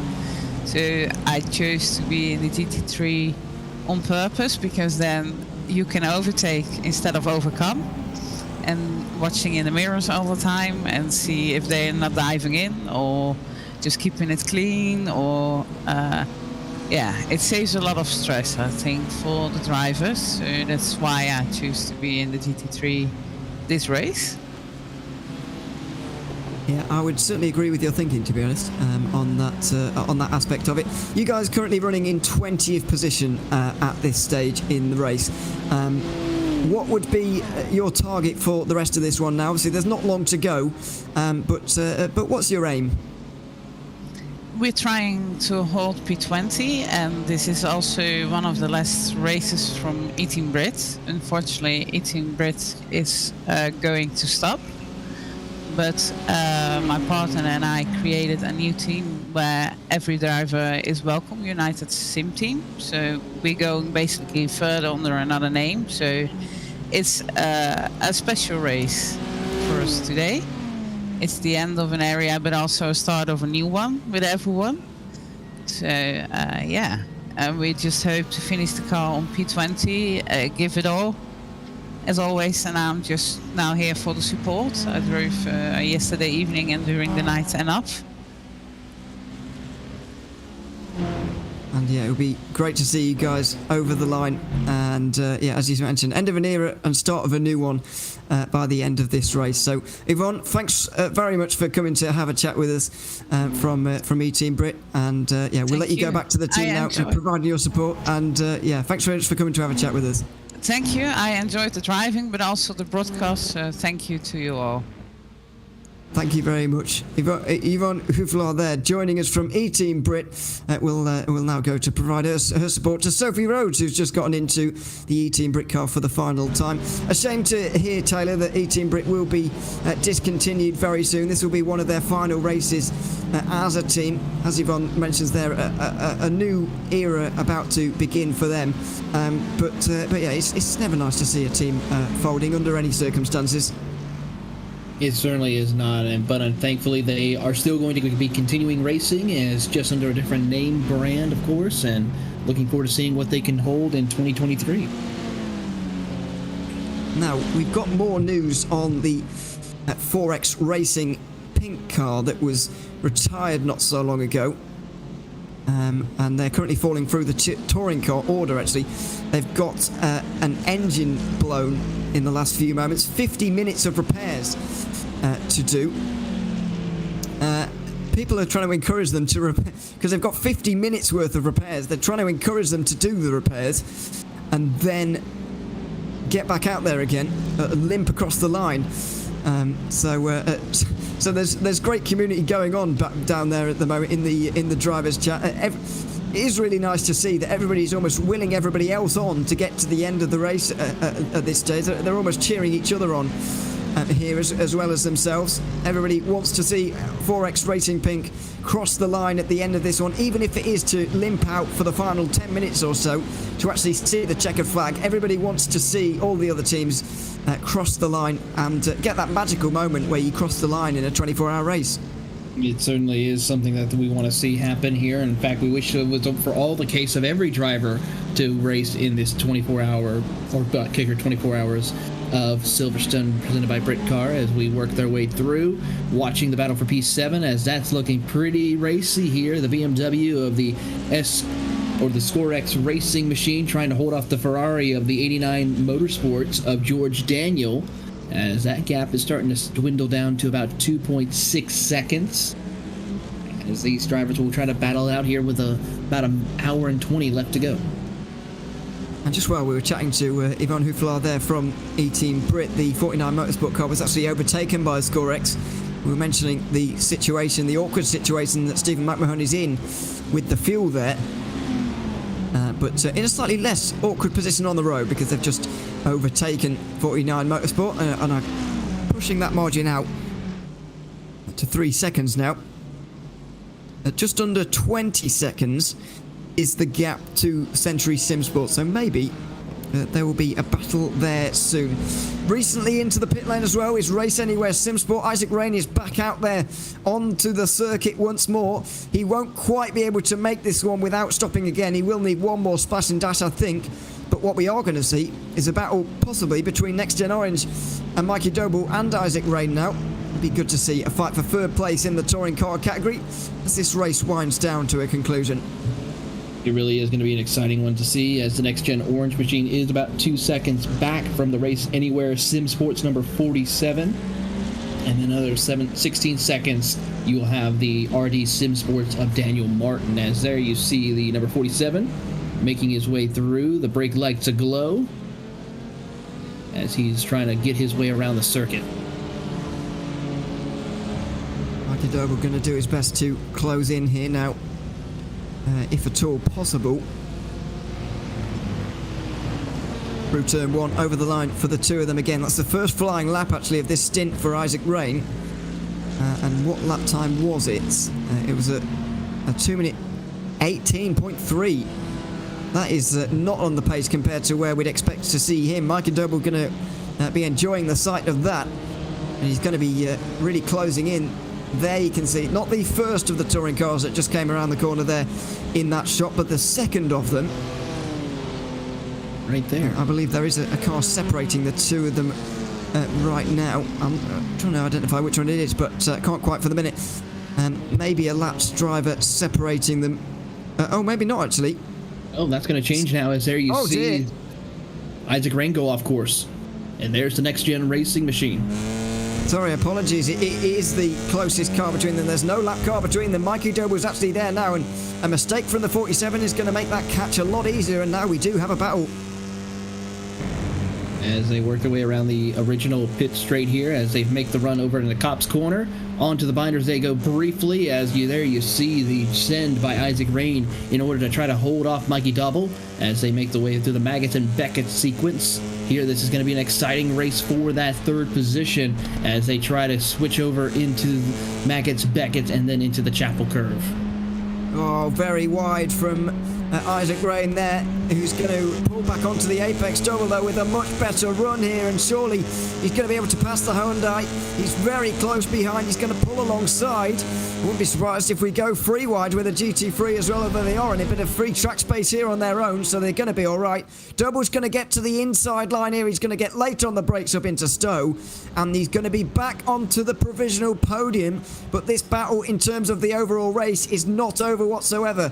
Double needs to pull quite a considerable margin over Isaac Rain because his pit stop is going to come 20 laps before Isaac Rain's. That's a considerable amount of time, and that's a considerable amount of extra fuel that he has to take on. Certainly is here, but it also shows of how long it might possibly work out for him as far as with strategy calls, if he can maybe short stint it just a little bit when he gets closer to the end of his fuel run here, maybe try to get back out on the racetrack before we see this and maybe have enough time to maybe go and challenge for that top 2 spot. I think it would be tough to get to second. I think Daniel Martin actually, with the situation he's in, given that he's managed to get to 1 hour 20 to go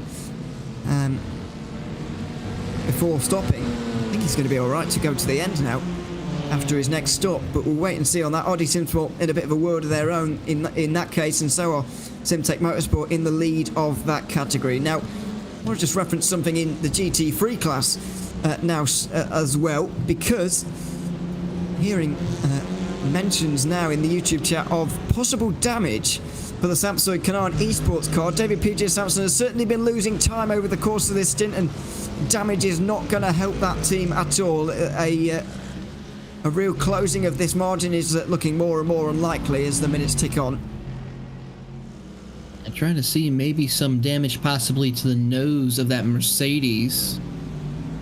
No damage I can see, as a little bit of smoke up ahead of him. As you see, one of the Mazdas getting a little bit squirrely in front of him briefly. Out of Aintree, they're going to go. I think it's just the livery, to be honest, on that car. I know it's very disconcerting, but I think it's just the livery that makes the car look damaged constantly. I don't really know. Meanwhile, battle for 16th place. The other 4X Racing green car is still out here, fortunately. They've just been overtaken by UK Sim Racing and Adam Donovan there in this race. And the sort of goldish looking front to that BMW. David Percival is going to try and get back through as well, as there's 4 GT3 BMWs in a row here up towards Stowe Corner. UK Sim Racing, having recently made their way through here, surely going to be staying in front, and a classic livery there from 4X Racing Green. There we are. Synonymous with the Silverstone 24 hours in real life, but anyway, there we are. Out the final couple of corners, they go. UK Sim Racing, after having gotten through in the recent past, you'd expect to be able to stay in front, because they've got a bit of a margin. They've even got a lap car in between them at this moment. The 4X Racing, I was going to mention that the 4X Racing green car didn't look very green. That's because I was looking at the wrong one. That is properly green, and they can be proud of that. But UK Sim Racing look like they're going to get away in this battle, but on first viewing here. Looks like to be the case here indeed, here as they work their way through. As the UK Sim Racing machine is trying to close the gap there. That's pretty much the only position. That's big issues right here for the TNT machine. Ooh, hard contact with the Brit E-car machine. That's E-Team Brit. Big contact. Or Century Sim Sports, is that? I'm not entirely sure. Big contact though. E-Team Brit losing it on their own through turn 2, straight into the path of that BMW, which now has no front end at all. Well, big drama there. It was TNT Esports, sorry, Dana Moore. Not Century, it was TNT Esports who were collected in that one with the E-Team Britcar. It's such a shame for them. They've got big damage now. I don't know if they'll have even a fast repair remaining either, because we are quite towards the end of this race. My goodness me, this is a few moments ago. TNT Esports trying to get their car back to the pit lane is absolutely wrecked. And both of them have already used all of their fast repairs. Going to be a long repair for TNT Esports, who dropped from 5th down to at least 8th, and the GCW Racing chicken car is not too far behind. I mean, I wouldn't like to estimate how long that repair is going to be, Taylor, but it doesn't look insignificant. That's definitely going to be at least at the minimum, a 10 to 15 minute repair. Looks like it. And chances of a top 5 fade away for Danamore and TNT Esports. We'll try and monitor them and see when they come out of pit lane. But it's really, really heartbreaking for them, and it does just show that anything can happen in endurance racing, and it doesn't have to be just coming from you yourself. You also could, get caught up in someone else's incident, as they just did. And it can be no fault of your own, but either way, you could end up with a lot of damage, and you could end up out of the running for the positions you were going for. Certainly was the case here, as they are now working their way through as we pick up the 4X Racing green machine in 17th, looking to maybe pick up a couple of more spots before this is all said and done, since the issues that arose for 2 drivers. Just making their way through past the old pit lane. I was just thinking to myself a couple of moments ago, by the way, when are we going to stop calling it the old pit lane? Because it has been the national pits for about 10 years now. I don't know what else we call it, I suppose, but I don't know when it stops becoming old. Because people just start forgetting that that's where the pit lane used to be. Although, to be fair, as I was talking about with Lorenzo yesterday, some series still do use it as the main pit lane, I suppose. But even so, this new layout of Silverstone has been in use for a very long time now, and it's not really a discussion point anymore. People just get on with it and almost forget about the old circuit, but I've got to say I'm still a massive fan of the new layout that Silverstone provides these days for the last 10 years or so. Certainly has provided a new style of racing around the circuit. A little bit still high-speed racing around the circuit here with its many long straights, but also it provides a little bit of different aspects of racing, with especially where the track kind of tightens up a little bit after you come out of Abbey, heading over into Farm and the Loop and the Village section of the circuit, which provides a little bit closer racing action instead of the high speed that we normally saw when it was the original layout. Well, I know there's turn 3 and 4 here. Obviously, slow the cars down for that, but turns 1 and 2 are still very high speed. And, well, we don't go under the bridge anymore. It's maintained character. It doesn't feel out of place whatsoever. As we see the Borex Racing green car making its way towards Brooklands and Luffield. Once again, E-Team Brit, I'm afraid, with a long repair here. So will TNT Esports. They've already been in there for 3.5 minutes. As Stuart Bickley comes in from DCW Racing, I'm afraid we're not quite at the portion of the race where the GT3s can make it to the end, those that are in now. So I'm afraid that Stuart Bickley will be in for a splash and dash in about an hour's time. He certainly will be here, and keeping an eye on that situation for him as the field will continue on racing. VRT Racing of Josh Benson still out on the track. He'll be out there for at least another 10 laps, and that should get him to the end of the race here. Same thing with, of course, David Sampson, another 15 or another 12 or 13 laps before he has to make his final stop, and he would be able to make it to the end. Yeah, we're still waiting for a little while. To be fair, they haven't been able to go too far on fuel, really. You've seen 29 laps at most for these drivers, which is under an hour. So that's a little bit surprising, I suppose, but something to factor in when we're thinking about these final pit stops. RD SimSport are in right now for a touring car, and they are having their final pit stop of the day, I would imagine. Daniel Martin again. He'll be hoping to stay in front of Mikey Doble there, who is remaining in front, now nearly 6 seconds in front of Isaac Rain. There is the RD SimSport car. Daniel Martin leaves the pit lane now with 25 seconds over Doble. It's going to normalise to 23-24, but even so, that's a big margin, and RD SimSport should be able to hold on to second place in touring car from now. Certainly seems to be the case here for him, as he will continue on around the circuit in that second position, still a lap behind your TCR race leader of Luke Walsh in the Simtech Motorsports Hyundai. See E-Team Brit in the pit lane for a long repair here. Yvonne Houflar just in the YouTube chat at the minute, and in the Discord as well, apologising to them, because it's obviously very disappointing for TNT Esports as well. Not sure how long the repairs are for the 46, but for E-Team Brit we have heard that it's 5 minutes of required repairs, 45 minutes of optional repairs. That's going to be probably 50-minute repair. They are going to get out there for the final 20 minutes at least, and they'll be back out to finish the race, will the E-Team Brit, but I'm afraid that's a lot of repairs done, and TNT Esports are probably going to have a similar amount of repairs to make as well.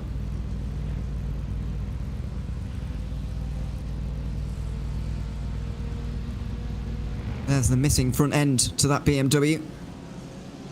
TNT Esports will be in there for a little while. Team Greenprint with Jay Becker not too far away from overtaking TNT Esports and pushing them outside of the top 10. For a team to go from challenging for a top 5 to outside of the top 10, it's got to be absolutely soul-destroying for them. It certainly has to be indeed a tough break for them in this case when they're so close to the finish. They will definitely want to get to the end of the race, though, of course, and everybody who gets to this point will want to. I think that is obvious in the fact that 86 laps down from the last running car now is the most recently retired car, and 86 laps in a Mazda would take you forever. Well, not forever, but it takes a very, very long time indeed. Trying to work out quite how long. Nearly 4 hours, I think, the last actual retirement in this race. And I think the 4 faster pairs have been a good idea to include in this race. We mentioned about the community aspect of this one. It is about getting all of the teams to the end, and we are going to get maybe all but 8 of these teams to the end. Nearly 40 teams are going to get to the end of the 24 Hours of Silverstone here. The faster pairs have helped with that, but it's been a great idea from the organisers to add those in and just encourage everybody to get to the end of the race. Certainly is here as we watch the Josh Benson lead the charge here. Almost a 57-second lead over the Samsoid Canada esports team. It's a very big lead indeed for Josh Benson. Closest battle on the circuit is still that one in touring car, although it is now going to become Scorex Esports chasing down Century Sim Esports, but Scorex will be in pretty soon. They're on their 29th lap of this stint right now. Stephen McMahon has done a good job driving here today. He's been very quick, but with an hour and 6 remaining, this is not going to be their final pit stop of the day, unfortunately, and that might well see them outside of the top 5 by the end of the day.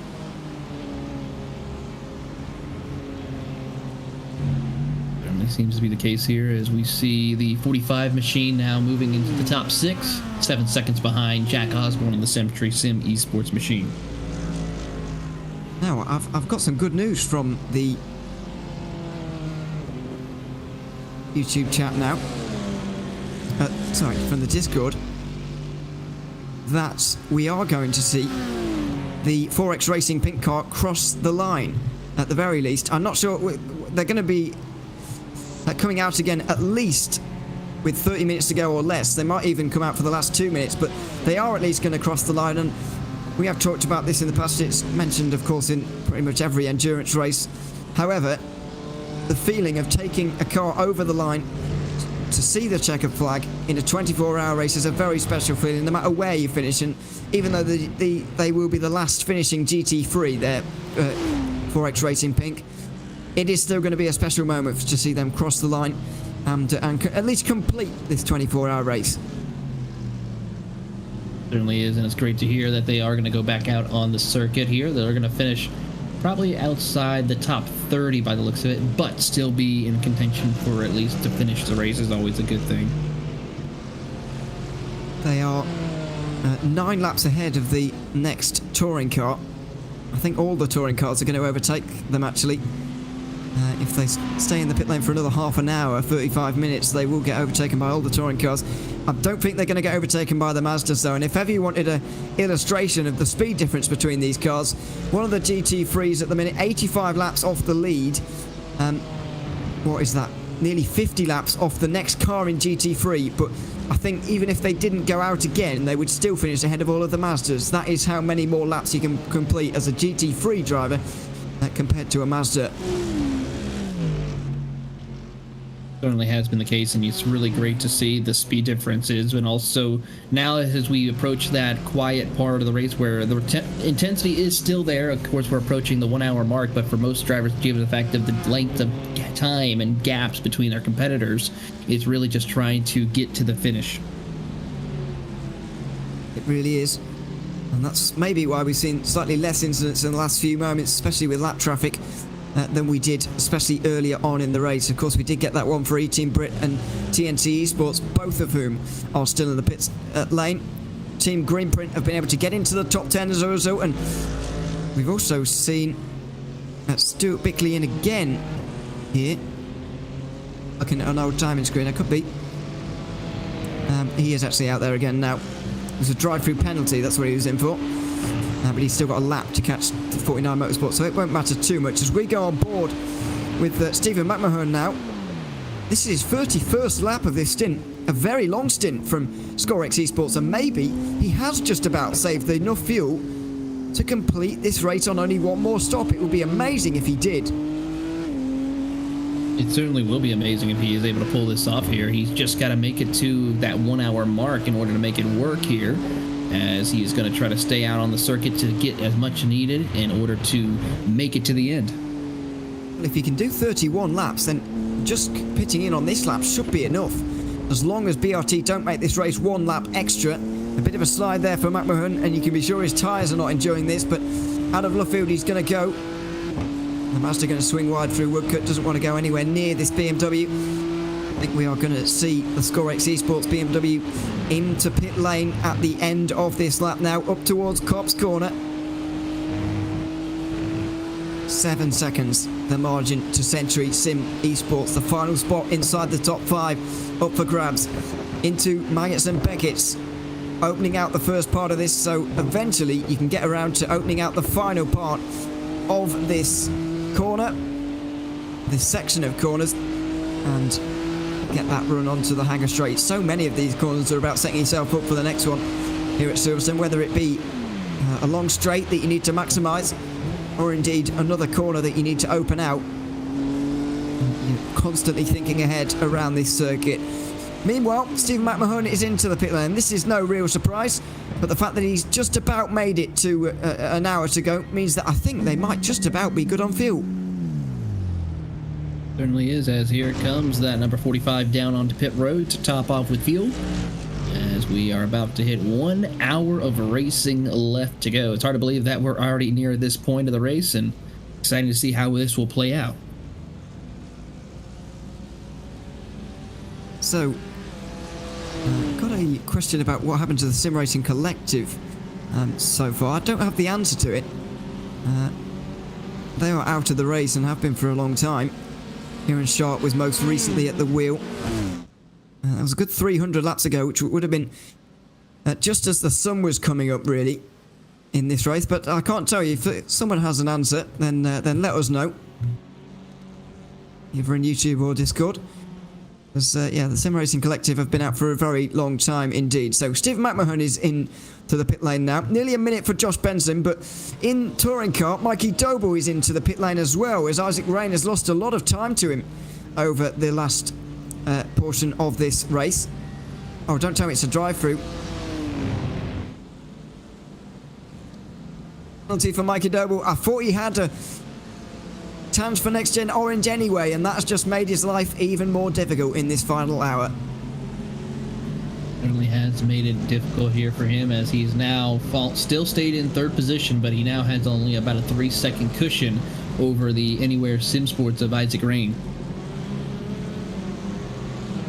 Well, that's a comfortable cushion enough for now, but he does need to factor in the 20 extra laps he needs to put into the tank. And that's going to cost him about 20 seconds, I would imagine. So it's going to be quite close, but Doble's quite quick. So maybe there will be a chance here. BOSR Mazda team are entertaining themselves by playing Scrabble at the minute. It's an interesting call. I don't know quite why they're doing that, but third place for them at the moment. Angus Fender back at the wheel now, 3 laps behind the next car.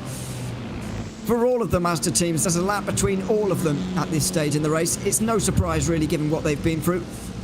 All of those teams very pleased to see the checkered flag by the end of this one, because out of all the categories, you'd have to say that those drivers have had it hardest.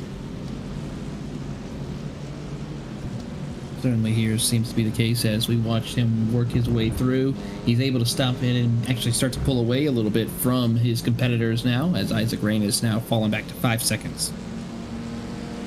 Problem is, we're not going to be able to figure out when he's going to come in here now, because that drive-through has reset his stint lap counter.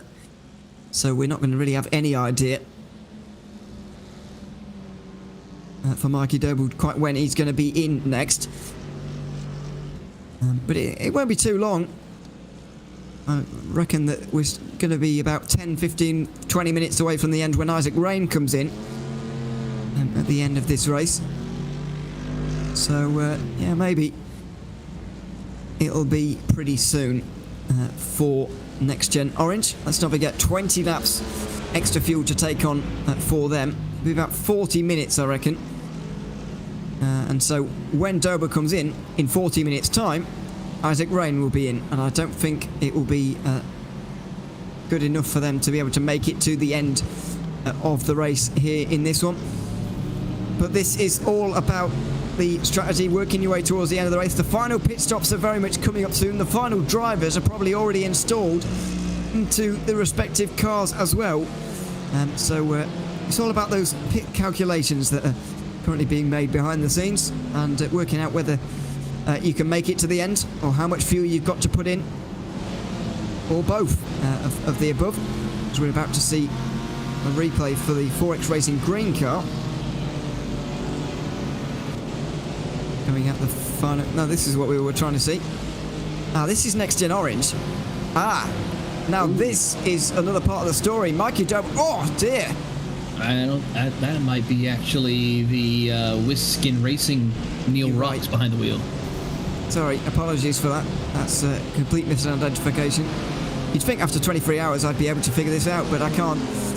You're absolutely right, that was Neil Rocks. And once again, that was no fault of his own there in the touring cars, but he's got completely destroyed front end now. Yeah, it's definitely going to be a tough break for them, as they've had a lot of issues throughout the race. Just going to add that one to the list, I'm afraid. So, into the pit lane for Neil Rocks. We'll see how long that pit lane is, and we'll see if they've got a fast repair as well. If they have, they'll be able to get away with this, but if not, then those repairs could be 10 minutes or more.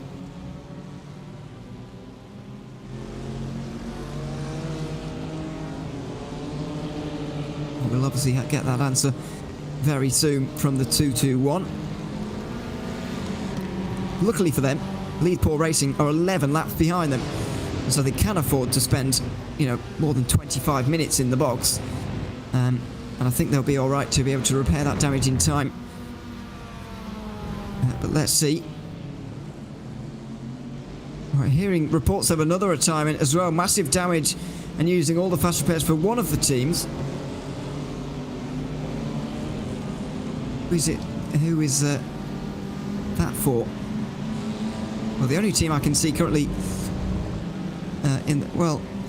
I'm trying to work out quite who it is at the minute. I don't really see any other drivers that are dealing with any retirements for the time being. The only one I could see is possibly TNT Esports, who's fallen off the pace and is on pit road. But other than that, no one else I can see. Message suggested that they've been out onto the circuit again, and that they just had an incident. I wonder if it is sequential, maybe. They're currently making their way down pit lane. There's another 30-second time penalty, stop and go penalty for ScoreX Esports for crashing into a TCR. I'm afraid their run to 5th position for Stephen McMahon might well be over. They're not going to lose another position, but they're not going to be able to get that 5th place by the looks of things with that 30-second time penalty that they've 30-second stop and go penalty that they've just got. They could have been the ones actually that just hit the 221 in that replay we just saw. Could have been definitely the ones indeed. So we'll see here, and as they make their way around the circuit to get to serve their penalty, this is going to change a lot of aspects for drivers in amongst the top 10. Comes in straight away to serve it. Might be resigned to 6th position now as a result of this. Going to get a little bit... Well, it could be quite close, actually, between themselves and an 89 Motorsport. Depends how quickly McMahon is going to drive and how slowly, in relative terms, 89 Motorsport are going to go. Obviously, they're still pretty quick, but you get the idea. Up on the jacks as well, which you can, of course, do under an iRacing assigned stop and go.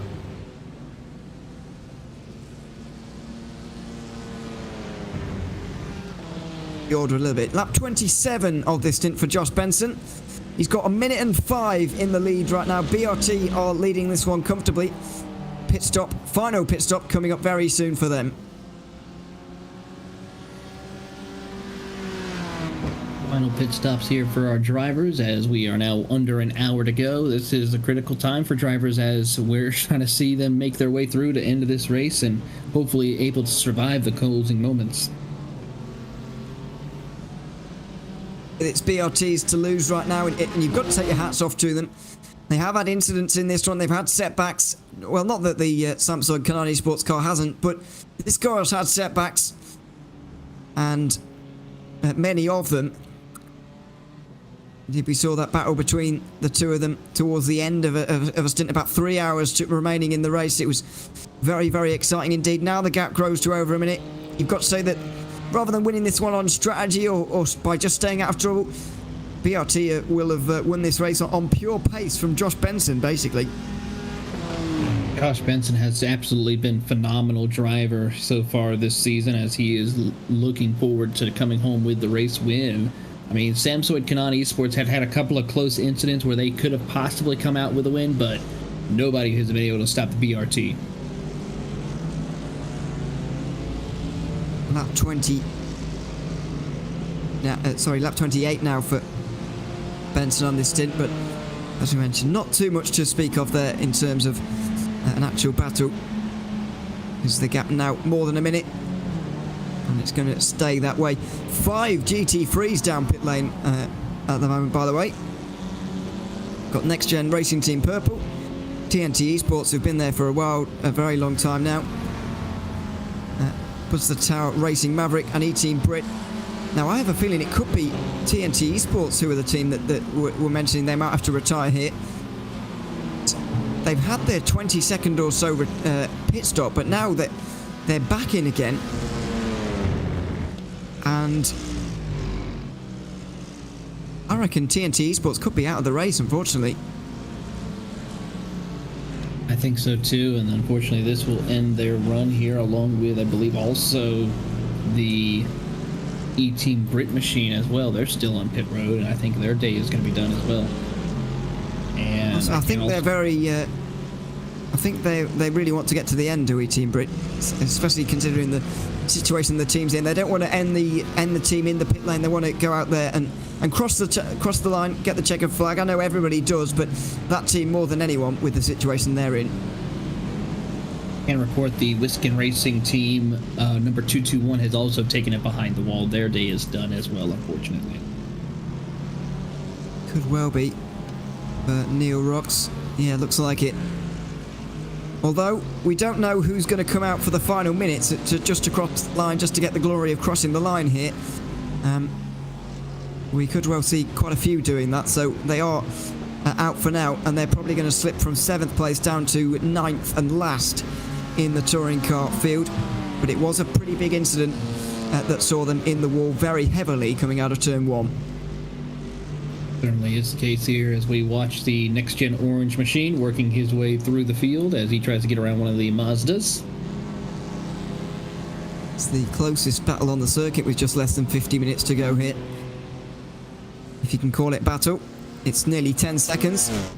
And Double is catching Daniel Martin as well. 15 seconds up to the leader there. Not sure when he's going to be in. Probably another 5 laps or so for Mikey Double. And so maybe actually Race Anywhere will be able to get to the end here. Yeah. I'm not sure. Next Gen Orange may well miss out on a podium after all, but Mikey Double is the fastest touring car driver out there at the moment. Last lap was a 2-minute 14.5, which is outrageously quick. It's the best of anyone on that most recent lap. 2-minute 15.4 on that one, a little bit slower, but still the fastest of anyone on that lap time. Going really well is Mikey Double.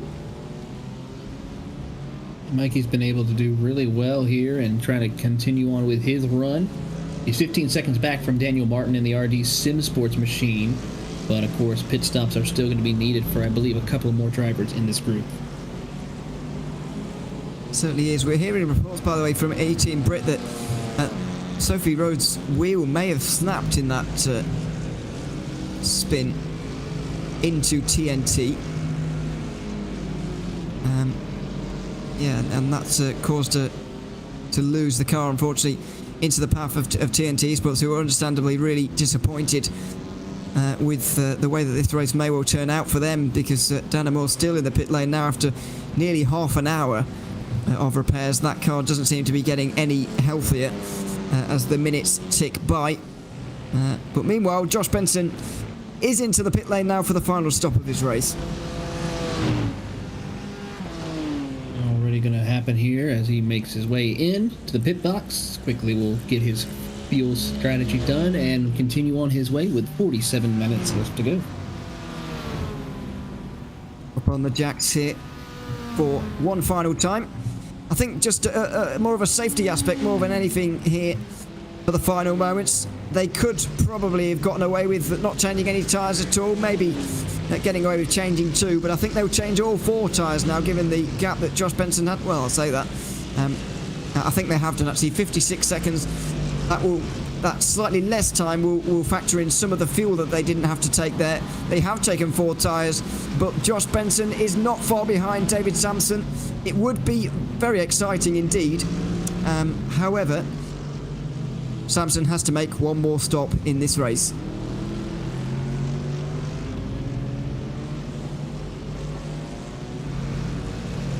So there's 1 second between them, and we may well see a battle here before the end. Possibly. I think this could be a big possibility that could happen, but of course one more pit stop has to happen for David Sampson in order to bring it to the end.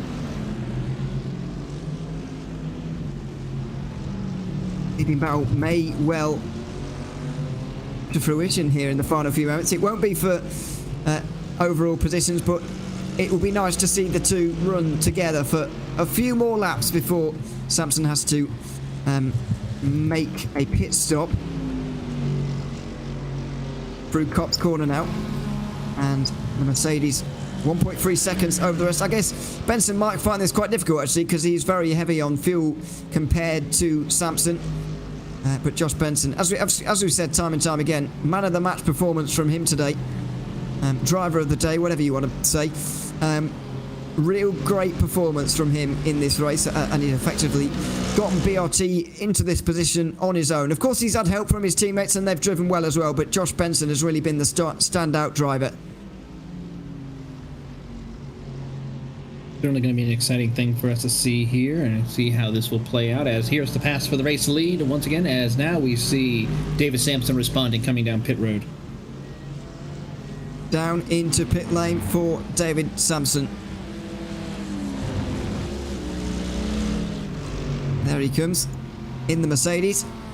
A little bit early really, but it was probably just responding to Josh Benson there, maybe. Just running their own race. They have 3 laps behind to Elite Racing Team, who are in 3rd place. Dane Murray at the wheel of that one right now. An Elite Racing Team is not a team we've spoken too much about so far. 2020 by one of the founding members, indeed, Klaus Christensen, doing a lot of driving earlier on in this race. They very much do spread themselves across the platforms of sim racing, across all different simulators, and getting a nice 3rd place for their efforts at the moment. As David Sampson gets up onto the jacks, he's gotten fuel to get to the end, so he'll get tyres to the end as well. Now, it's a very short stop to end off this race actually for him, but I don't think it's going to be enough for them to win this race today. Certainly is, and I noticed a little bit of damage to the front nose splitter of that Mercedes, so that might have been the damage that they were talking about. Possibly. Though I thought they were talking about damage for the 2nd place team actually.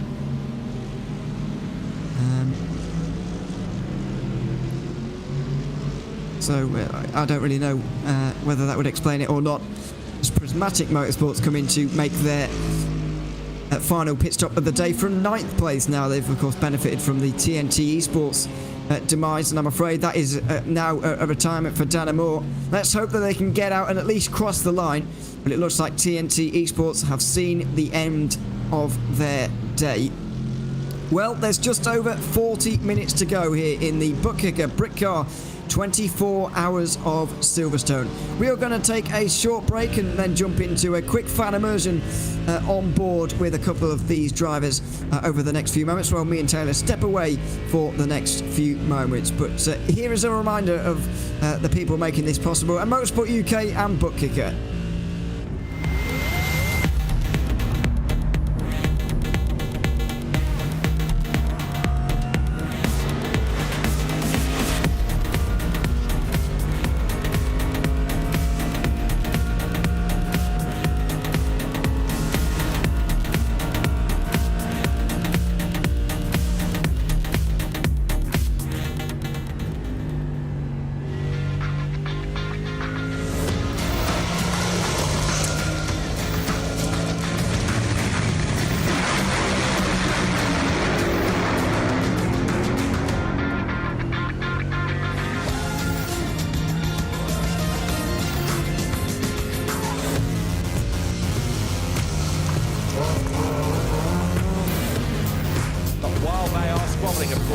Overdone up front, he's getting away.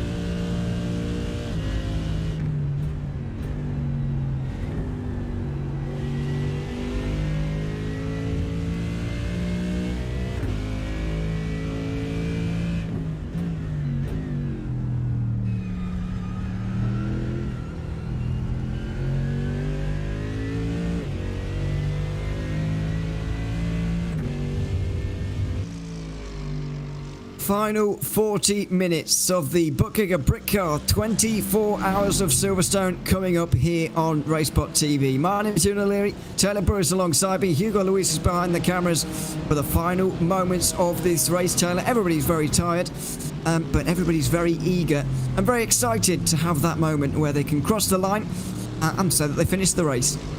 It certainly is the case here as we watch on and see the second place driver of David Sampson and the Samsoid Canada Esports Mercedes trying to work his way and finish the race in a podium position. Mikey Doble is into the pit lane from third in the touring car category, so this is where the interest is going to lie in touring car for the remainder of this race now, because there is a lot going on in that respect. In this category. Isaac Rain now ahead again, and I think Isaac Rain is going to be. I'm not sure if he can make it to the end of the race on fuel here. Isaac Rain. Let's see how many laps he's done on fuel now. This is his 22nd lap.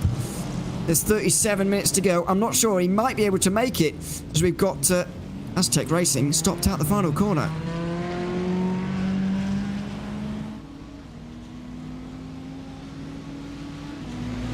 Watch the Ferrari have a little bit of a spin here.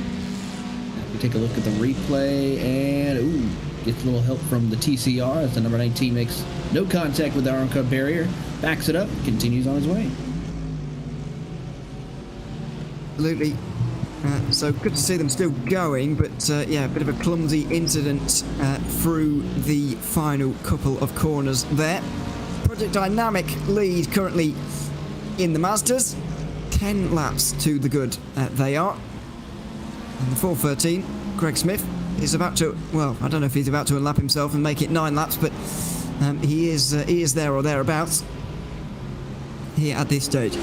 So a little bit of news from up and down pit lane over the last couple of moments. We had confirmation on what happened to the Sim Racing collective car.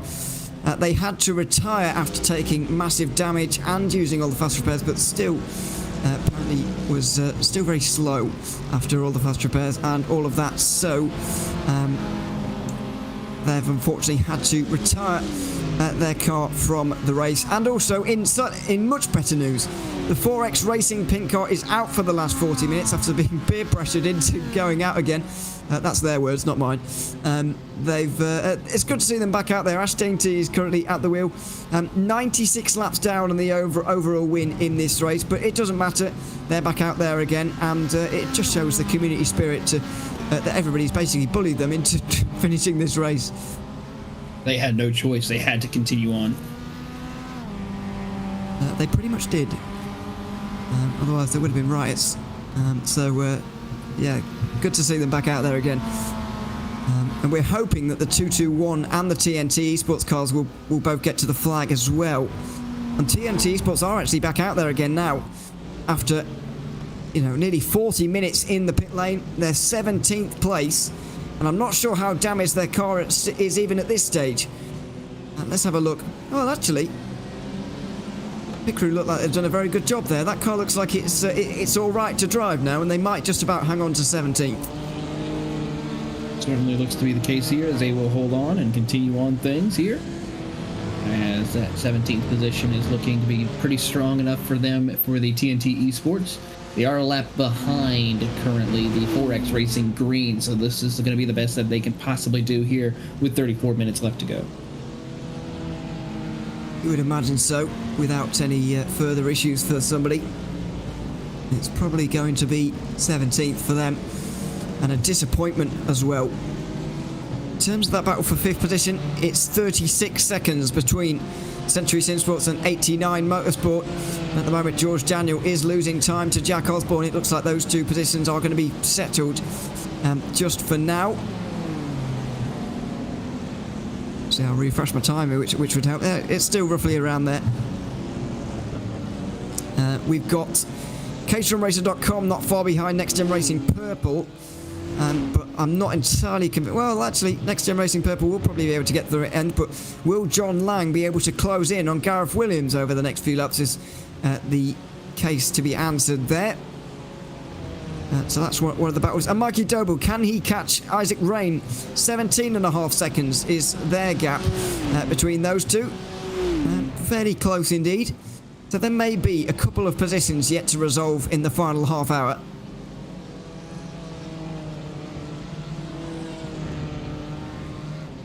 Keeping an eye on some of the other competitors here around the circuit, as everyone is pretty much by themselves as far as passing and making up time or gaining position on their competitors here around the circuit. So tough break for a lot of them here in the late stages, but it's just trying to get to the end of the race is critical. There is Mikey Doble. A lot of appreciation being put into the Discord chat at the moment, and rightfully so, to Paul Crawford, who's run this race pretty much on his own for the entirety of the 24 hours, stewarded on his own as well. It's been a fantastic effort from him, and a word of admiration to him, really, Taylor, because it's not easy staying awake for these 24 hours, never mind being as busy as he's had throughout. Certainly seems to have been the case here, and a big round of applause for Paul Crawford to be officiating this entire 24-hour race. It's a lot of credit given to him, and he's still got stuff to do, of course, as people are indeed having incidents and things to look at, concerns and questions and all of the above. So it's been great to have him behind the scenes and running this race as well as it has gone. I think it has been certainly enjoyed by everyone who's taken a part of it. First ever Motorsport UK community sim racing event, sort of putting it really on the map here for this race, and not long to go in it now at all. We'll see now. We'll get some lap times from Mikey Doble and Isaac Rain. Last time around, Doble gained 0.6 of a second. He's going to need a little bit more than that. 17.5 seconds is the current gap. I know there's half an hour to go, but he's going to need a little bit more than just half a second a lap. Certainly seems to be the case here as we watch on the fourth place driver of Mikey Doble in the next gen racing Honda, trying to get his way through, surviving some faster GT3 traffic as we are now 30 minutes left. Playing for Century Sim Sports right now. That's Jack Osborne. George Daniels in as well. They were supposed to come in on the same lap, and that's exactly what has happened. Although, just as 49 Motorsports pull up to their box, 89 Motorsport pull up to their box, Century Sim Esports have already left. And so Jack Osborne should be home and dry now and should be on his way to 5th place.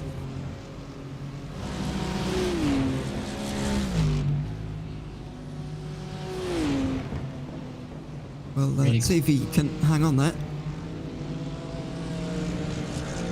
Should be seeing a couple of cars come down pit road here to wrap up their final pit stop. The Elite Racing Team and the Old Turtles Motorsports machines, they have to still make their final pit stops.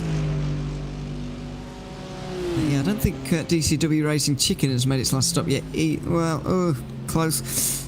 We'll see on that. But the Egg car certainly is. Both of them have been, or the whole team as a whole have been trying to defy evolution by switching the Egg and Chicken. Which one came first? Debate around all day. That's the. I was wondering actually, posing the question to anybody who knew earlier on actually in the broadcast, why are they distinguished between chicken and egg? And there's the reason. I'm going to guess for the pure entertainment value, I guess. As we check in with the SimTech car for the first time in a while. This lead for Shane Burke and the number 44 team has been the same for quite a long time now, and they're good value for their laps lead with the amount of time remaining that we have. Certainly has been indeed, and they've still been able to maintain that one lap lead over the RD Sim Sports Honda of Daniel Martin as they continue to go all around here and continue to log the laps that they need to. Now, we just sent a message in the YouTube chat, by the way. and I don't think that's Mikey Double himself, but but it could be. I don't know. But anyway, I hope he's not typing into the YouTube chat while trying to chase down the car up in front. It would be impressive if he is. Gap's down to 16 seconds, gained 8 tenths on the last one. But surely he's not typing in the YouTube chat and driving at the same time. Surely it's a different person. But yeah, anyway, we'll see. They're still out in touring car, and I think that is the only position in the remainder of this race that actually could change. Now we're late on. Most of them are settled, but maybe there is one more chance. Possibility of one more chance indeed. We'll see how this plays out here in the closing minutes. But I think it's a little bit of a tall order for them at the moment. 16 seconds is the gap. There's Dane Myrie. Speaking about elite racing team and the fact we've not really seen very much of them today. They've been third place, running third place for a very long time. They're 3 laps off second. They're 1 lap ahead of fourth. This looks like a final scheduled pit stop for them. They'll take on half a tank of fuel and get out onto the circuit once again. You would imagine. Let's see if that is the case. There's a few cars flash through shot here at turn 1. Waiting for them to get going again. It's taking quite a long time here. Elite racing team just making sure, and they're going to put tyres on it as well, just to make sure. The amount of fuel they put in there is probably too much for what they've got left, but there's no point risking running out of fuel. There's no point risking crashing with old tyres. When you've got a lap's lead, you might as well do all this. Certainly have to try to indeed in order to have a shot of staying in position for a chance of a podium. As we see Dane Meyer coming off with the Elite Racing team to wrap up these final few minutes. I have been reassured that Mikey Double is not typing in the YouTube chat, by the way. So that's all good news. But yes.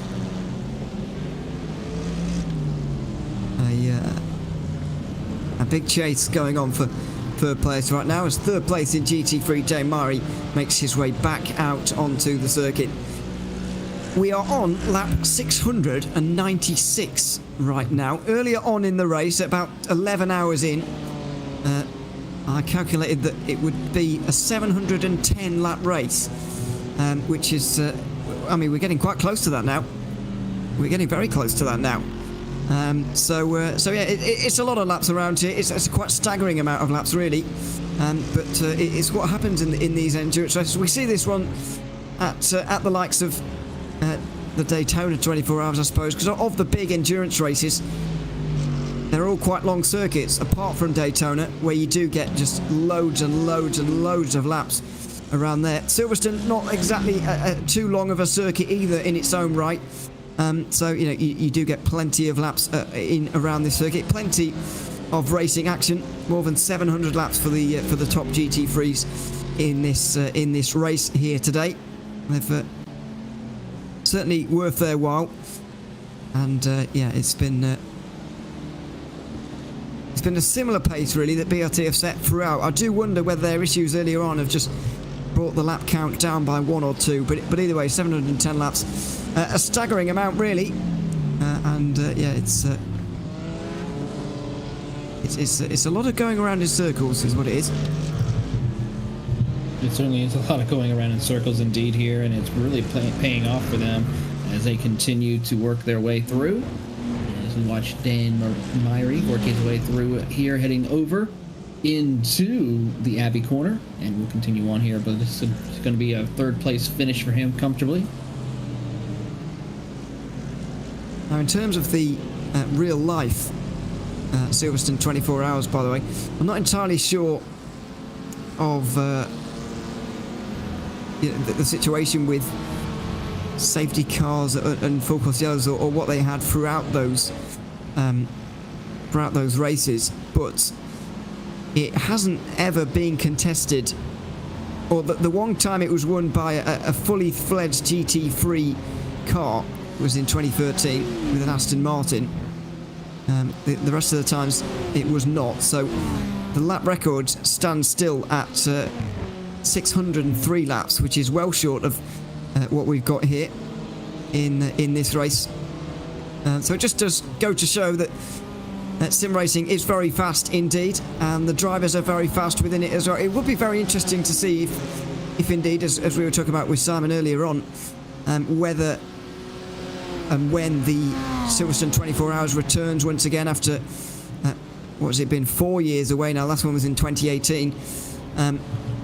When it returns and just how many laps they get in. It'd be very interesting to see if some sim racers, some people who have been involved in this race and maybe future ones in the future, to be involved in the real life race as well and see how they get on when the shoe's on the other foot. It would be a very interesting experiment. Certainly would be an interesting experiment, I have to say. We'd have to try that out and see how that would play out for our competitors. Of course, some of these are transferring from the real world to the sim world for this race, so it's worked both ways. John Finch comes in to make his final stop on the race for RAF eMotorsports, one of those teams I was just referencing who indeed have had forays into real world and are now dipping their toe into the sim racing pool, if you like.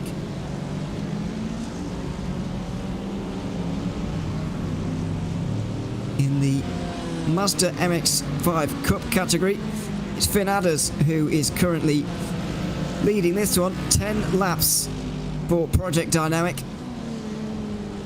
and this team have just put on a show, a demonstration of how to be fast in the slowest category. They've been very aware of those around them, hyper aware, even thrown themselves off the track at one point to mind out the way of a battling pair of GT3s earlier on in our stint here in the final 4 hours. That was down in towards turn 3. They really have been the benchmark, the textbook as to how to drive this Mazda and how to mind out the way of everybody else. Certainly is the case here as they're trying to get their way to the end of the race. As they work their way through, great racing action amongst the field of drivers as we watch the 218 machine, a Project Dynamic Green machine, just trying to survive here with the Mazda, and has done rightfully so, getting out of trouble and staying out of trouble to be able to take home this race win. I wonder if there's been an issue here for 49 Motorsport, because George Daniels back into the pit lane again now. And that is not something I was expecting to see, I must be honest. Yeah. Here's one of the BMWs as well. Here's the pit lane. That's old Turtles Motorsport. Sami Välimäinen into the pit lane. 49 Motorsport just go for a drive-through penalty there, but that's been a bit of a story from this race as well, to be honest, in terms of the amount of drive-through penalties we've had. Silverstone is sort of one of those circuits where you can pick up off tracks fairly easily, really, and so we've seen quite a lot of that today, with a lot of incident points being picked up.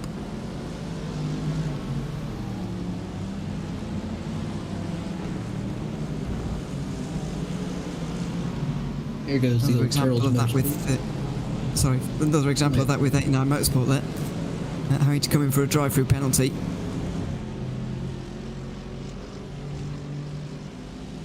So, driving Miss Daisy is also in to the pit lane now. That's the 101. I saw a team member in the YouTube chat earlier on mentioning they'll be pleased to get to the end here as well. Flying the flag for them. Linda Noble out of the pit lane again after the final stop of the day for the 101 BMW. Going to just slot in front of one of those Mazdas. We've also got Andy Gilmore in the YouTube chat at the moment mentioning that Century Sim Esports should manage to get P5 now in the GT3 race. Hopefully that does come true for Andy Gilmore and the rest of the team there. It'd be a good performance from Century Sim Esports, and I think they'll be able to console themselves with the fact that they're the highest performing team of those who are all in the same location. I don't know if that's very common in this field, really, but they certainly are, and they sound like they'll be pleased with a top 5 position here right now. We do indeed have another interview, by the way. It's E-Team Brit get themselves back out onto the circuit again in 21st. Sophie Rhodes is back out onto the circuit again for them. Megan Purchase joins us now from the team. Megan, welcome to the commentary booth. Good to have you here. Can you hear us? Yeah. Good, we can hear you as well. We've had some problems, so I'm glad about that. Sophie Rhodes back out there again after an unfortunate incident. Goodness, it was about an hour ago now, maybe more, for you guys involved with TNT Esports as well.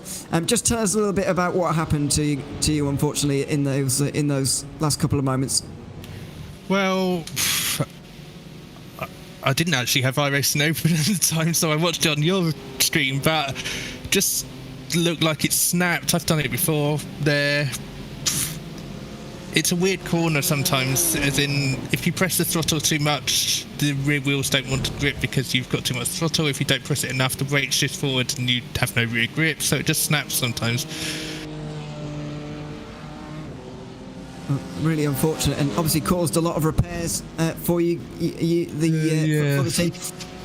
Just tell us a little bit about what the feeling is within the team at the moment, though. You're going to be able to get to the end of the race. It's maybe not the result that you wanted throughout the race, but we've also heard throughout this race that E-Team Brit is coming to an end very soon, and you're obviously going to be end of an era, as Yvonne put it a little bit earlier on.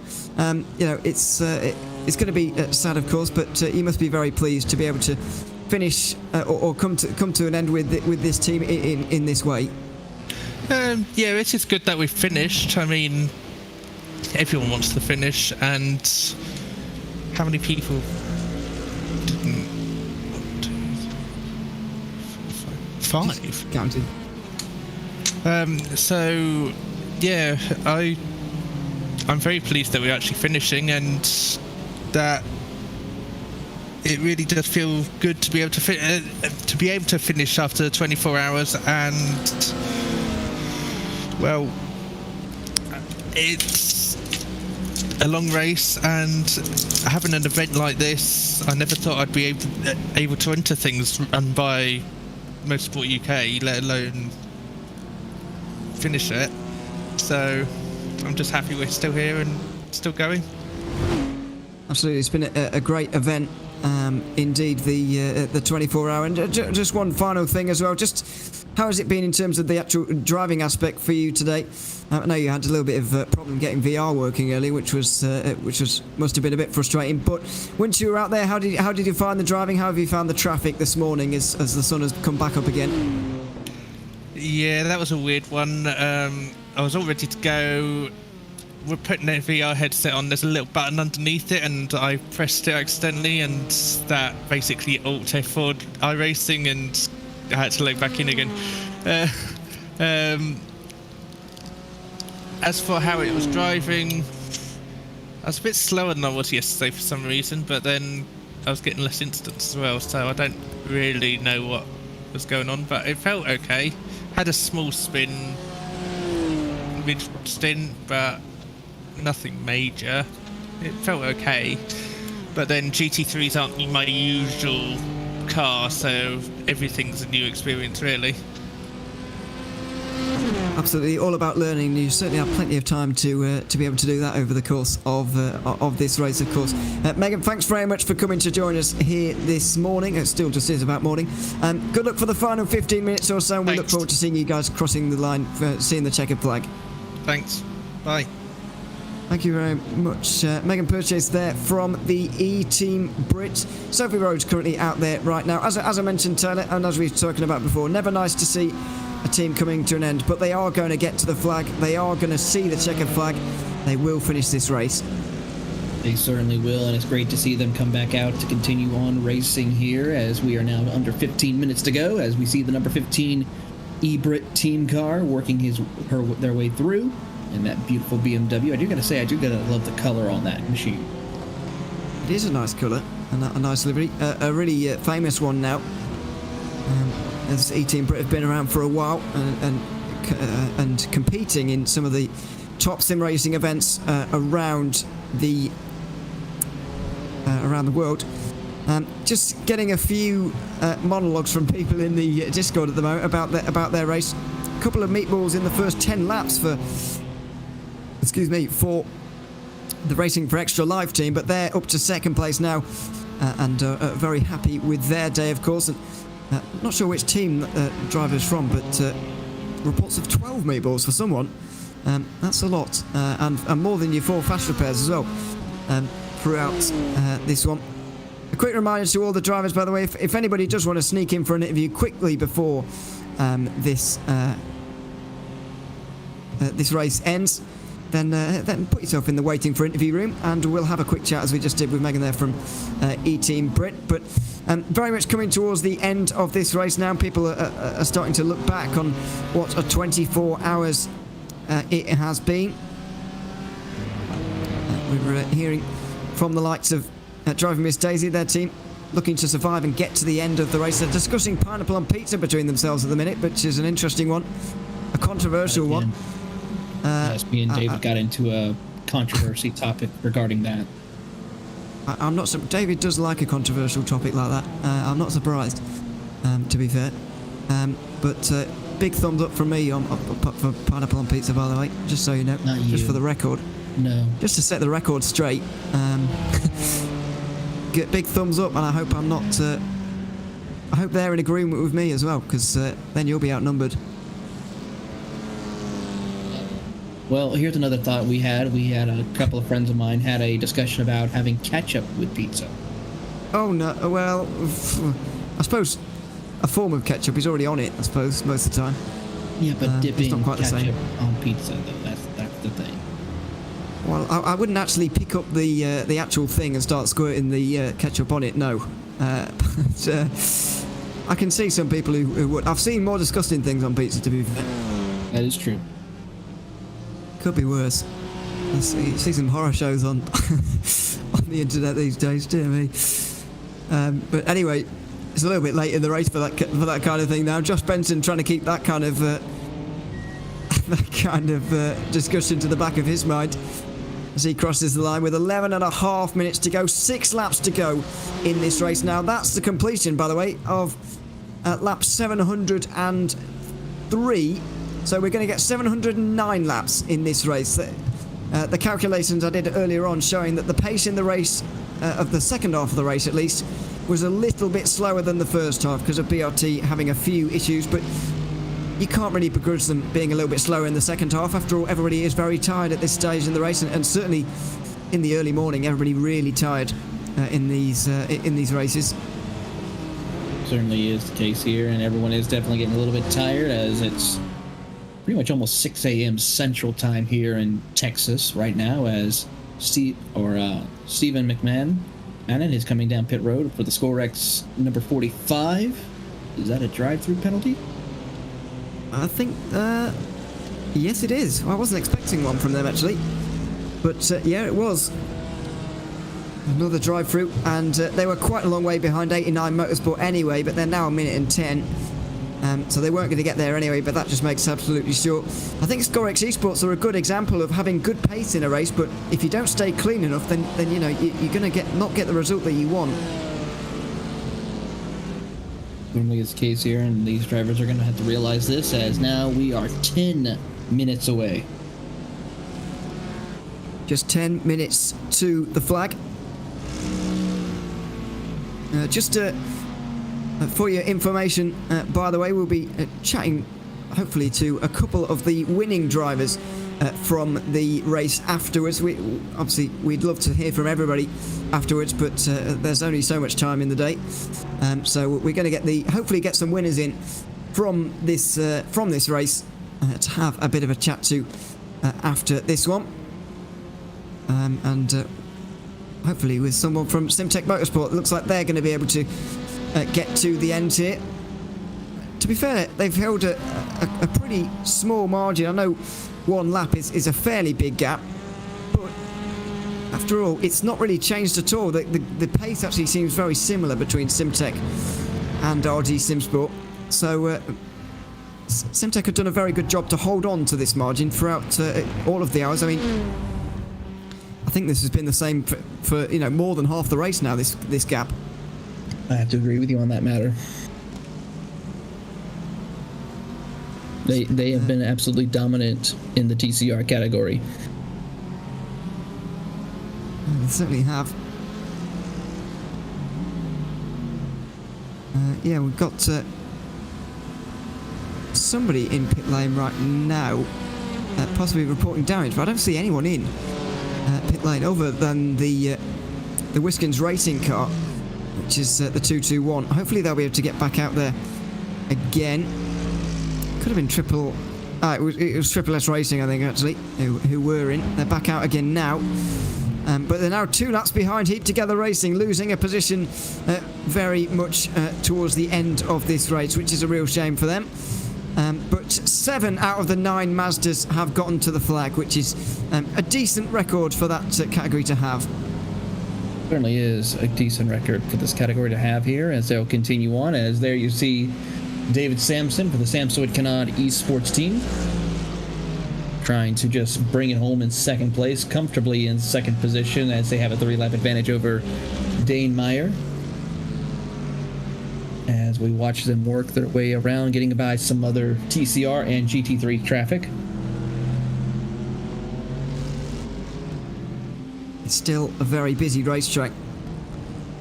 39 drivers still out there, including 24 GT3s, as the battle for third in touring car is starting to come into our consciousness here. 6 seconds. Race Anywhere SimSport are going to be biting their nails off, but with 7 minutes to go, Mikey Doble might not have enough time left in the race to get there. It'll be pretty close here, as it's now 6.1 seconds. Looking through the timing of these 2 drivers, Mikey Doble is definitely a little bit faster than Isaac Rain here, but the thing is, does he have enough time with 6 minutes to go?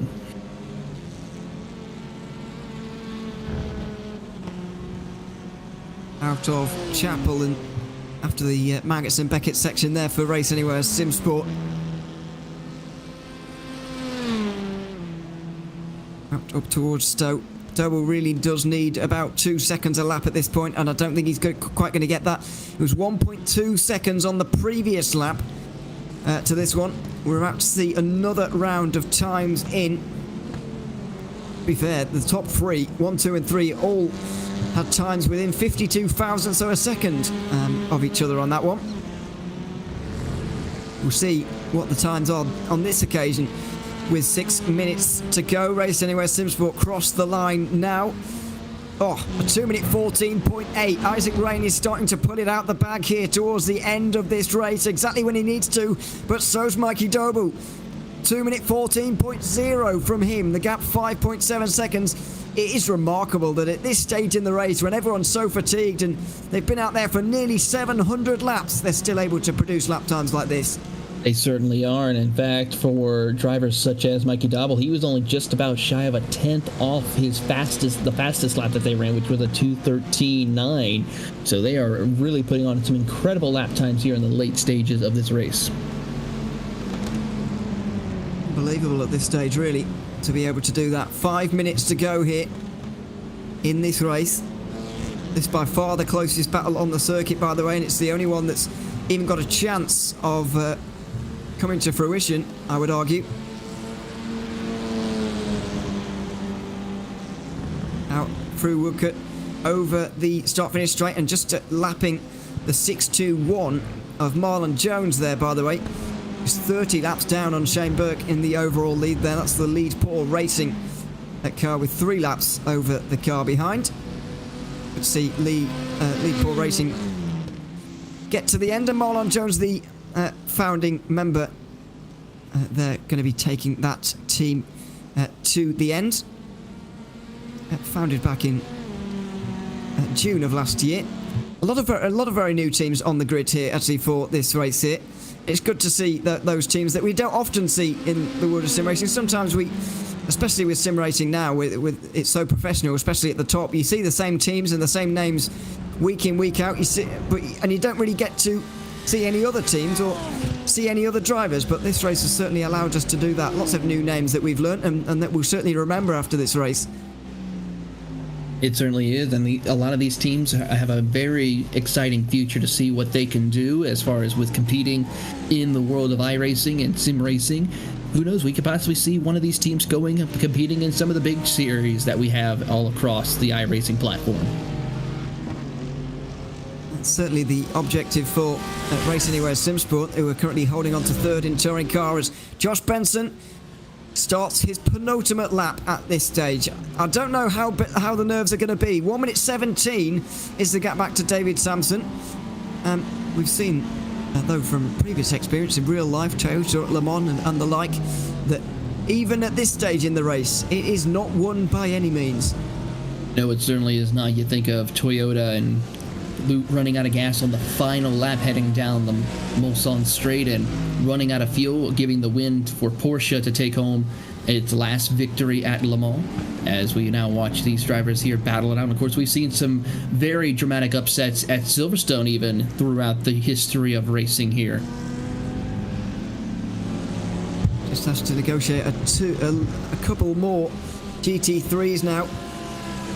And there's going to be a few starting to let Josh Benson through as well, you'd imagine, as they don't want to complete the extra lap. They just want to get this one over with and see that checkered flag. It doesn't look like Mikey Doe was going to get there, by the way. 5 seconds just under, but it doesn't look like he's going to get there. We're going to see Josh Benson here getting all of the credit that he deserves, and BRT as a whole getting all of the credit that they deserve for the performance they've put in here in this race. Through Maggots and Beckett's they go. Not going to take any risks through this slightly sketchy moment through traffic once again. Going to go 3 wide with a couple of GT cars as they head down the hangar straight. They should be getting the white flag here as they come out of this and just come across the start-finish line. This will be the white flag lap coming this time by. It certainly will. It will be lap 109. 109, dear me. 709. Out the final chicane for the penultimate time comes Josh Benson, and he's not exactly slowing down too much. Last lap before this one was a 58.6. This is going to be a bit slower because of the traffic that he's had to encounter here on this one. It's still a 59.8, still very respectable, and still showing us exactly why BRT have won this race, because as I mentioned earlier on, they've not stayed out of trouble, and they're the only ones left who are still running. They've not exactly put on a wild strategy, a really genius strategy to come and win this race. They've done this one on pure pace, and a lot of it has been with the help of Josh Benson. It certainly has here, and Josh Benson has been the star driver for this team with BRT, and he is looking to do so as they head down the Wellington Straight for the final time here at Silverstone, just having to negotiate a couple of more cars for a few more moments, and victory will be in their hands. And a word on just how long he has spent in this car towards the end of this race as well here, because I'm pretty sure he's been in for the whole of our commentary stint here, more than 4 hours time, you know. And considering the amount of driving he did yesterday as well, he has really put in the work, and he'll be very tired, and might well be having quite a long rest after this race is over with in a few moments' time. Definitely would have to agree with you on that matter. I think it's going to be the same for many. Out of Maggots and Beckett's for the final time. A few drivers slowing down a little bit to make sure that Josh Benson overtakes them before he crosses the line and takes the checkered flag here. He is officially on the time on the final lap now, as the time elapses. 24 hours now complete, but it's only going to have one winner. Into the final chicane, and the ButtKicker Britcar 24 Hours of Silverstone is going to go to BRT. Josh Benson with the pleasure of taking the checkered flag to win this race for the team by just over a minute in the end. A fantastic drive from all of them. Benson, one of those drivers who has just put in a huge performance here in this race today, and he is going to take the victory in the GT3 class for BRT. We're going to see Simtech Motorsport come across the line in quite a while. Project Dynamic have quite a long time to come into at the end of the race as well. The two class winners very close together on the order here. It's going to be 2 laps to the good for Simtech, 11 laps to the good to Project Dynamic. 2 very deserving winners there as well. Absolute stunning drive for both these two competitors as they come across the start-finish line, and 24 hours of intense competition. They stand a step at the top step of the podium for both of their respective classes after surviving a chaotic 24-hour race. Indeed, but great to see everybody get to the end. And I hope these two class winners do stay together for a bit of a photo across the line, by the way. TimTech Motorsport may well just push on here and go past the Project Dynamic car. The two of them very much in their own, and they know that they're on camera as well. The two of them weaving around. They know that this victory is theirs at this point. Up towards Stowe for the final corner. 89 Motorsport just in the background as well. They don't want to cause any trouble. They don't want to photobomb anybody. Just in the background. Into the final couple of corners then for Shane Burke, who's done a lot of the driving himself for this one, actually. TimTech Motorsport are going to take the touring car victory here in the ButtKicker Britcar 24 Hours of Silverstone. Here they come through the final corner. It's going to go to Hyundai and TimTech Motorsport in touring car. And in the Mazdas, Project Dynamic with as near to a perfect 24-hour race as you could ever hope to have. Finn Adders lapping up the applause, and why not? Project Dynamic Green winners here in the Mazdas, and we'll be very, very pleased with that. Three very deserving class winners. Very much so here, as we see Finn Adders celebrating here on the front straightaway. As he trying to at least. Doesn't want to get in the way of other drivers, as he will park it on this right there, as we see a couple more competitors working their way around the circuit. I did hear some reports earlier on that the Masters were going to try and do a bit of a formation photo, and I think that's why that Master's being pushed so much as well. They're trying to get themselves into order on the parade lap after the checkered flag here. But while they do that, and while the race winners celebrate, we'll take a look at the race results after 24 hours of racing. And there were no doubts about the race winner in the end. BRT take it by 1 minute 20 in the end. Samsung Kanani Sports second with Elite Racing Team. Quiet race, but they'll round out the podium. Old Turtles Motorsport will be in fourth with a lap either side of them. Century Sim Esports hold on for fifth. 89 Motorsport sixth ahead of Scorex Esports. Then it's going to be DCW Racing in eighth. Prismatic Motorsports and Team Greenprint round out your top 10. DCW Racing Egg have been beaten by the Chicken. They're 11th. Next Gen Racing Team Purple finished 12th ahead of CaterhamRacer.com. Sim Dynamics Esport 14th ahead of UK Sim Racing, rounding out the top 15. 4X Racing Green finished 16th ahead of TNT Esports after falling outside the top 5 in the very end of that race. Fury Sim Sport finished 18th ahead of Driving Miss Daisy, and Buzz the Tower Maverick rounding out the top 20. And then finally, Kinetic Racing in 21st. Aztec Racing also got to the end, so did E-Team Brit. 4X Racing Pink did see the checker flag. The same can't be said for the Sim Racing Collective, Century Sim Racing, GTWR Esports, YRDA Esports, or Scorex, all not making it to the checkered flag. A smaller field for the touring cars. SimTech Motorsport won it though by 2 laps ahead of RD Simsport. Race Anywhere Simsport third over Next Gen Orange. Then Dapper Customs past SRT rounding out the top 5. REFE Motorsport sixth ahead of Leadpool Racing. Quatermass Motorsport and Wiskins Racing 9th. TWR retired a long time ago, as did the other Race Anywhere touring car. And finally in the Mazdas, Project Dynamic Green win by 11 laps here ahead of Racing for Extra Life. BUSR iRacing round off the podium with RAFE Motorsports in 4th. Sequential Simsport round out the top 5 with Team Heat Together, Triple S Racing Team, Quantum Racing Team and Wild Things Racing rounding out the 9 drivers, the 9 teams, sorry, that entered in the Mazdas. Well, there we have it. A fantastic 24-hour race, and we're going to bring in one of the race winners, one of the members from the race winning team from BRT. If we can just get ourselves connected up with Basic Ollie, who's going to join us, and have a bit of a chat after that race win for them. Ollie, can you hear us? doesn't look like it. He's on mute at the minute, but they all are down there for the interviews right now. So that's a good start for us.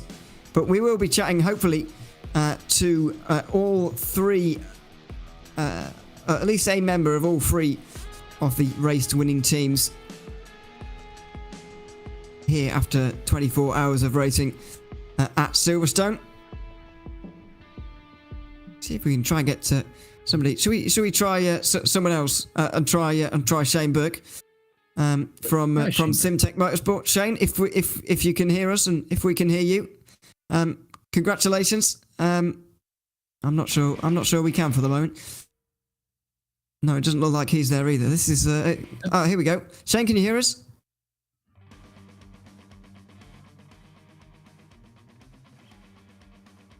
Might need to get the old push to talk working again, or whatever it is. It's holding us back at the moment. The technology has been today a bit, if we're honest. It's been pretty not nice to us. Ollie apparently can't unmute himself, which I don't know how that's happened.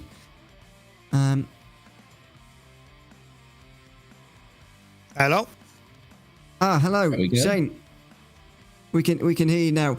Shane, congratulations. You must be very, very pleased for that race win for Simtech Motorsport. Just talk us through your emotions as you crossed the line there to take the win. It's a nice feeling.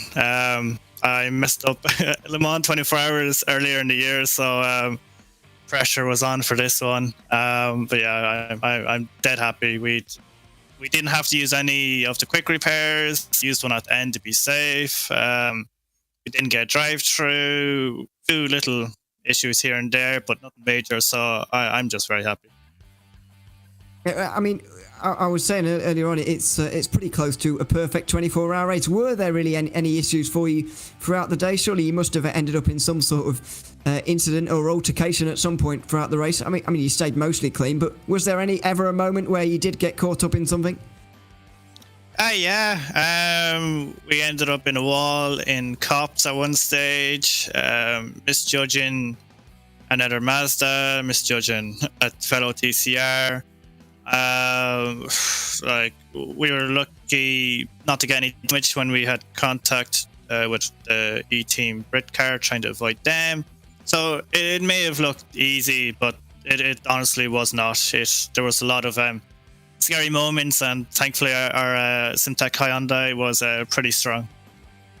Absolutely, and you certainly were as drivers as well. Shane, congratulations on the victory here for Simtech here this afternoon, as it just about is. And once again, congratulations. Thanks very much for joining us. Can I just quickly say a big thanks to Sim Racing Cockpit as a sponsor, Sim Racing Design, who gave us an awesome livery as always, Polaroid, TeamSpeak for supporting us, everyone in Simtech who supported us, Jordan, the whole lot, and you guys as well. Thank you very much. Thanks very much. Shane Burke, Simtech Motorsport, victorious in the 24 hours of Silverstone here today. Now let's try basic Ollie again. We'll see if we can get unmuted here, because it's not happening for us at the minute in this race. I don't know in this interview. I don't know why, but apparently we can't get Ollie to unmute himself as things stand. That's a shame. Here we go. Oh, hello. Hello. It's finally working. Technology has not been great to us today, but we've got it working now. Ollie, congratulations on the overall victory for BRT today. It was the closest margin of any winning class here today. Just tell us a little bit about those final 4 hours or so when obviously Josh Benson was in the car and you were battling with the Canaan Mercedes. Yeah, it was a really good battle, to be honest with you. We really enjoyed it. Josh was our best driver over the event, and it was... I've been awake now for 24 hours, and I thought the best, most sensible thing to do was to get Josh in for the last 4 hours. He's the fastest driver in our team, I think, for the weekend. So, he came into the car and just blew everyone away. He was absolutely brilliant, and managed to secure that P1. We were very worried at one point. We were leading by about 3 minutes, and then had a bit of disastrous night stint, but we managed to pull it back. And then Josh got in the car, and that was that. He was absolutely superb. So yeah, massive shout out to him. You had a laps lead at one point, but then, as you said, there were a few incidents. What was that period of the race like? Because sometimes in these 24-hour races, you can get those periods where it feels like just nothing is going your way and nothing will go your way. But how did you bounce back from that, and how did it feel at the time to be involved in a period like that? It was difficult. Don't get me wrong, because we were leading comfortably, and then one of our drivers had an issue with the clutch, and as soon as he spun, he couldn't get the car going again. So every time he spun, we were stuck for a minute. So when we did that, and then we were behind by a lap or whatnot, it was morally gutted. So I made the decision to do 5 stints in a row to try and pull the gap back a little bit, which is thankfully we managed to do that. And then it was just a case of waiting for Josh to wake up so he could have a good go at it. And it made a huge difference as soon as Josh got in the car. But morally it was horrible to have that gap and then for it to just disappear in a moment of a couple of stints. It was awful. I hated it. I hate the feeling of having that gap and then just it disappearing. But we managed to pull it back, which I'm very, very, very happy with. I'm very tired, but I'm very happy that we got it back. Yeah, 100%.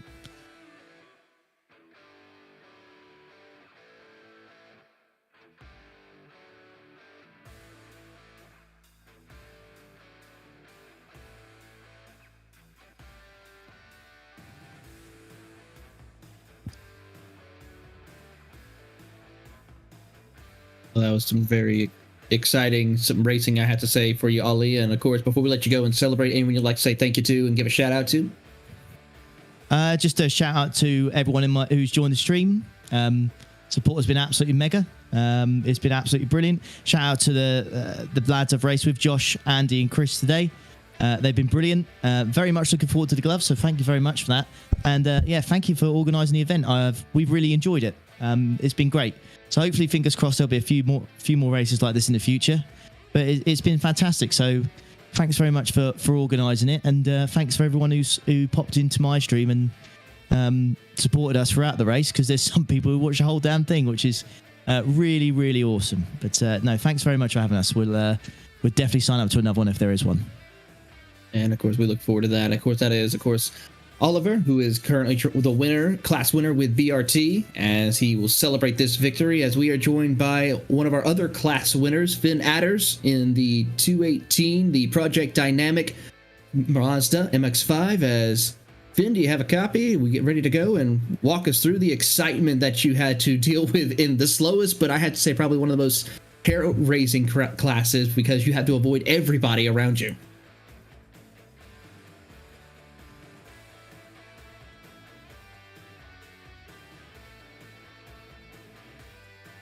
Let's try again. Finn, you have a copy? Yeah, can you hear me? Yep, we can hear you loud and clear. Yeah, for sure. It was a very hectic race, because as Mazda MX-5 driver, you need to watch out for literally anything that drives, even your own class, because some people are just so unpredictable. But we had not the best luck the whole race, because we've been hit a few times where we needed to do some unnecessary fast repairs, but overall we didn't got in any big incidents. So there we are really happy with. And yeah, we achieved this by just having always a spotter ready and just saying how many cars there are coming. Like if there are 2 GT3 cars are coming, you just say 2 GT3 cars are coming and watch out for it. They're gonna be here and there when you meet. Well, certainly is. Before we let you go and celebrate this victory with you and your team, anyone you'd like to give a thank you to or a shout out to? Oh yeah, for sure. I want to give a great shout out to Orly Max. They're the sponsor from my team, and I want just to give a great shout out to the whole team. They're just amazing people. We had a lot of fun. Sometimes a little downside, but it was maybe one lap in the race. But overall, it was amazing. And so thank you, Paul, for organizing this event. Let me know if there's another one, because this was just amazing. It certainly was great to see you guys take home the class victory in the Mazda class. That is Finn Adder's driver and winner for the Mazda class for the Project Dynamic Green. And Ewan, I have to say, it was an exciting 24 hours of battling here at Silverstone. It certainly was. Very, very enjoyable indeed. And it's been great here at RaceSpotTV to bring this one to you all from start to finish here in this race. For now, though, that is going to do it from us. That is the broadcast from us. From everybody, all the commentators, including me, Ewan O'Leary, Taylor Burris, and all the producers as well, including Hugo Luis, who's been behind the cameras for the last 12 hours of this race. Thanks very much to everybody who has been tuned in today. All of the sponsors, ButtKicker, Motorsport UK, and everybody involved behind the scenes, including Paul Crawford as well. For now, though, we're going to be signing off. This has been the ButtKicker Britcar 24 hours of Silverstone. And until we see you for the next one, it's goodbye for now.